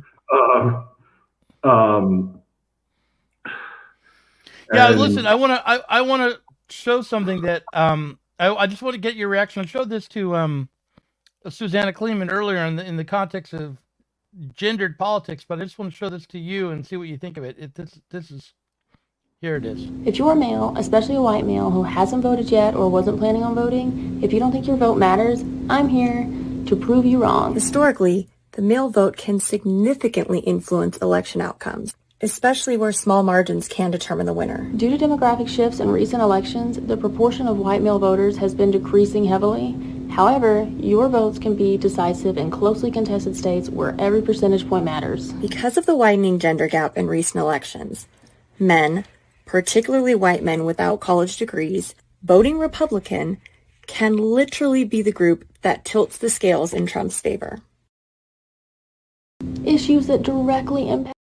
Yeah, that's enough of that. But I mean, that came to mind because you were talking about the UVA hoax and the way that fraternities were villainized, and now we have an election where the sexual politics seems to have shifted. The vision of. I mean, certainly with these overall margins, I expect that indeed Trump will have had a much bigger advantage with men than Harris had with women. And I mean, I knew for days that Kamala's only path to victory relied on winning a majority of white women, which it looked questionable at best that she could do. I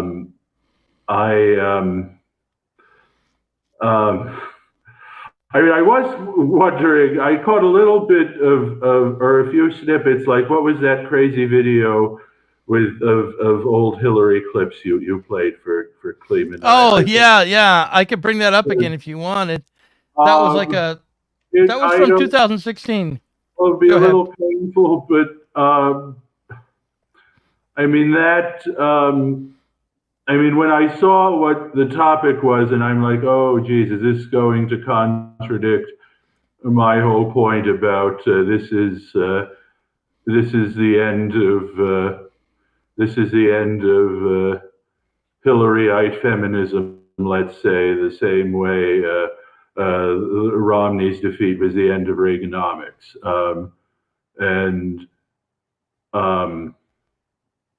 I mean, did you think she would disagree with that statement? No, I don't think. Look, Susanna Kleeman herself is a symptom of the ending of that Hillary Clinton style feminism. She is not on the left particularly. She's a Baudelairian. She's a novelist. She thinks that women have power through their beauty and sexuality. She does embrace some, what I would say are some feminist talking points, like men try to suppress women's sexuality because they're overwhelmed by it. They're made to feel small and insignificant in comparison to the power of women. I think she might say something like that. I enjoy talking to her. And I thought she would be an interesting person to bring in to talk about gender. Definitely, without revealing too much about myself, I'm certainly not someone who would be particularly inclined to argue against that set of premises. But do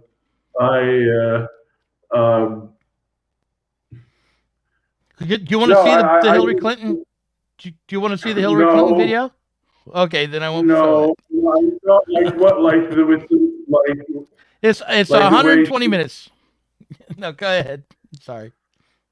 Oh, well, okay, but well, I mean, the reason I hesitate a little bit is to bring the discussion back to maybe not so much to Liz Cheney herself, but I caught a little bit of Michael Lynn's on with being interviewed by Emily Dushinsky and Freddie Sayers, and when he made the point, Donald Trump has defeated 3 dynasties: the Bushes, the Clintons, and the Crystals, meaning Irving and Bill. I mean, one could get into a discussion about exactly where Irving fits into that, but I mean, well, indeed. So I did. I mean, the MSNBC and even the networks, the complete denial that was going on there from the descriptions of it I saw, I couldn't bear. But I did flip into a few moments to the Bulwark live stream because that was too delicious. And oh my God, Bill Kristol going on the crazy rant, and I had to just laugh out loud at certain moments. And I mean, and the way he was saying Trump got more votes for mean tweets or for the jokes in Madison Square Garden or for being this vulgar. And how are we going to organize we're going to have to organize with the governors of Democratic states and stop all of these deportations. And I mean, I couldn't help but laugh out loud, or I know I truly had to savor that. I truly had to savor that. And and as far as, I mean, I quote in the introduction of my book Scott McConnell, who I described as perhaps probably the closest thing there ever was to a writerly representative of the Obama-Trump voter. And in his essay, he wrote right then, right at the moment of the 2016 election, my God, what Bill Kristol would say to his father, and his famous and in many ways indeed infamous statement about Joe McCarthy. There's one thing the American people understand about Joe McCarthy, like that is an anti-communist about their enemies. They know no such thing. Now they're getting into that immediate context. The whole can of worms is actually the book I've begun working on when I described when I was doing it in Ohio, and hopefully that's a conversation we could have on here soon. But now Scott McConnell wrote, and I quoted the book, is about, and I also make a much more damning comparison of Trump to McCarthy, and a certain quote by an author writing either in the late 50s or 60s, Digby Baltzell, and his description of McCarthy, that I'm like, oh my God, this is Trump. This is perfectly nailing Trump. But what Scott McConnell said right after Trump was elected, one thing Americans understand about them is that he, like them, wants Western civilization to survive, and about their enemies, they know no such thing. I mean, and I mean, if you read my introduction, I have a more nuanced take on that whole comparison and on. Oh my God. Well, listen, hold up your book again, because it is very worth reading. And you know what? One of the things that you have in common with David Shields is this connection between McCarthy and Trump. And for Shields, it's through Roy Cohn. But I want to. Someone's asked me to give an update on the mayoral race here in Portland, and it looks like Keith Wilson is on track to become the mayor of Portland. and he is a conservative in the race. So that's worth noting. And Is going he back like, to is he like Paul Vallis, was that his name, who narrowly lost to Johnson, or Rick Caruso narrowly lost to Karen Bass in that sense, who was just barely a Democrat or conservative in an older kind of Clintonite, or even Andrew Cuomo kind of. well, I had thought that Mingus Mapps, who was a city commissioner, was just going to win. I voted for Mingus Mapps, not based on anything other than I liked his name, but so it is surprising to me that Keith Wilson is the leader in the Portland mayoral race, and it's worth noting. And I'm not sure exactly what it means, actually. I'm kind of ashamed to say that, because I have not been tracking Portland politics as well at all, really. But Georgia has been called by the New York Times as what took them so long? Well, that's a good question. In But it Pennsylvania, is called. the margin is still at least 2-3%, right, for Trump? Say that again. Well, what's the Pennsylvania margin right now? Oh, Pennsylvania margin. If 90% are in, it is 3% leaning. They're just saying leaning instead of likely. But yes, Donald Trump's up by 3%. Michigan, Donald Trump is up by 6%, but that's only with 60% of the votes in. Wisconsin How much is up by 4. How much of that is a Muslim vote? Let me bring that back to my point about Liz Cheney. She was a much bigger red flag to those voters than anything to do with Gaza. And certainly with Dick Cheney actually endorsing Harris. Say that again. I was looking at the map. Go say that again. The Cheneys were a much bigger red flag for Arab and Muslim voters than anything to do with Gaza. Okay. I realized that within moments of the first realization of the Kreiner-Shen paper. And oh my God, Liz Cheney is out in front in those very states. Yeah, I don't know what they were thinking. I mean, I guess they weren't thinking. I mean, if you're right that the Lincoln Project was behind it, and they weren't thinking, because look, when I went to the Republican convention, the Lincoln Project people, Charlie Sykes and Joe Walsh at the alternative convention, were clearly in the wilderness. They were clearly on the outside of politics, and they had no base at all. And I don't understand why the Democrats I want think to we really talked about this with Chris, that of how much of how many of the Lincoln Project proper were just ad makers. They were not people with any inner life to speak of, probably.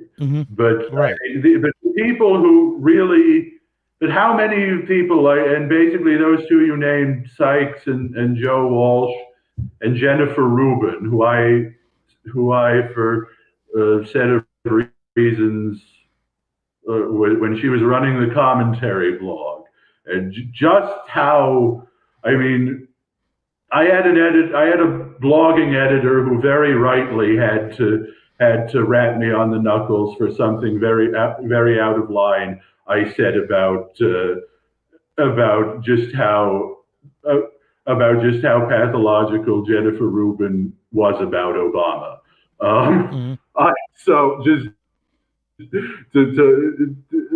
But I first noticed it about Rubin, and it's very true of all the people at I watched Ross Douthat make the case for continuing anti-Trumpism, and Damon Linker, who I respect, was on that discussion, and that was a very intelligent discussion. So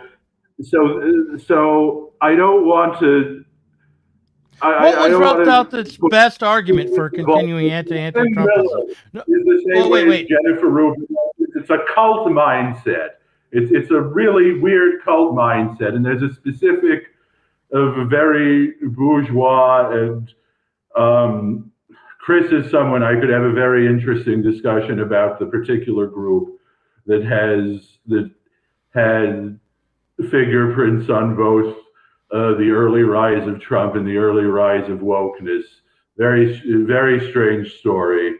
But no, it's a very distinct cult mindset that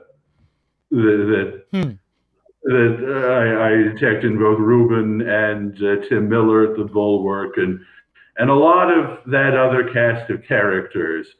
And I mean, having brought up just savoring Bill Kristol's complete spiral, the part of it that I saw, I did find myself thinking before tonight that if I were right about what Liz Cheney's role was going to be and how much, I mean, we're going to have a business. Did Ashley ever come on this stream or not? Because no, she's going to come on, and she's going to be on in about 5 minutes, and I'm probably going to wrap it up in about 20 minutes after she comes on, because I'm worn out after almost 5 hours of streaming here. Just about the future of Sublation. Yeah, we want to talk about that coming up, but I want to announce that the New York Times has moved the needle to 95% chance of Trump winning with 306 electoral votes right now. They've called Georgia for Trump. North Carolina, of course, was called for Trump a while ago. Pennsylvania is 92% of the vote is in, with a very likely Trump win at 51% of the vote there. Michigan has him with 62% of the vote in, 52%. Wisconsin, 51%. Now, Minnesota's showing is likely Democratic, which is to be expected with Walz on the ticket. New Hampshire, also very likely Democrat. So I'm guessing we're going to see, I'm going to say 312 electoral votes for Trump by the end of the night. What do they give a popular vote margin projection now? Oh, let me go back to that. Where did I put it?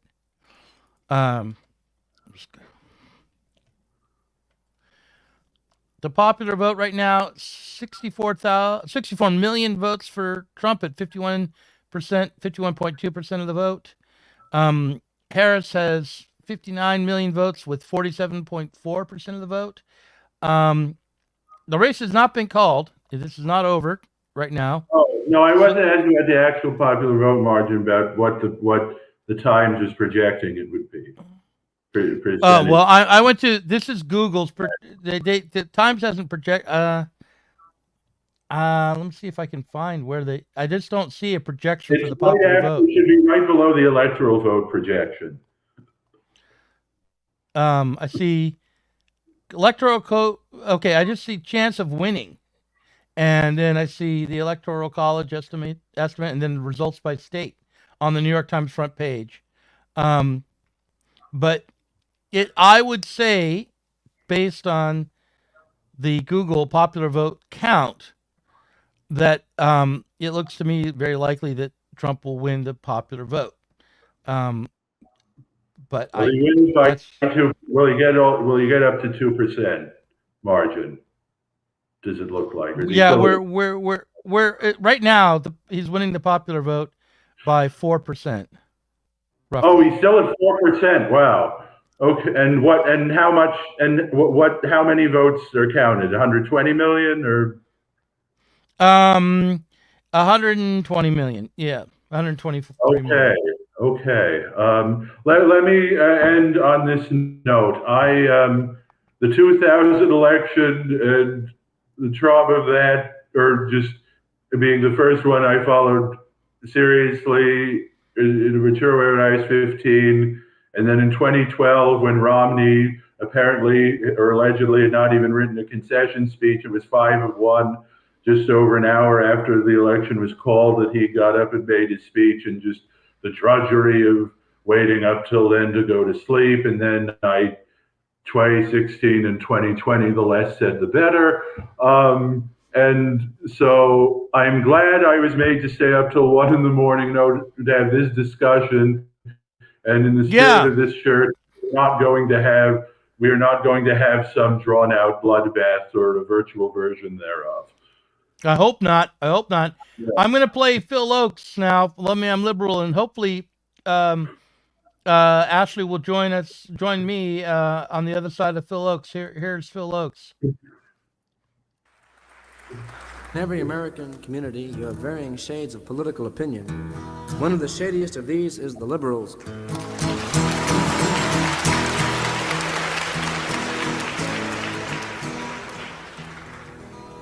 An outspoken group on many subjects.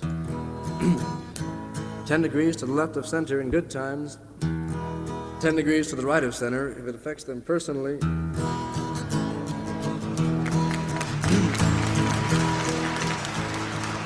So here then is a lesson in safe logic. I cried when they shot Medgar Evers. Tears ran down my spine. And I cried when they shot Mr. Kennedy, as though I'd lost a father of mine. But Malcolm X got what was coming. He got what he asked for this time. So love me, love me, love me, I'm a liberal. Get it?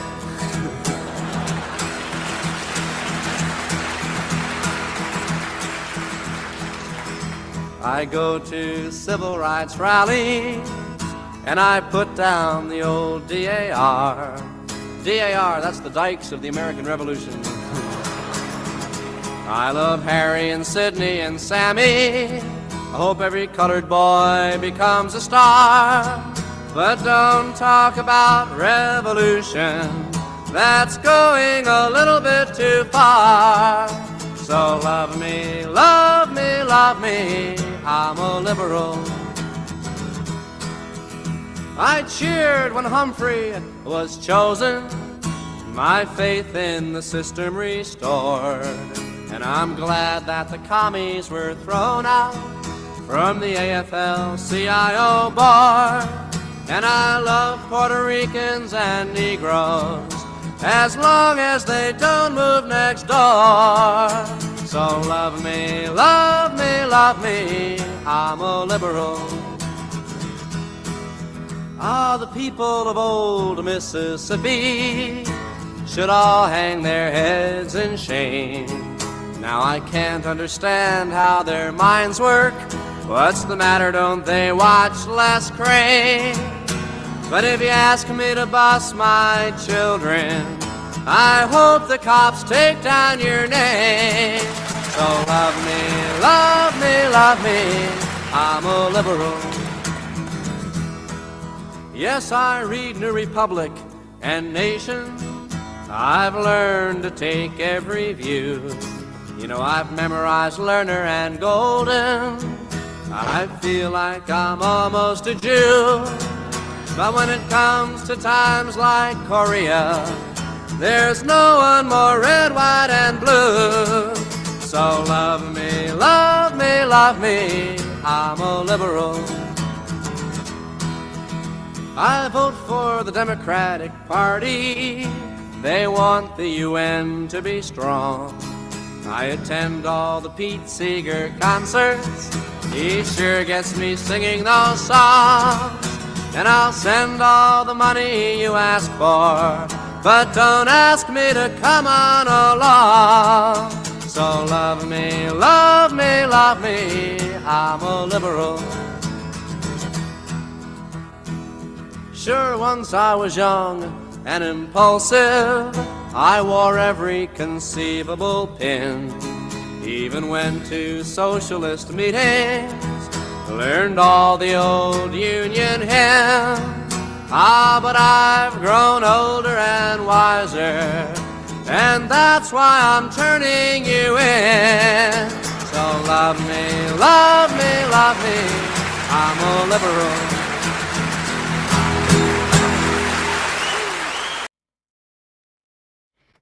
All right. Well, Ashley has not shown up yet. I'm gonna go over to. Let's see where she is. I'm gonna just message her. So I'm not sure if she's gonna be able to join. You know, there's this time zone issue. What time is it where she is? Yeah,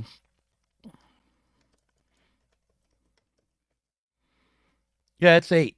So yeah, she should be here any second. But I'm here on my own. While I'm waiting, I will let you know that it's a 95% chance of a Trump victory. So far, 306 votes according to the New York Times. Nothing really shifting there too much. 93% of the votes are in Pennsylvania. 51% are for Trump. Michigan,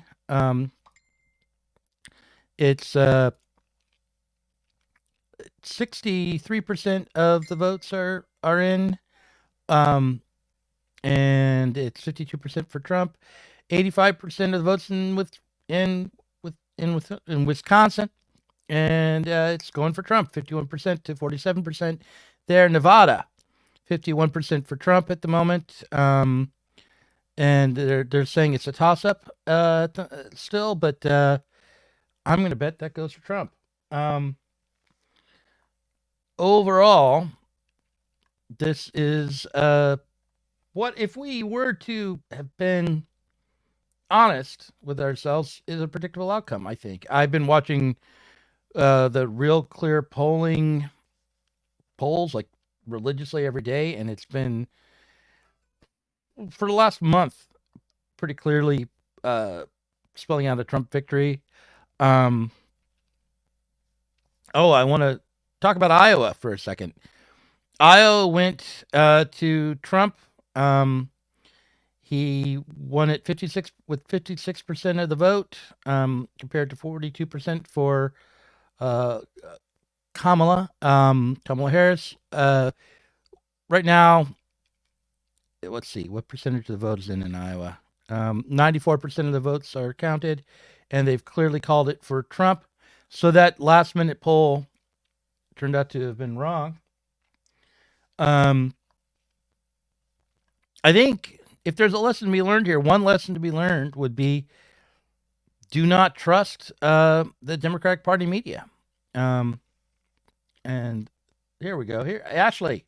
Oh, sorry. I was just trying to get my kids out the door. They're still no trouble. Thanks for trying showing to get up. a 6-year-old to get her shoes on. I've been streaming for 5 hours, so we may just wrap it up in about 25 minutes or so. We'll see what we have to talk about here. But I don't know if you know, but right now New York Times is saying there's a 95% chance of a Trump victory. It's all coming down to the Rust Belt, but he's ahead in Pennsylvania, Michigan, and Wisconsin. Arizona is looking like it's going to be a Trump state.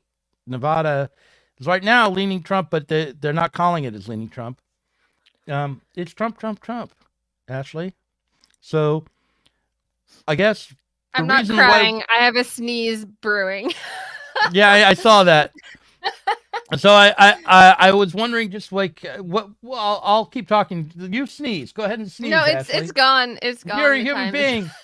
You can sneeze. Time has passed. But yeah, so I woke up. I checked the news when I woke up, and the British news, which is what I follow. My heart is still in England. Is saying the only thing that they're saying is that, well, at least. I don't know, perhaps I was just looking at it was that he was projected to win like key swing states. And that was it. They didn't make any calls about the election. Are the polls all closed now across your gigantic country? Mm-hmm.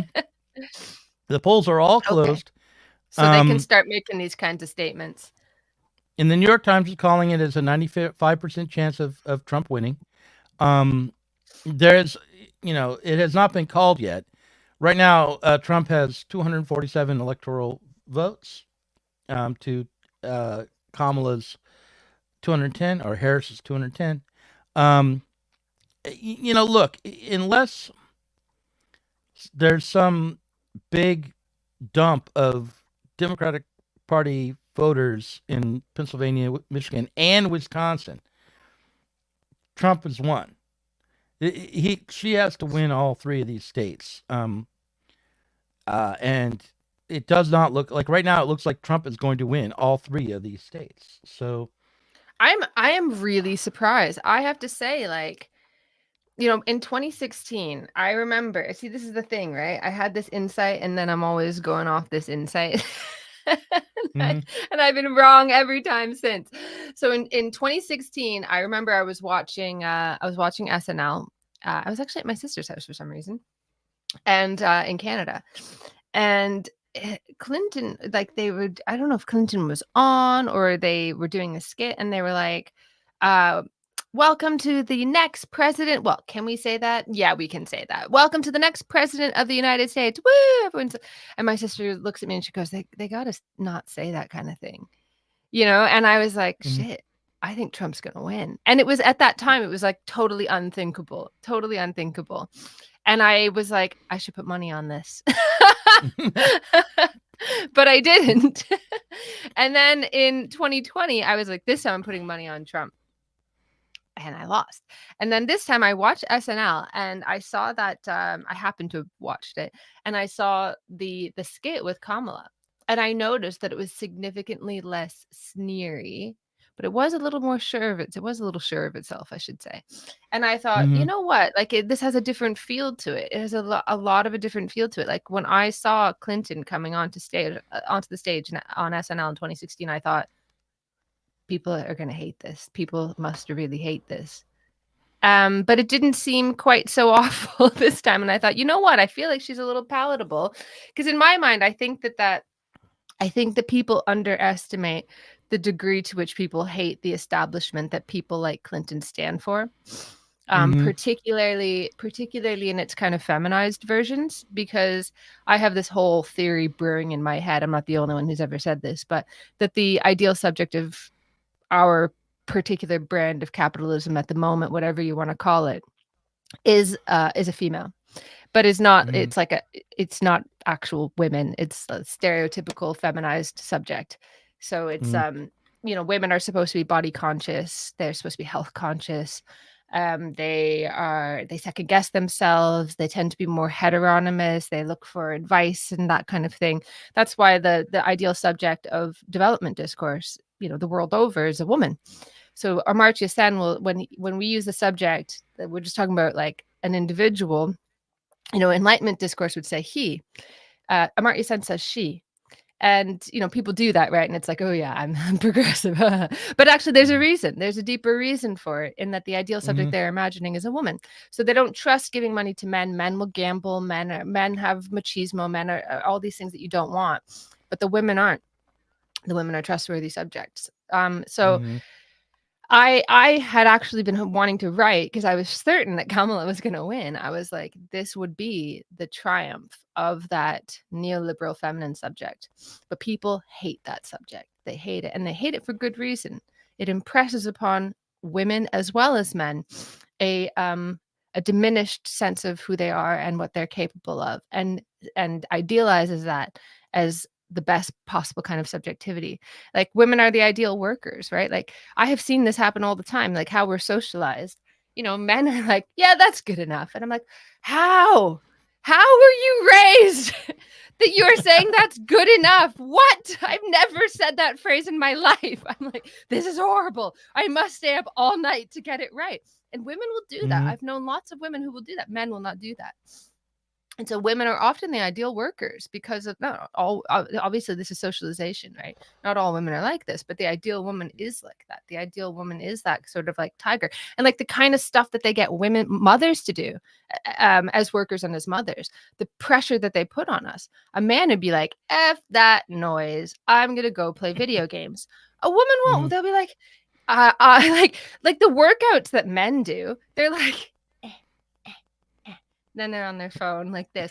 Women are like, dying with like a baby on their back. That's the ideal subject. They will die to live up to social norms. They will die to make their bodies thin enough, their children good enough, their work good enough. So and it's an awful pressure. It's an awful pressure. And they're, instead of saying like, hey, ladies, that sucks, it's like, that's great. And you know what? I'll put you in jail if you do the wrong thing, because fuck you, women as mothers.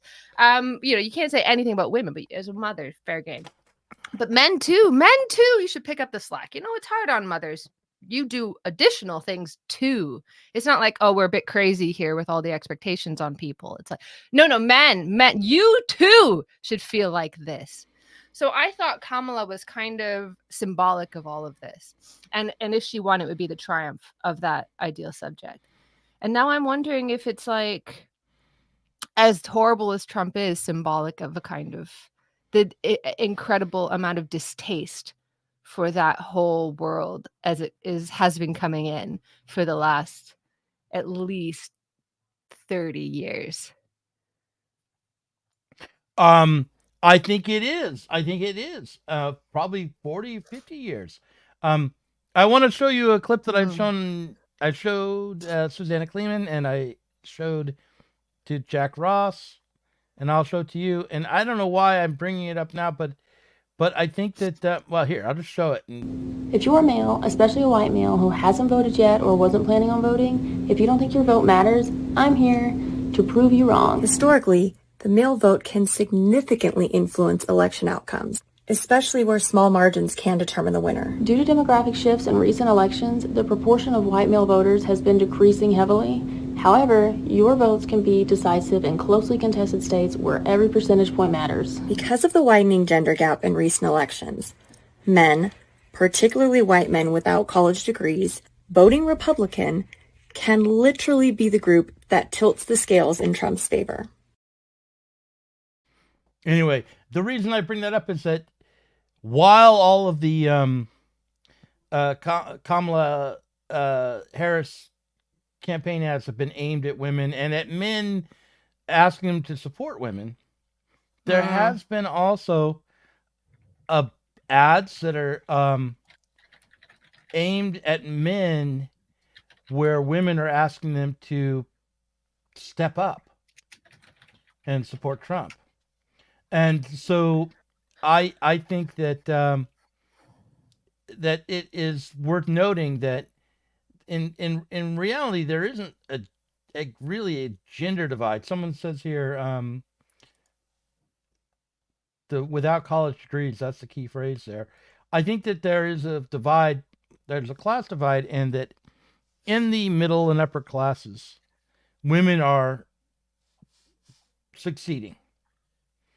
And in ways that they hadn't succeeded historically before. Like with millennials and Zoomers, women are more likely to get a university degree. They're more likely to become doctors and lawyers and so forth. But within the working classes, that benefit to the middle and upper classes really isn't translating. It doesn't have any effect in that realm. So in any case, I think that the whole notion that this election is about sex or gender might be put to the side, but that we should at the same time consider that the struggle for women and the struggle for men in the working classes are not actually separated, so that there will be some sort of change in the way we think about sexual or gender politics going forward, but not necessarily only for the worse.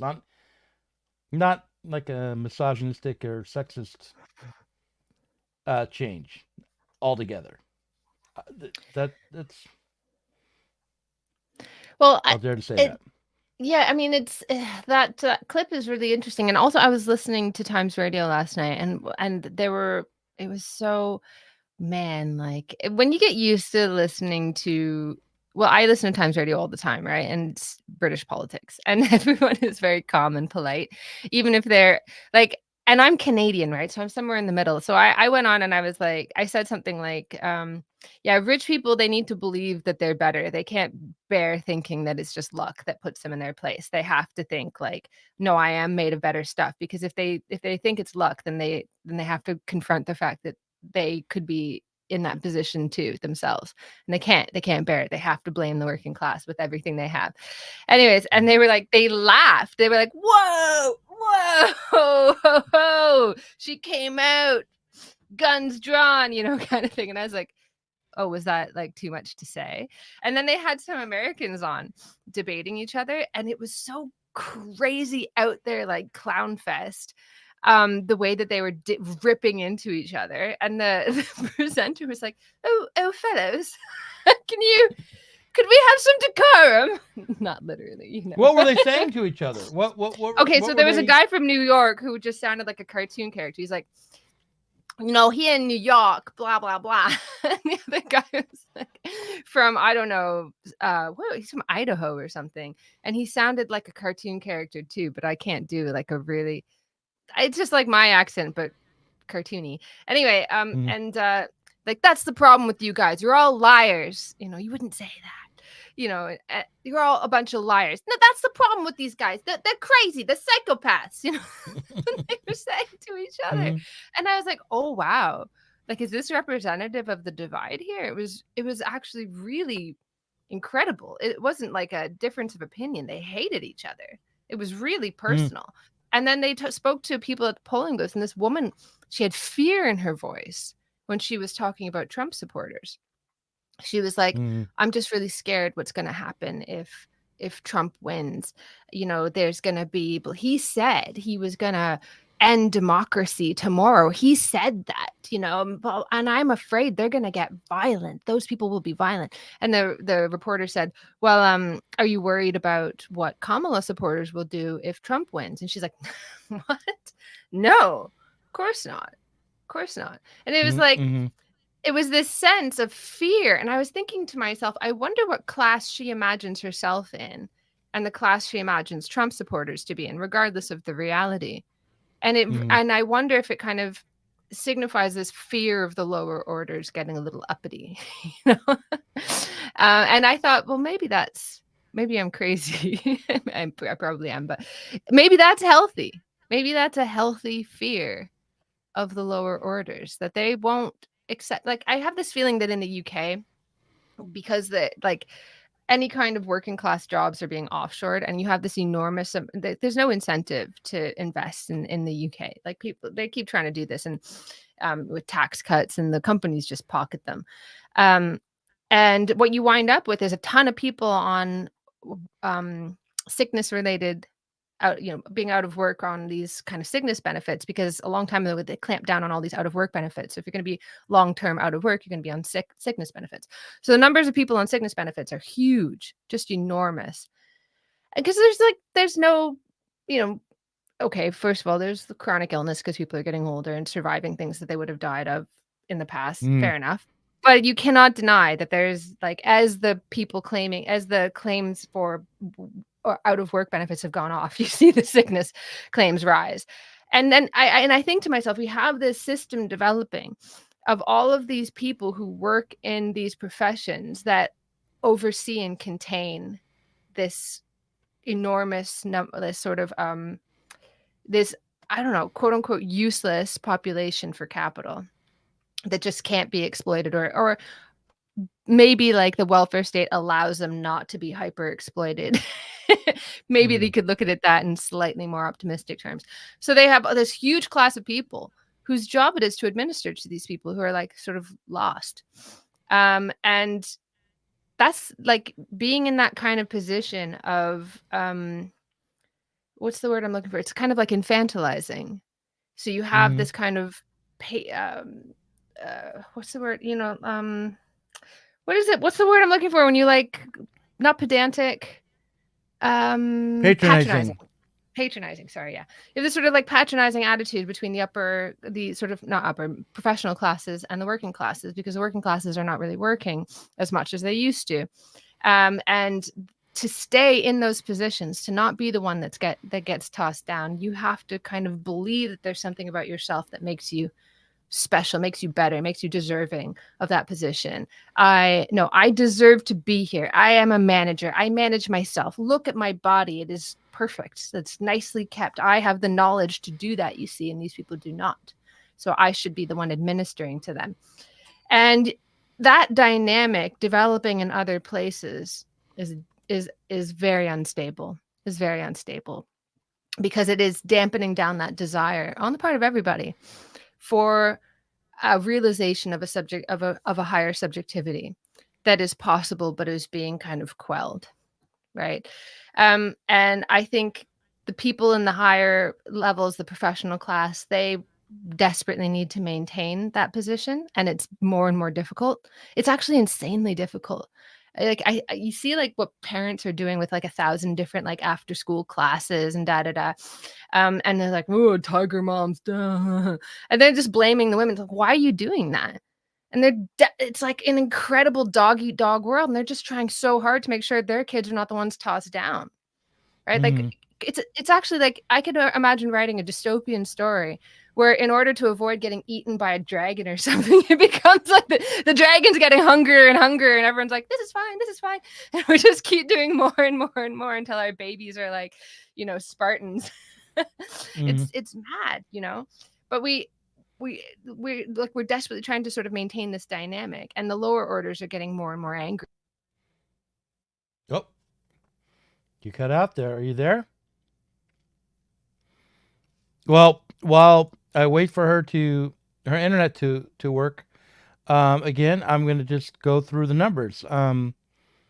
Arizona with 54% of the this is so easy, by the way. I should be in legacy media. I'll just read the news feed that comes in. Arizona, 54% in. It is leaning Republican. 50% for Trump. 49% for Harris. Leaning Republican in Nevada, 51% for Trump, 47% for Harris. In Wisconsin, leaning Republican or for Trump, 51% for Trump, 47% for Harris. Donald Trump is ahead in Michigan, 52% for Trump, 46% for Harris, with 68% of the precincts reporting. Pennsylvania, 93% of the precincts reporting, 51% for Trump, 48% for Harris. Georgia, of course, called for Trump. Right now, New York Times saying it's a 95% chance of victory for Trump with 306 electoral votes. Listen, I'm just going to run the Trump ad. I had the Trump ad and the Harris ad loaded in here, so I'd run them both at the end of the night, depending on who won. And at the moment, I'll just say, Ashley's back. At the moment, neither of them have won, but I feel like I should go ahead and run the Trump ad. So I'm going to do that now. This is a Trump ad. This is what we should consider. If Ashley is on the screen when we come back, I'll talk to her about it. Greatness doesn't discriminate. It doesn't see where you're from, what you look like, or who you know. Greatness is for those who work for it, for those who keep moving forward. Greatness is for anyone willing to fight for it.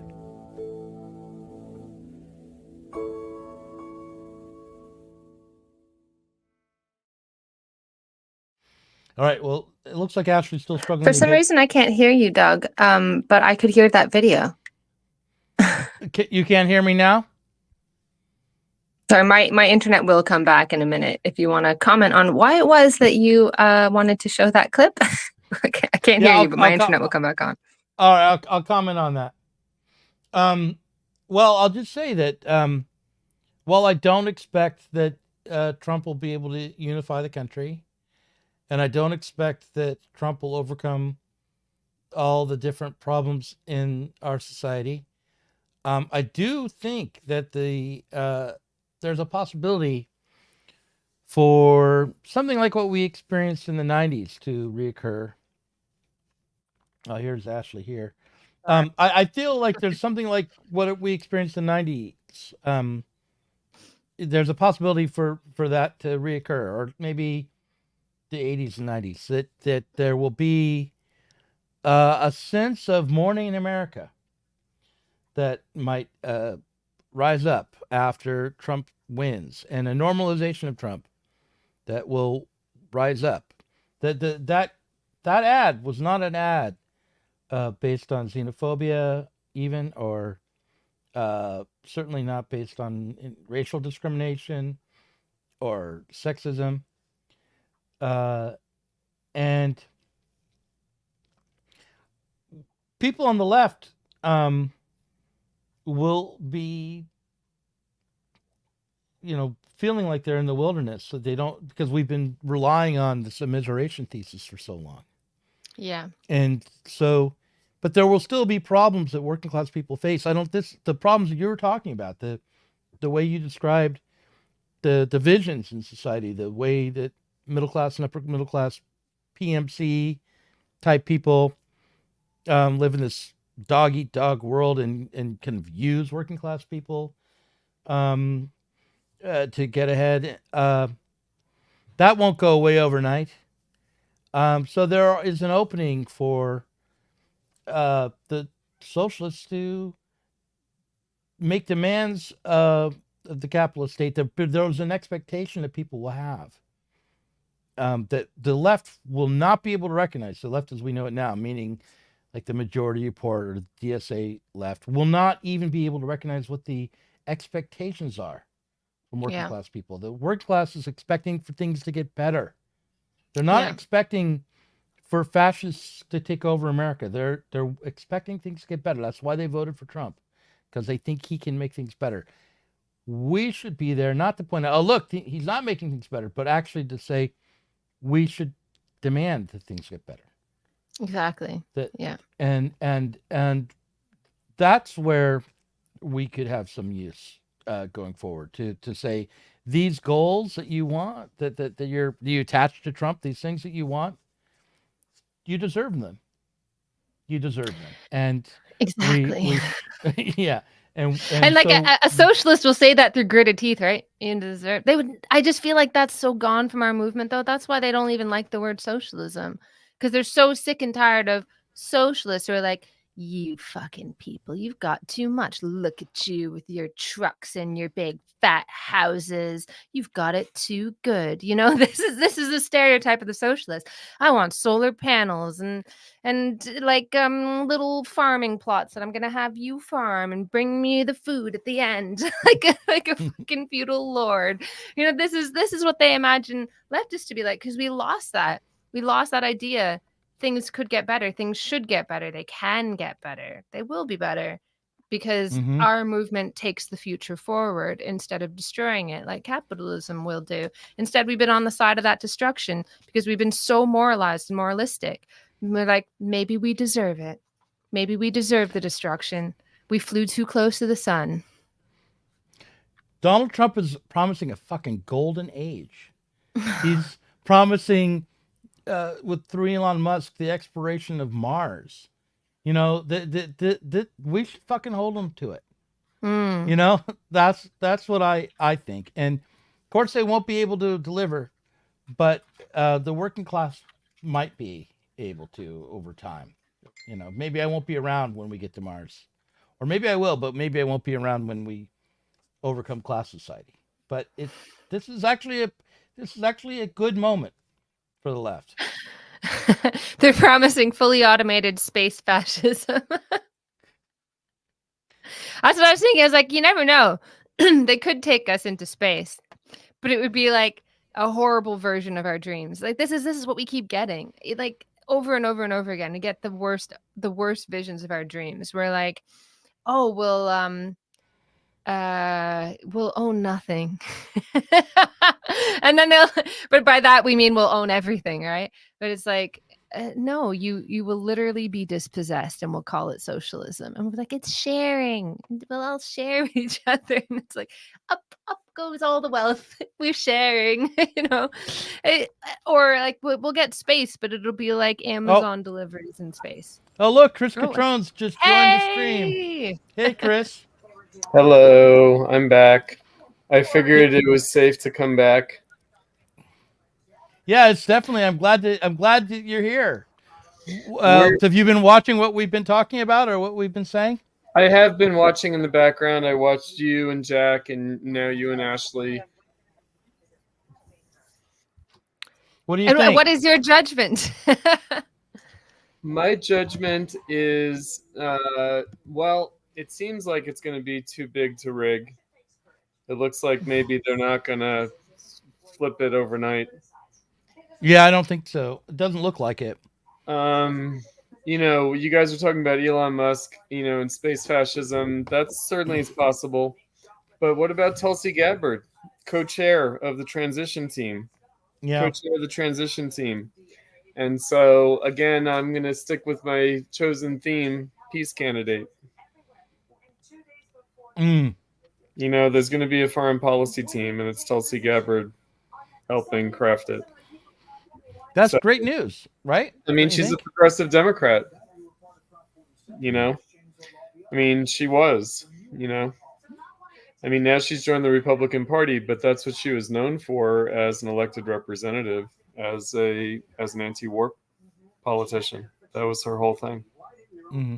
When you say progressive Democrat, I don't think anti-war, but maybe I should. She was more in the Bernie end of the spectrum. Right. Before the squad, she preceded the squad.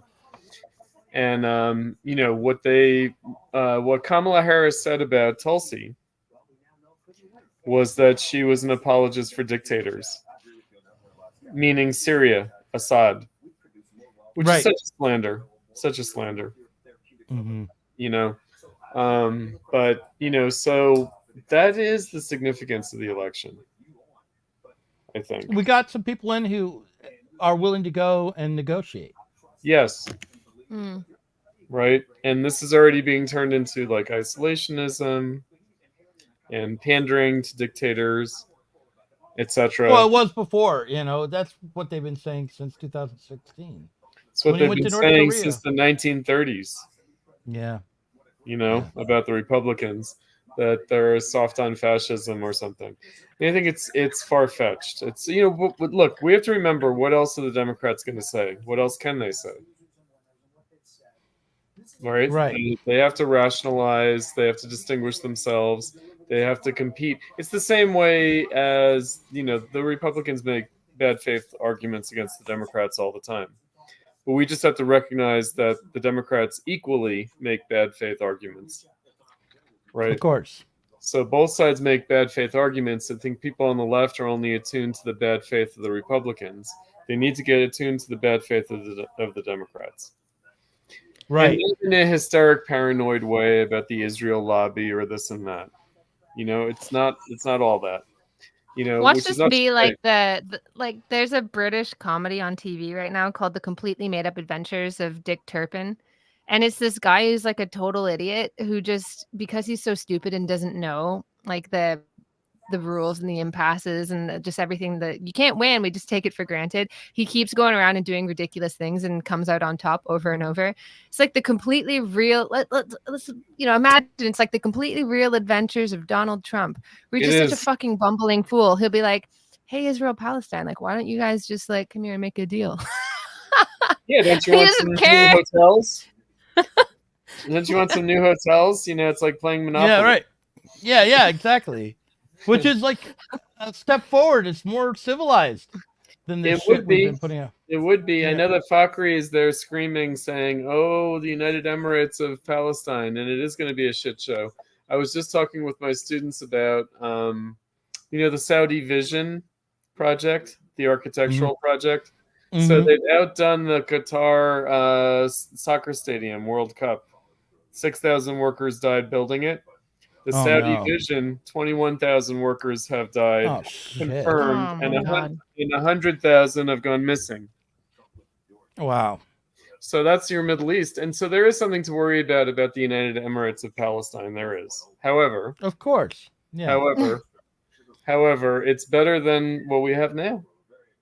Is it a more civilized way to kill people, building something than blowing them up inside of buildings? It is. There are I choices. would Welcome dare to say, and there's the possibility of some kind of a struggle, because obviously, workers in Israel are going to have more rights than in Saudi Arabia or in Qatar. Hate to say it, but it's simply true.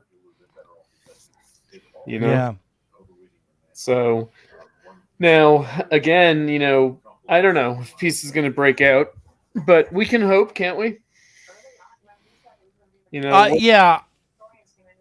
Fingers crossed. I know. We can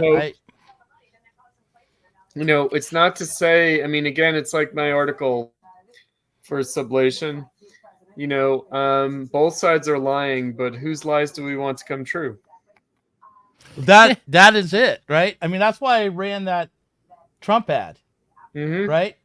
Because I knew it was a lie, but it's such a better lie. It's a better lie. Like what? Like standing up to Russia, in Ukraine. That's what we're supposed to be excited about. Mm-hmm. Yeah. So I'm optimistic in a ambivalent way. I'm optimistic here. Also, both sides are hiding things, but who do we imagine is hiding the worst things, and who will hide them more successfully? That's what I think too. That's the one. Right. Trump's going to be less successful. And one thing about Trump is if they were talking about using the nuclear codes, he'd be right up there, be and they gave me the nuclear codes, but I said, no, not right now. I won't do it. I can't do an impression. Everyone can do a Trump impression except me. Mm-hmm. He'd be on there and everyone in the Secret Service would be no. He'd be completely incapable. No, it's a little shocking. Can I just comment? Can I comment on the segment with David Shields? I almost wrote into the chat, but I held my fire. I controlled myself because I was like, wow, the Democrats will never admit that it was a hoax with the Russia collusion. They'll never admit it. Ever. I tried to push him on it. I mean, I pushed him pretty hard. No, but they just will never admit that it was all a lie. Well, yeah. I mean, but he didn't have any reason. He didn't have anything to come back with when I presented. No, it's just that, well, of course the FBI can't be wrong. Of course, they wouldn't do that. They wouldn't make something up completely. It's pure denial. I'll say with David, though, he was more pro-Trump tonight than I've ever seen him. Oh, because because of Trump giving a blowjob to the microphone stand. No, it's funny how there's a theme. There's a theme, right, between Susanna and David Shields. Yeah. I don't quite get it, Doug. Ashley, I don't know, help me out here. A man being penetrated is the worst possible fear. I'm there are all sorts of. Didn't Prince Andrew? Isn't he famous for pegging? Right. I guess I am. I missed that bit. I think. Oh, you don't know this? His wife. I never heard that. His wife lets him have an affair because his wife's not interested in doing the strap-on dildo, whereas the mistress is. We know too much. Oh, we know just enough. We know just enough to know that Susanna Kleeman is wrong. There are all sorts of straight men who are interested in being penetrated. It's not the end of the world. No, it's not. And I'm sorry, killing Gaddafi with a bayoneting to the anus, that was not sexual. That is I think we maybe would see it that way, but no, it's brutal violence. It's violence. Yeah, well, that's how I saw. I didn't see it as sexual. It's violence. I saw it as a way to completely humiliate and murder a man. Yeah, and not to say, Gaddafi tortured people. He did. He tortured people to death. He did. So I'm sure it was a sense of getting a revenge on a horrible dictator. But it's a gruesome death, and there's nothing to celebrate about it. but it's also not sexual. It's not. It's violence, and I that's one of the things that I don't like. I don't like the easy identification of sex and violence. There's a difference. Yeah. Do you remember Jane's Addiction? Mm-hmm. They had a song that was called "Sex is Violence." Sex is that was a. No, I know it's a problem. It's a problem. I like Foucault's infamous for this. Yeah. He said, rape is not a sex crime; it's a violent crime. Mm. And so feminists don't like that. I don't know about that. They say that all the time. They say like rape isn't about sex; it's about power. They say that all the time. I think that it's true. Yeah. I think that it's true. It's very hard to imagine raping someone for that. There was an author who wrote a book called Galileo's Middle Finger or something like that, and it was about how the social sciences and the scientific community are being controlled by ideologues, both on the right and the left. Yes. And one of the points she made is that they've done studies about rape, and that when men rape, especially young, attractive women, it is sexually motivated. It is not only about power and violence. It is they are aroused by the young women that they violate, and so I don't think we can separate things so neatly. No, it's not about separating them neatly. It's about what the crime is. In other words, it's a crime of violence. It is look. Obviously, with Gaddafi, it's a crime of violence, and rape is violent, no doubt, right? No doubt. So, but human animals are fucked up. Remember what they said about Julian Assange? He was guilty of rape because he had sex without a condom. Right. Remember that. You can't forget these things. I didn't forget it. I've never forgotten it. Right? And it cost me in my career, that whole thing, because I defended Assange at a time when there was a editor of Publishers Weekly who was going to help my career and didn't, because I defended Assange. So I remember that. That's right. But anyway, we get off on that only because I really don't like, the weird pseudo-psychoanalytic sexual analysis of Trump.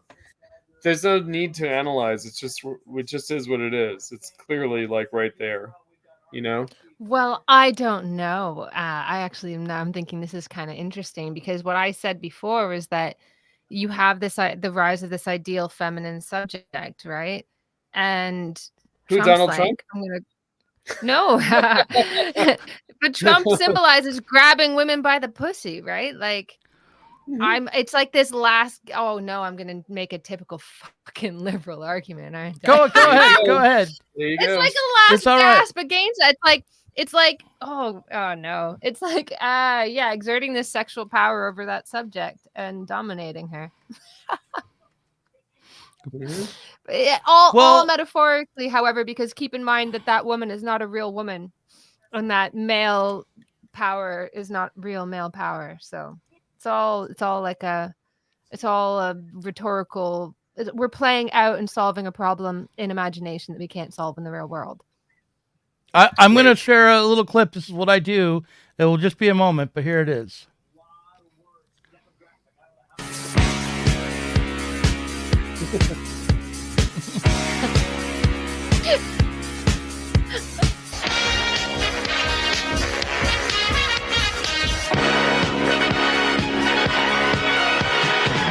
Young man, there's no need to feel down. I said, young man, pick yourself off the ground. I said, young man, 'cause you're in a new town. There's no need to be unhappy. It's fun to stay at the YMCA. It's fun to stay at the YMCA. No, I mean, I disagree with David Shields' analysis of this. I think that Trump is comfortable enough in his heterosexuality to have his gay moment. Yeah, It's that's as simple as exactly what that. I think. Yeah, it's as simple as that. You He know? likes a YMCA song, and he doesn't care that it is about young men hooking up for sex. And it clearly is about that, and the audience knows it. Right? Yeah. Nobody, it's not a mystery, And it's like what you were saying when we were at the RNC, the crazy Republicans were like, yeah, gays are fun. You said that, and I agreed. I reported it to you. Yeah. Because yeah. we got way late at the bar.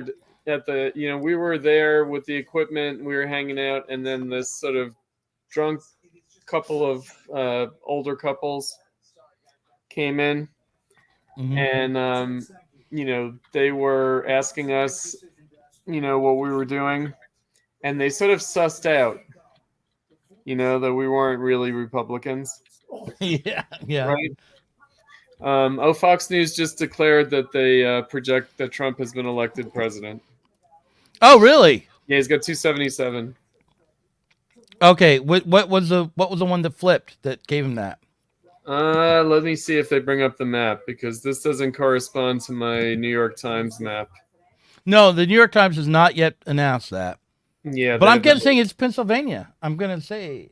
Well, yes, it is Pennsylvania, but it's got to be more, because Pennsylvania only brought him up to 267. Oh, it's Wisconsin. Oh, wow. Okay. Mm-hmm. Yeah, he's going to get more. I mean, he's going to win Nevada. He's going to win Arizona. He's probably going to win Michigan. So he might be up to 300 like it was in 2016. Well, look, the New York Times is projecting 306. I project 312. And, yeah. Everybody's a pollster now. Everyone is an electoral college expert. No, like I've been looking at it every day. You've been looking at the map so you can plug in your own outcomes. I don't do this, Doug. I have to say, right? Because I don't know. I'm satisfied simply to have predicted Trump in 2016. No, I know. I'm not saying it's good that I look into this. No, it's nervous energy. I don't know where I've been channeling my nervous energy. I guess I've been deeply ambivalent about this outcome. Yeah, me too. Well, let's talk about that a little bit. I mean, I was saying we're going to wrap up in 20 minutes, but I'm willing to talk a little more. What's the source of your ambivalence? What are you worried about right now? Well, I am worried about how the Democrats will react. I am worried about, political instability, chaos in the United States, which countries might be tempted to take advantage of. Mm-hmm. Meaning they might have been more cautious in the first Trump term, and they might seek to take advantage of a second Trump term. So he was able to maybe keep Russia and China and Iran in check in his first term. Maybe not now. Maybe not. That's possible. I mean, he will try to negotiate, but they may not let him, right? Because they know that he has this, deep weakness, namely the Democratic Party. So it may not make the world a safer place. I mean, I hope it does, but it may not. So I'm just deeply ambivalent. And of course, the left, we could see more neo-Stalinism if Kamala had been elected, but now maybe it will go back to anti-fascism rather than anti-imperialism. And that's in some ways even more schizophrenic than anti-imperialism. So I'm ambivalent. In other words, yes, what you were saying earlier with Jack, because he's very skeptical about restarting a socialist movement. Of course, it's up to us, and we'll see. So it's not anything good unless we make the best of the opportunity. But that would be true if Kamala was elected too.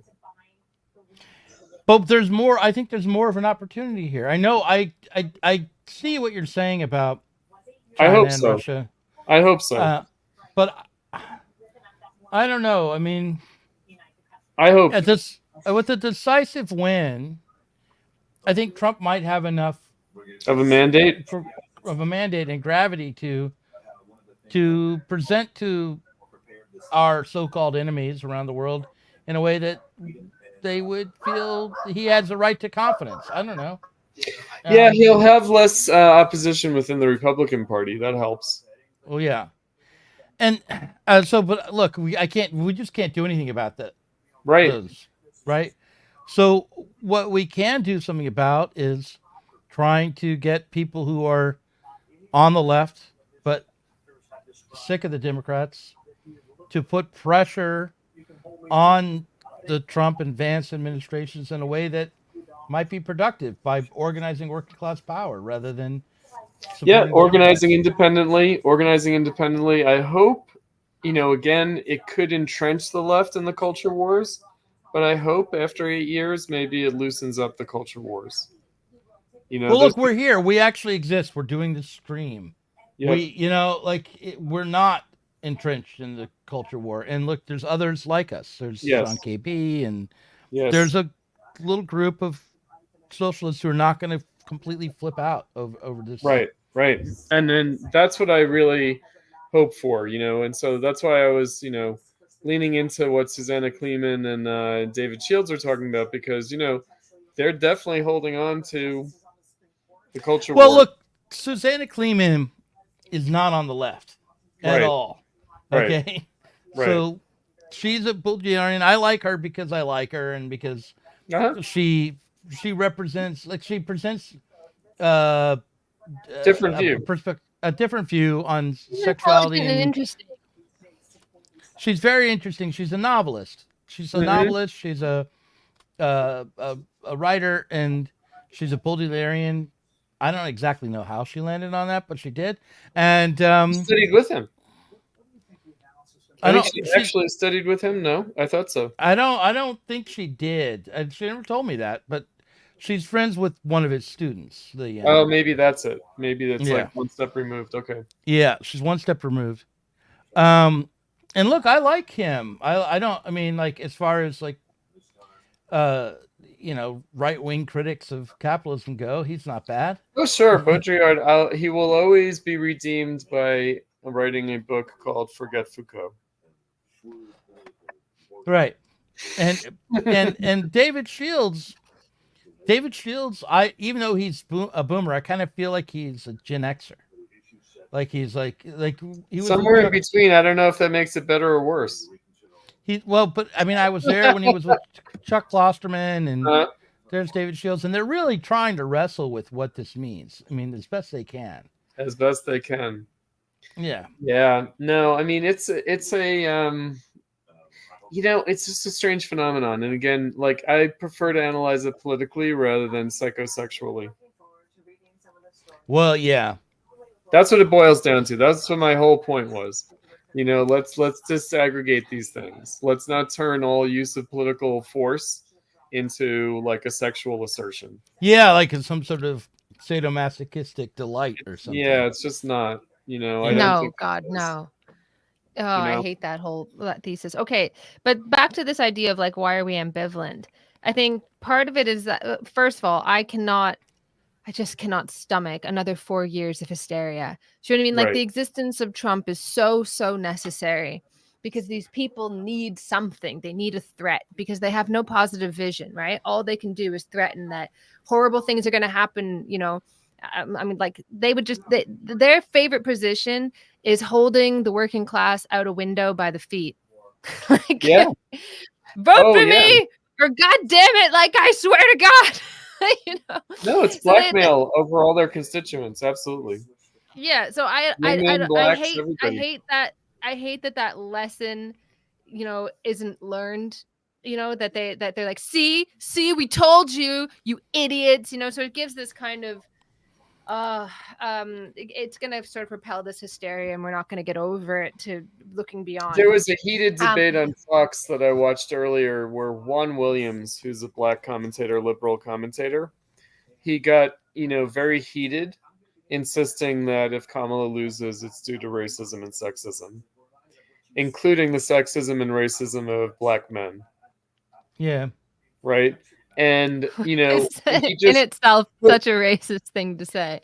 No, he was saying that basically black men have bought into anti-immigrant racism and have bought into sexism, and that Trump has played on that, and that, it's also the bro vote, and, that basically the targeting of young white men turnout, paid off. you know, but it wasn't just young white men. It was young men, period. Young men of color too. That was the strategy, but it's already like they can't admit that that's it. It's got to be whites. It's got to be males, straight males. You know, it was J.D. Vance who on the Joe Rogan podcast interview said normal gays like Trump. Yeah, and it's true. It's true. It's true. No, but immediately it had to be denied.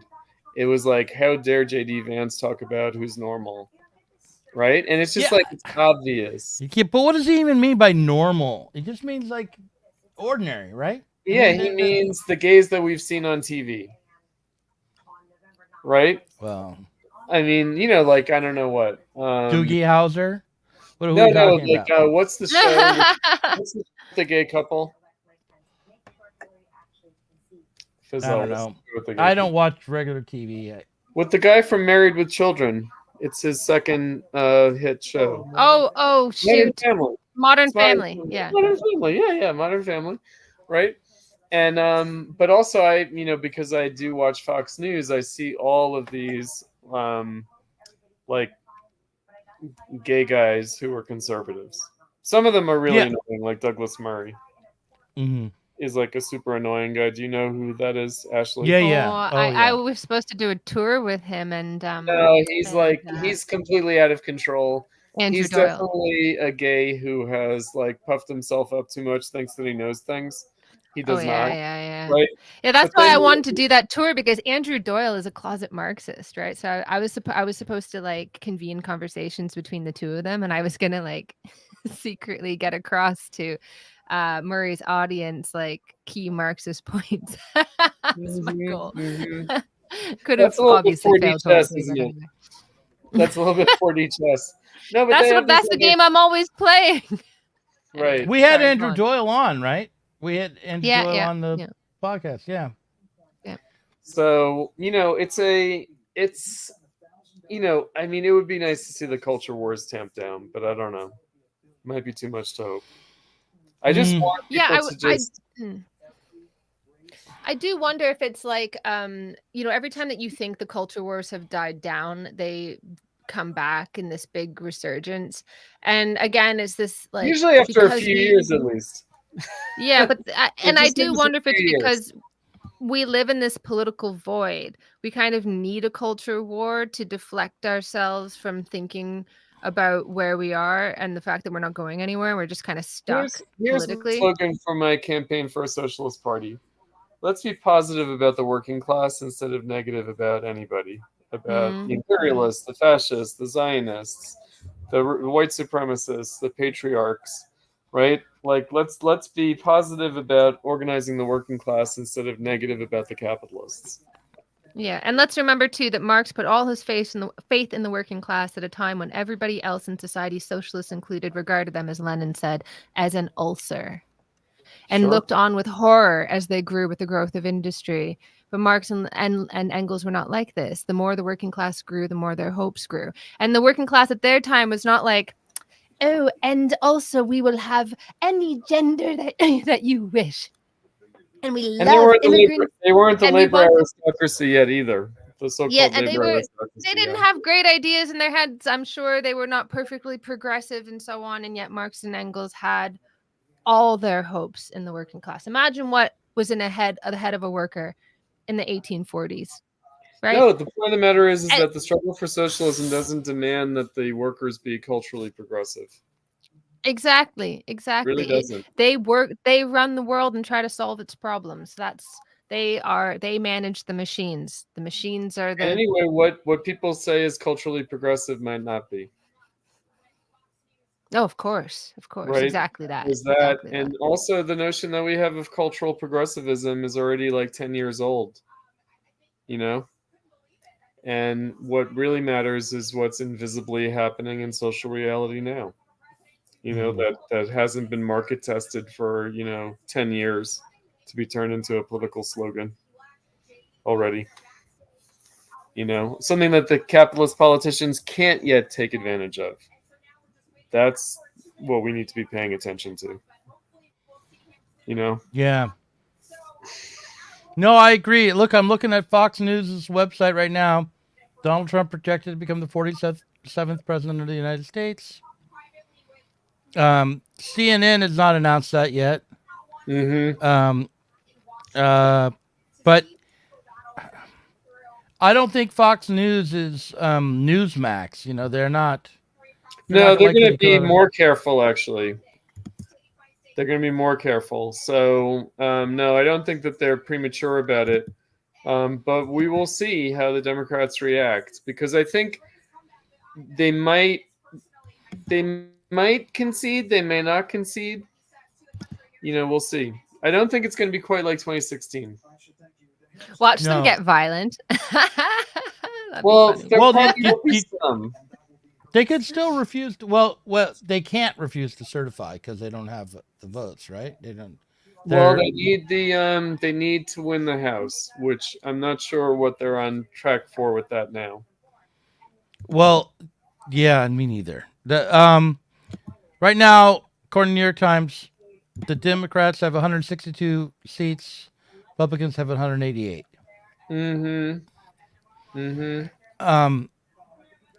But it would be interesting. I mean, I said earlier tonight, oh well, if they refuse to certify, well, that'll be interesting. It'll be exciting.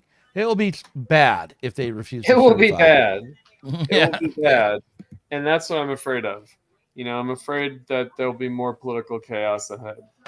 But now, coming unambiguously from the Democrats, I mean, in the first term of Trump, the chaos came from the Democrats too, but somehow people didn't see it. Right. No. Yeah. Well, look, we've got our work cut out for us We've here. got our work cut out for us. Yeah. Unfortunately. Well, let's do it, all right? Because I'm impatient. I'm we'll do it impatient for the future. But for now, I'm kind of worn out. It's been 6 hours on the stream for me. All right. Yeah, Doug. Well I'm done, going to say Doug. goodnight to Bravo. everybody. And I'll end with the national anthem. Oh, say